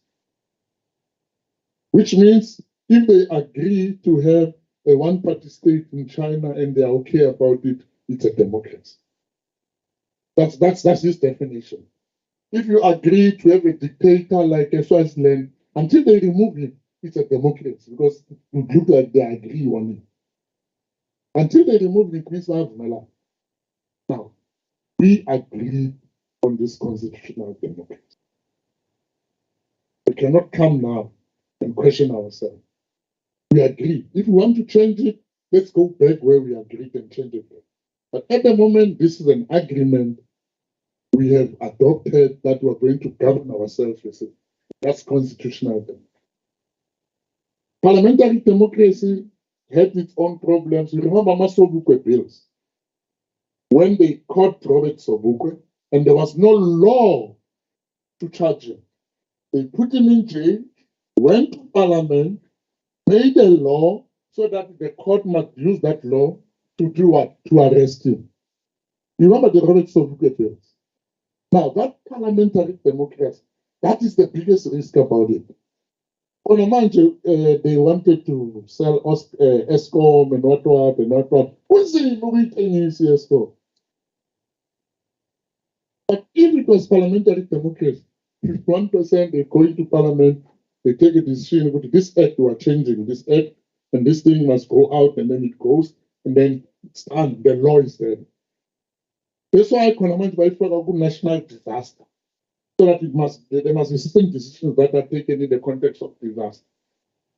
It's the danger of parliamentary, but it doesn't mean it doesn't work. It works elsewhere. But Chinala, because of the experience of Sobukwe laws and all other laws, we said we don't want it. Did you get me? So that's what it is, if I've got to respond to that. So which means we as a society have agreed. Now, let me go to the next slide. In the strategy and tactics document of the ANC, the very first one, it says the primary task of the ANC remains that, as you were asking questions, I just pull some of my slides that I used elsewhere. The primary task of ANC remains the mobilization of all classes and strata that objectively stand to benefit from the cause of social change. It then says the dictum that the people are their own remains as relevant today as it was during the days of anti-apartheid. This thing was written in the early 90s. It's when you read it, it's like by Paliso. Now, this is a standard that you are operating under. So when you don't live up to that standard, then you are judged against it. It's a challenge. Because the standard is there. Then, cadre development. The same strategy and tactics document says, in order for the ANC to exercise its vanguard role, listen what that document says. It says, The ANC puts a high premium on the involvement of its cadres in all centers of power. Like cadre development. Then it further says this includes the presence of ANC members and supporters in state institutions. Then it goes, so don't think with this thing, it was taken to take Umtwana Malumani, because that's the mess that happened. The mess that happened is that you take your nephew, your cleaner. I know there was one MEC, because he passed away, I can say it, I won't have come back. Usicelo Speaker brought Inyana yakhe into the MEC's office. I went there, Gauteng. Ulethi Sangoma sakhe there. He brought this Sangoma there in the office and paid him almost a deputy director salary. You get what I'm saying? Now, those things are the things that made this cadre development to lose this meaning. It says it includes activism in mass terrain of which civil society structures are part. It says we must also deploy people from an NGO in the churches. That's the strategy. Then it also says it includes the involvement of cadres in the intellectual and ideological terrain to help society's values system. That's where we went and became academic, so that we influence things from where the intellectuals are.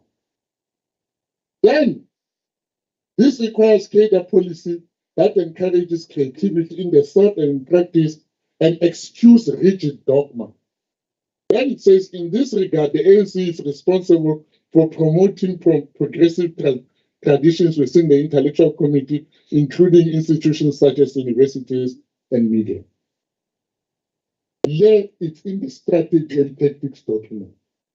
Now, when you have a document like this, do you think the DA will be happy? Because this thing is actually telling them that run the country black.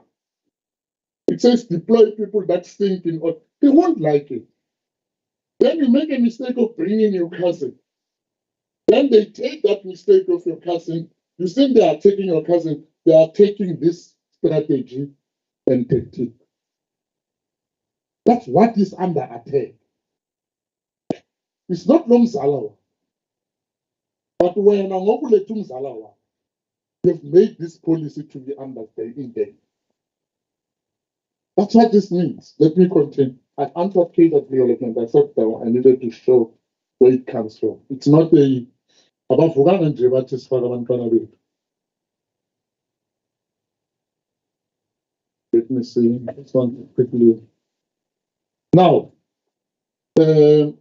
what the secretary said, I really agree with him that the workshop on oversight was all about this. But I wanted to share with you what I've seen today. When the office of the AG was giving a presentation, they gave us this thing called theory of change. Did you hear that? I tried to highlight it. This is not my idea, it's from the AG's office. I'm saying it don't I was saying it again in my presentation. But what it says there is that there's theory of change on auditing. And if you can read it without thinking it's an AG's office, you think that it's actually a theory of change for the legislature. Because it says that the first one, strategic aspiration. Any legislature must have the same aspiration, which is to have a stronger, more direct, and consistent impact on improving the lived reality of ordinary citizens. That should be your strategic aspiration. But the AG is doing it. That's why I asked them that difficult question. Are you accountable to these guys? Because the oversight they are doing, the bulk of it, it's also your work. It's just that they are using technical things to do what they are doing. So if you take them and you make them your technical support, and then you handle what King talks about, because I don't think we had King very well. King is saying, when people baka amakuku, When people stop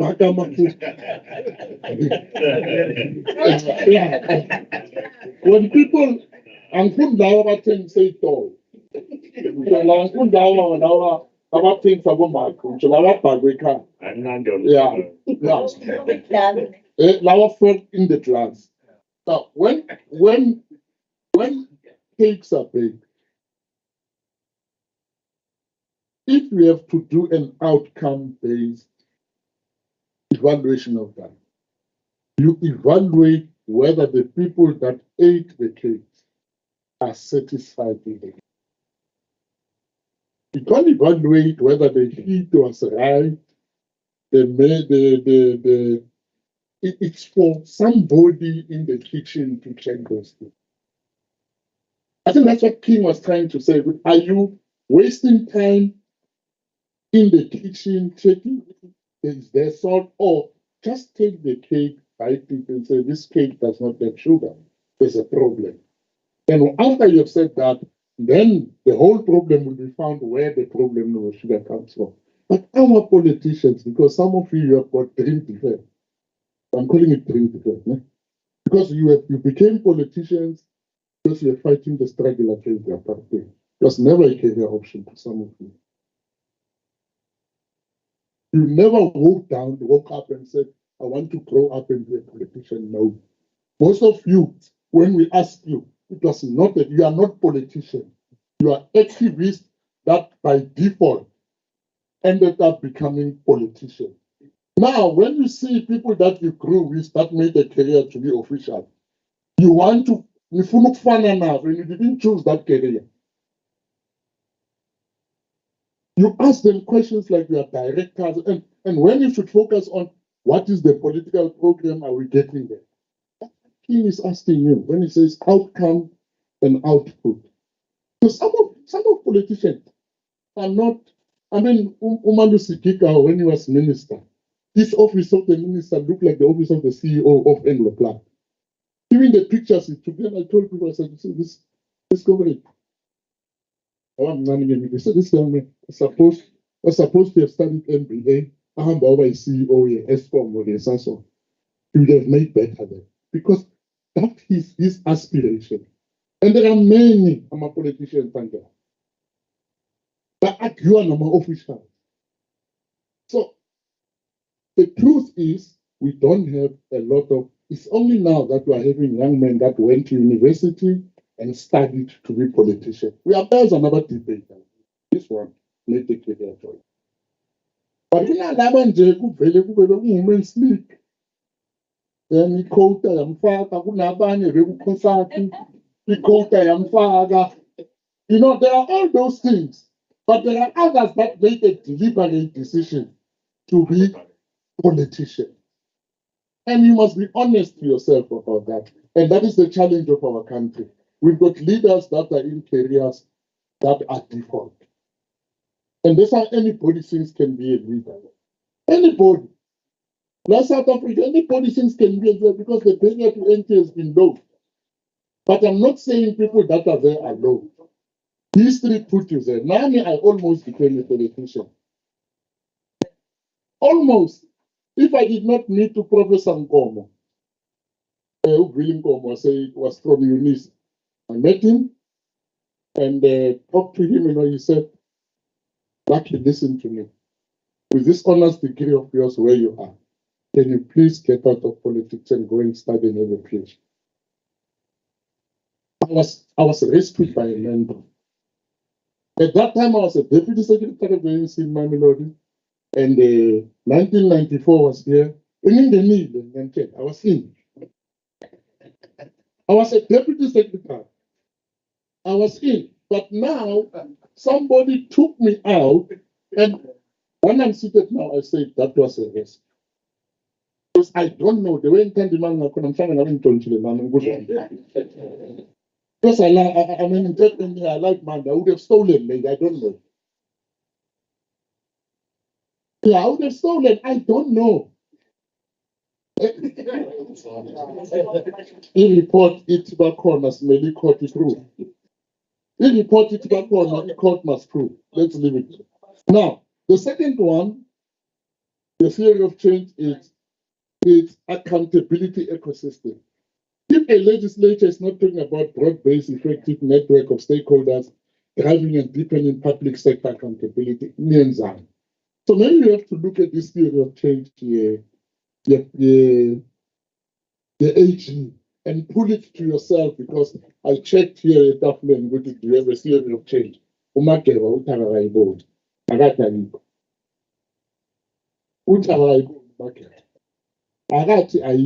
don't persecute him. He says, I did not see it. Please make him see it, and if he's telling the truth, it's not there, think about it. Lastly, the oath of office that you are taking, it says, I will obey, respect, and uphold the Constitution and all other laws of the Republic. So you are, huh? Oh, now, I solemnly swear or affirm that I will be faithful to the Constitution of the and will obey and respect and uphold the Constitution and other laws of South Africa. So wherever you are committed. Whether they under the Constitution or what, you are committed. You are committed. So love this Constitution because you are committed to it. Okay. What is it that I missed in my answers to the Senate? Strategy and tactics, ANC policies. Now, if better life for all. Who spoke about better life for all? Okay. Better life for all comes out of the Constitution. The ANC was creative in taking it out of the Constitution and made it a manifesto. Now, when you read the Constitution, the preamble, there's that line which is read there. It says, we therefore, through our freely elected representatives, adopt this Constitution as the supreme law of SOS2. Says, heal the divisions of the past, blah, blah, lay the foundations, blah, blah. Then it says, improve the quality of life of all citizens and free the potential of each person. The ANC took that whole sentence and said, a better life for all. So it's in the court because that Constitution, you adopted it at Mafike. So it's constitutional land to them. About the A, they might have chosen others for themselves out of it, but the ANC chose that one. And it covers all of them. Relevant. It's still relevant, it will always be relevant. Now, listen you to goodbye, ne? Yeah. I think it's time to say goodbye. Yeah. Thank you. I have answered all your questions. I've dealt with cadre development. And that's the thing people are running from reality, the reality of South Africa is that we had apartheid and white people did very well. I always say that Verwoerd, you know that Verwoerd was a prime minister for how many months? Mabunkosi. You know Verwoerd was a prime minister for a few months. But the things that he did in his lifetime, they have a long-term impact. Now, that is our reality. But we have a constitution here that we can use to reverse that reality. And you must know that the people that like that reality will use the court to stop you. You know why they use the court to stop you? Because they know that the lawyers that you are appointing are trained by them at their universities to understand law the way they understand it. The judges come from the system, almost everything. So by us, the generation of lawyers that's going to challenge, you know that in your street and go to court, your government, this child was supposed to be at school and is at home, and the Bill of Rights says this child is guaranteed compulsory free education. I'm suing the state why this child does not have free and compulsory education. You can do that. But white people can't do that because they're afraid that when they do that, we will see and start taking people to court about land and other things. But our constitution is a transformation process. And until politicians understand that, so when you talk to people, you tell them that amandla agile. Our system must say in amandla. As in Kepre. Thank you.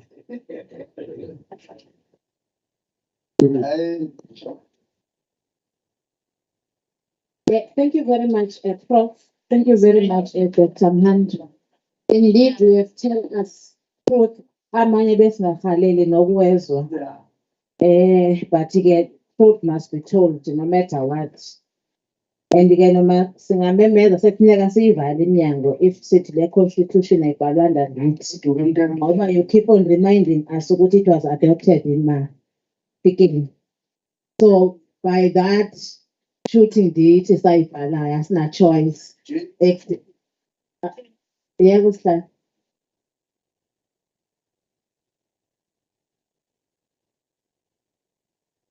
Completely no bad. Completely no bad. It's not Prof. I'm completely no bad. It's true. It constitution was raised at a Mahike. I remember raised, but there were provisions that were raised in the conference. I remember I was representing it was raised ama clauses lawa ayengama compromised clauses ukuthi when we go to parliament these particular clauses must be changed because there was a debate. It's not that they were just taken as they were. It was raised, there were concerns, but because of peace and also wanting to go forward, we agreed to no, let us take it. But when the parliament, they must be changed. Not to say no. Bengithi uzobhika salo manje uyamvumela uCross. So ke awuna choice yokuthi asiyibhalanga ngeyethu imile. Ukuthi there were compromises. We take the constitution with those compromises and you are living with those compromises. Because our leaders represented us.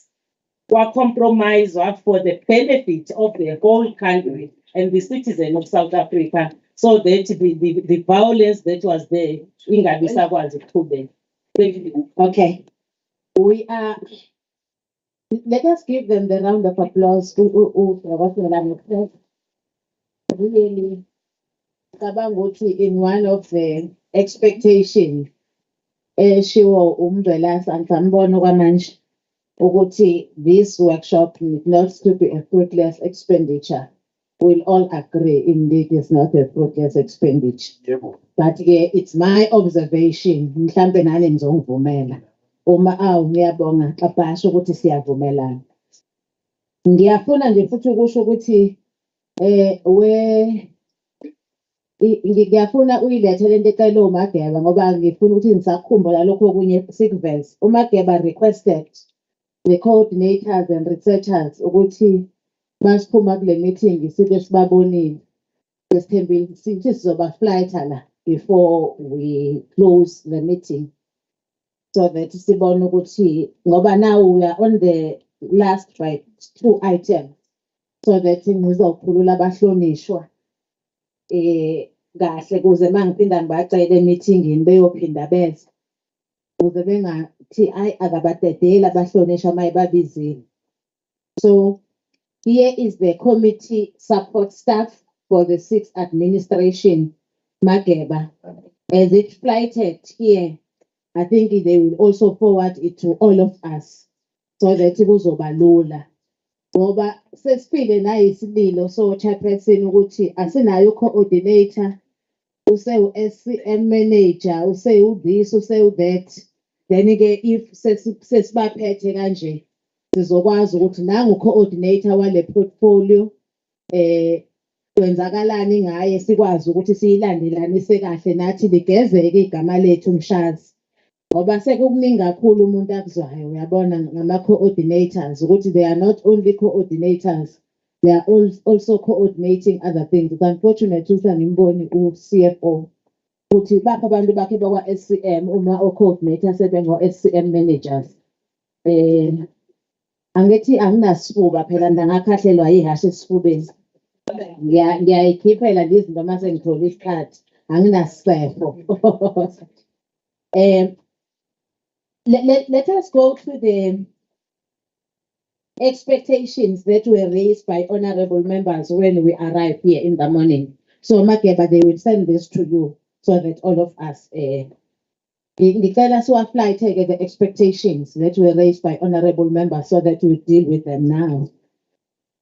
Ngiyayikhumbula yokuqala ile esiresponda kuyona manje. That was the first one. The second one was from Honorable Ntembo. It was talking about the fruitless expenditure. Ukuthi ena ufisa ukuthi le workshop ungabi fruitless expenditure. I said Phumela, my technical team, please flight the expectations.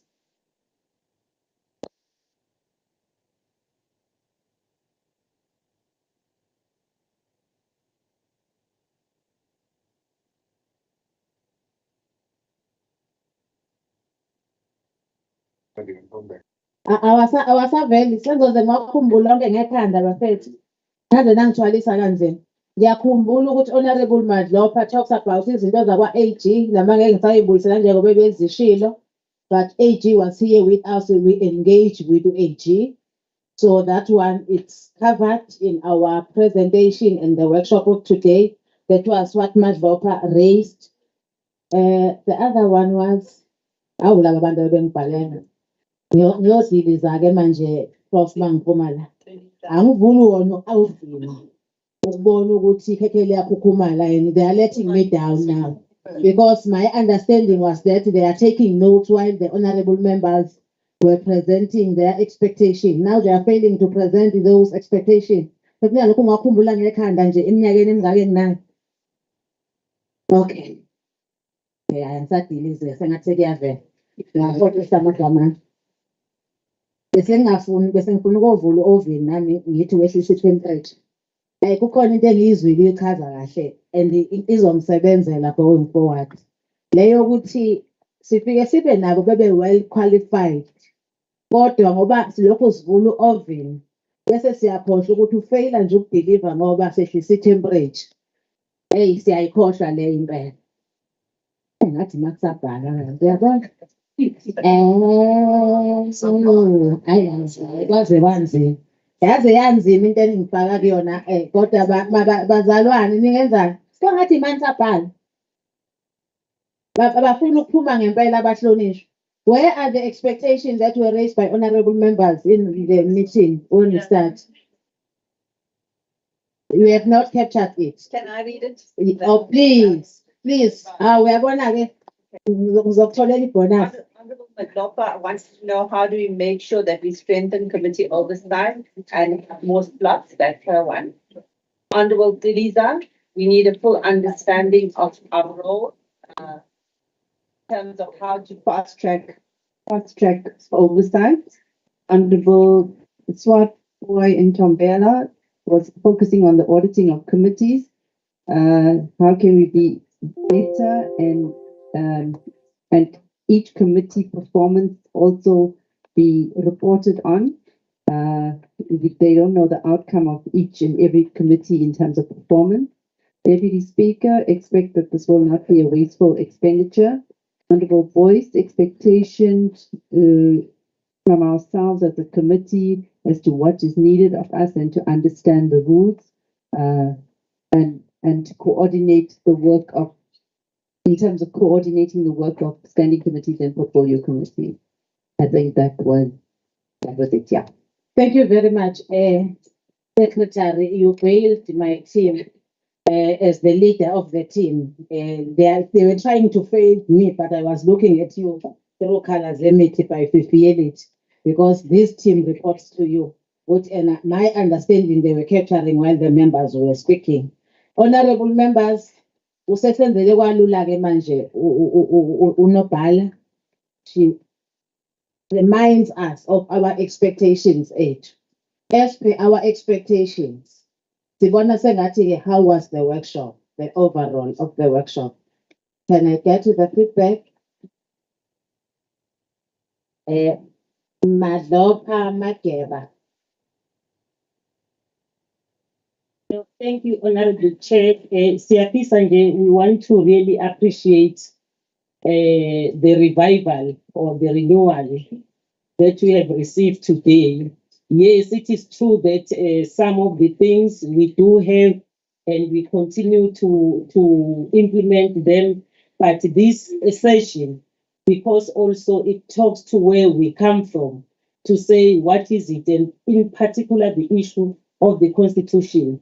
It's very much important that we understand the constitutional principles, because I think we know about them, but I think, Prof, the way I begin, you would see, even when we go to court, these are the areas that need to be focused at.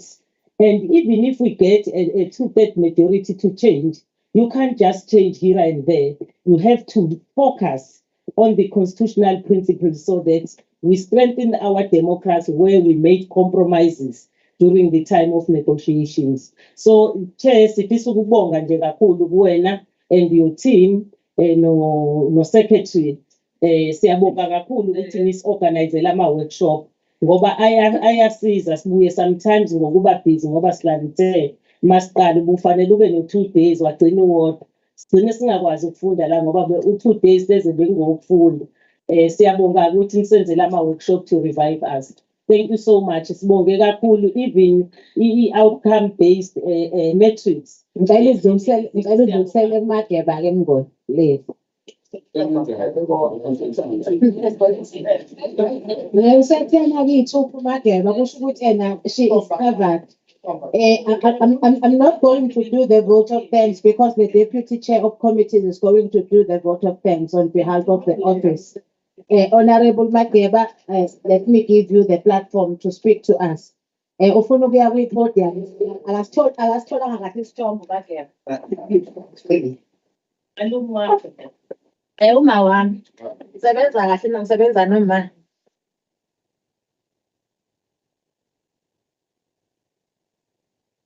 No, Chairperson, thank you so much. Honorable members, Chairperson of committees, our guest, Prof. Matsulula and Prof. Mahandu, officials of the legislature, thank you so much.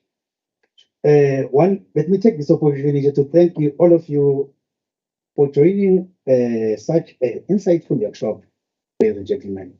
I think it was, of course, important and all of us why we have gathered here and just to compare our own understanding of our legislature and also our vision and what we want to achieve at the end of it all.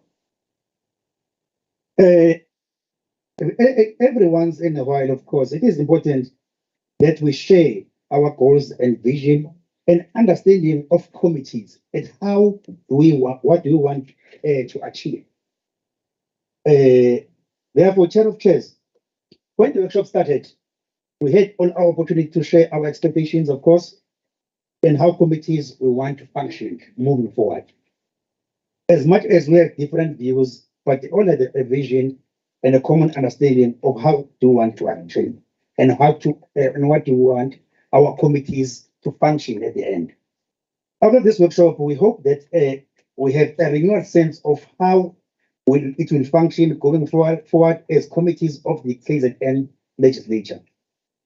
The rules of the House are clear, and we all have a mandate to ensure that we adhere to those rules and also to adhere to the annual calendar.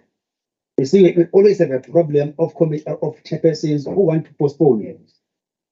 They planned dates for their committees, and it always gives us a problem because it will have a challenge of distraction for the entire annual calendar. So far, we always encourage our members that wherever there are challenges in terms of their prescribed dates, but let's allow the committee to continue and the committee should appoint somebody to lead that particular committee, so that we continue with the program as chairpersons. Let me also thank our Prof. Matsebula and Prof. Mahanda. Thanks for the insight that you have given us today. We hope that the perspective that you have given us, it will enhance our thinking and shape our perspective towards our legislature of KwaZulu-Natal. We know the challenges that we are facing as the province. We hope that you will recover and also move forward and ensure that our service delivery is achieved to our people of KwaZulu-Natal.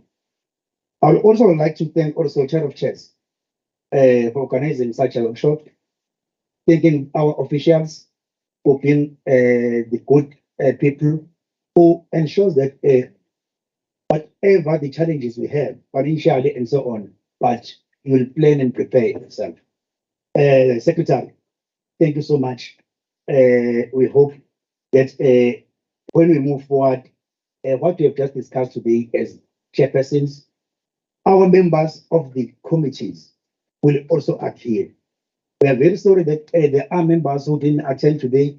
We had 3 chairpersons who were not here, and it's not a good picture for us, Chief Whip, that some members didn't attend. And we should also try to minimize the apologies to our committees. Yes, our challenge that we are facing right now, the apologies and the excuses that we have, it's costing us as the leading organization. If we are not harsh to ourselves, nobody will tell us. So, members, but I think we need to be straightforward and come to meetings.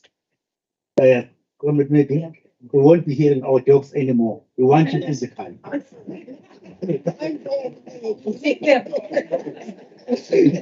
No, thank you so much, members. Thank you so much. Just in trouble.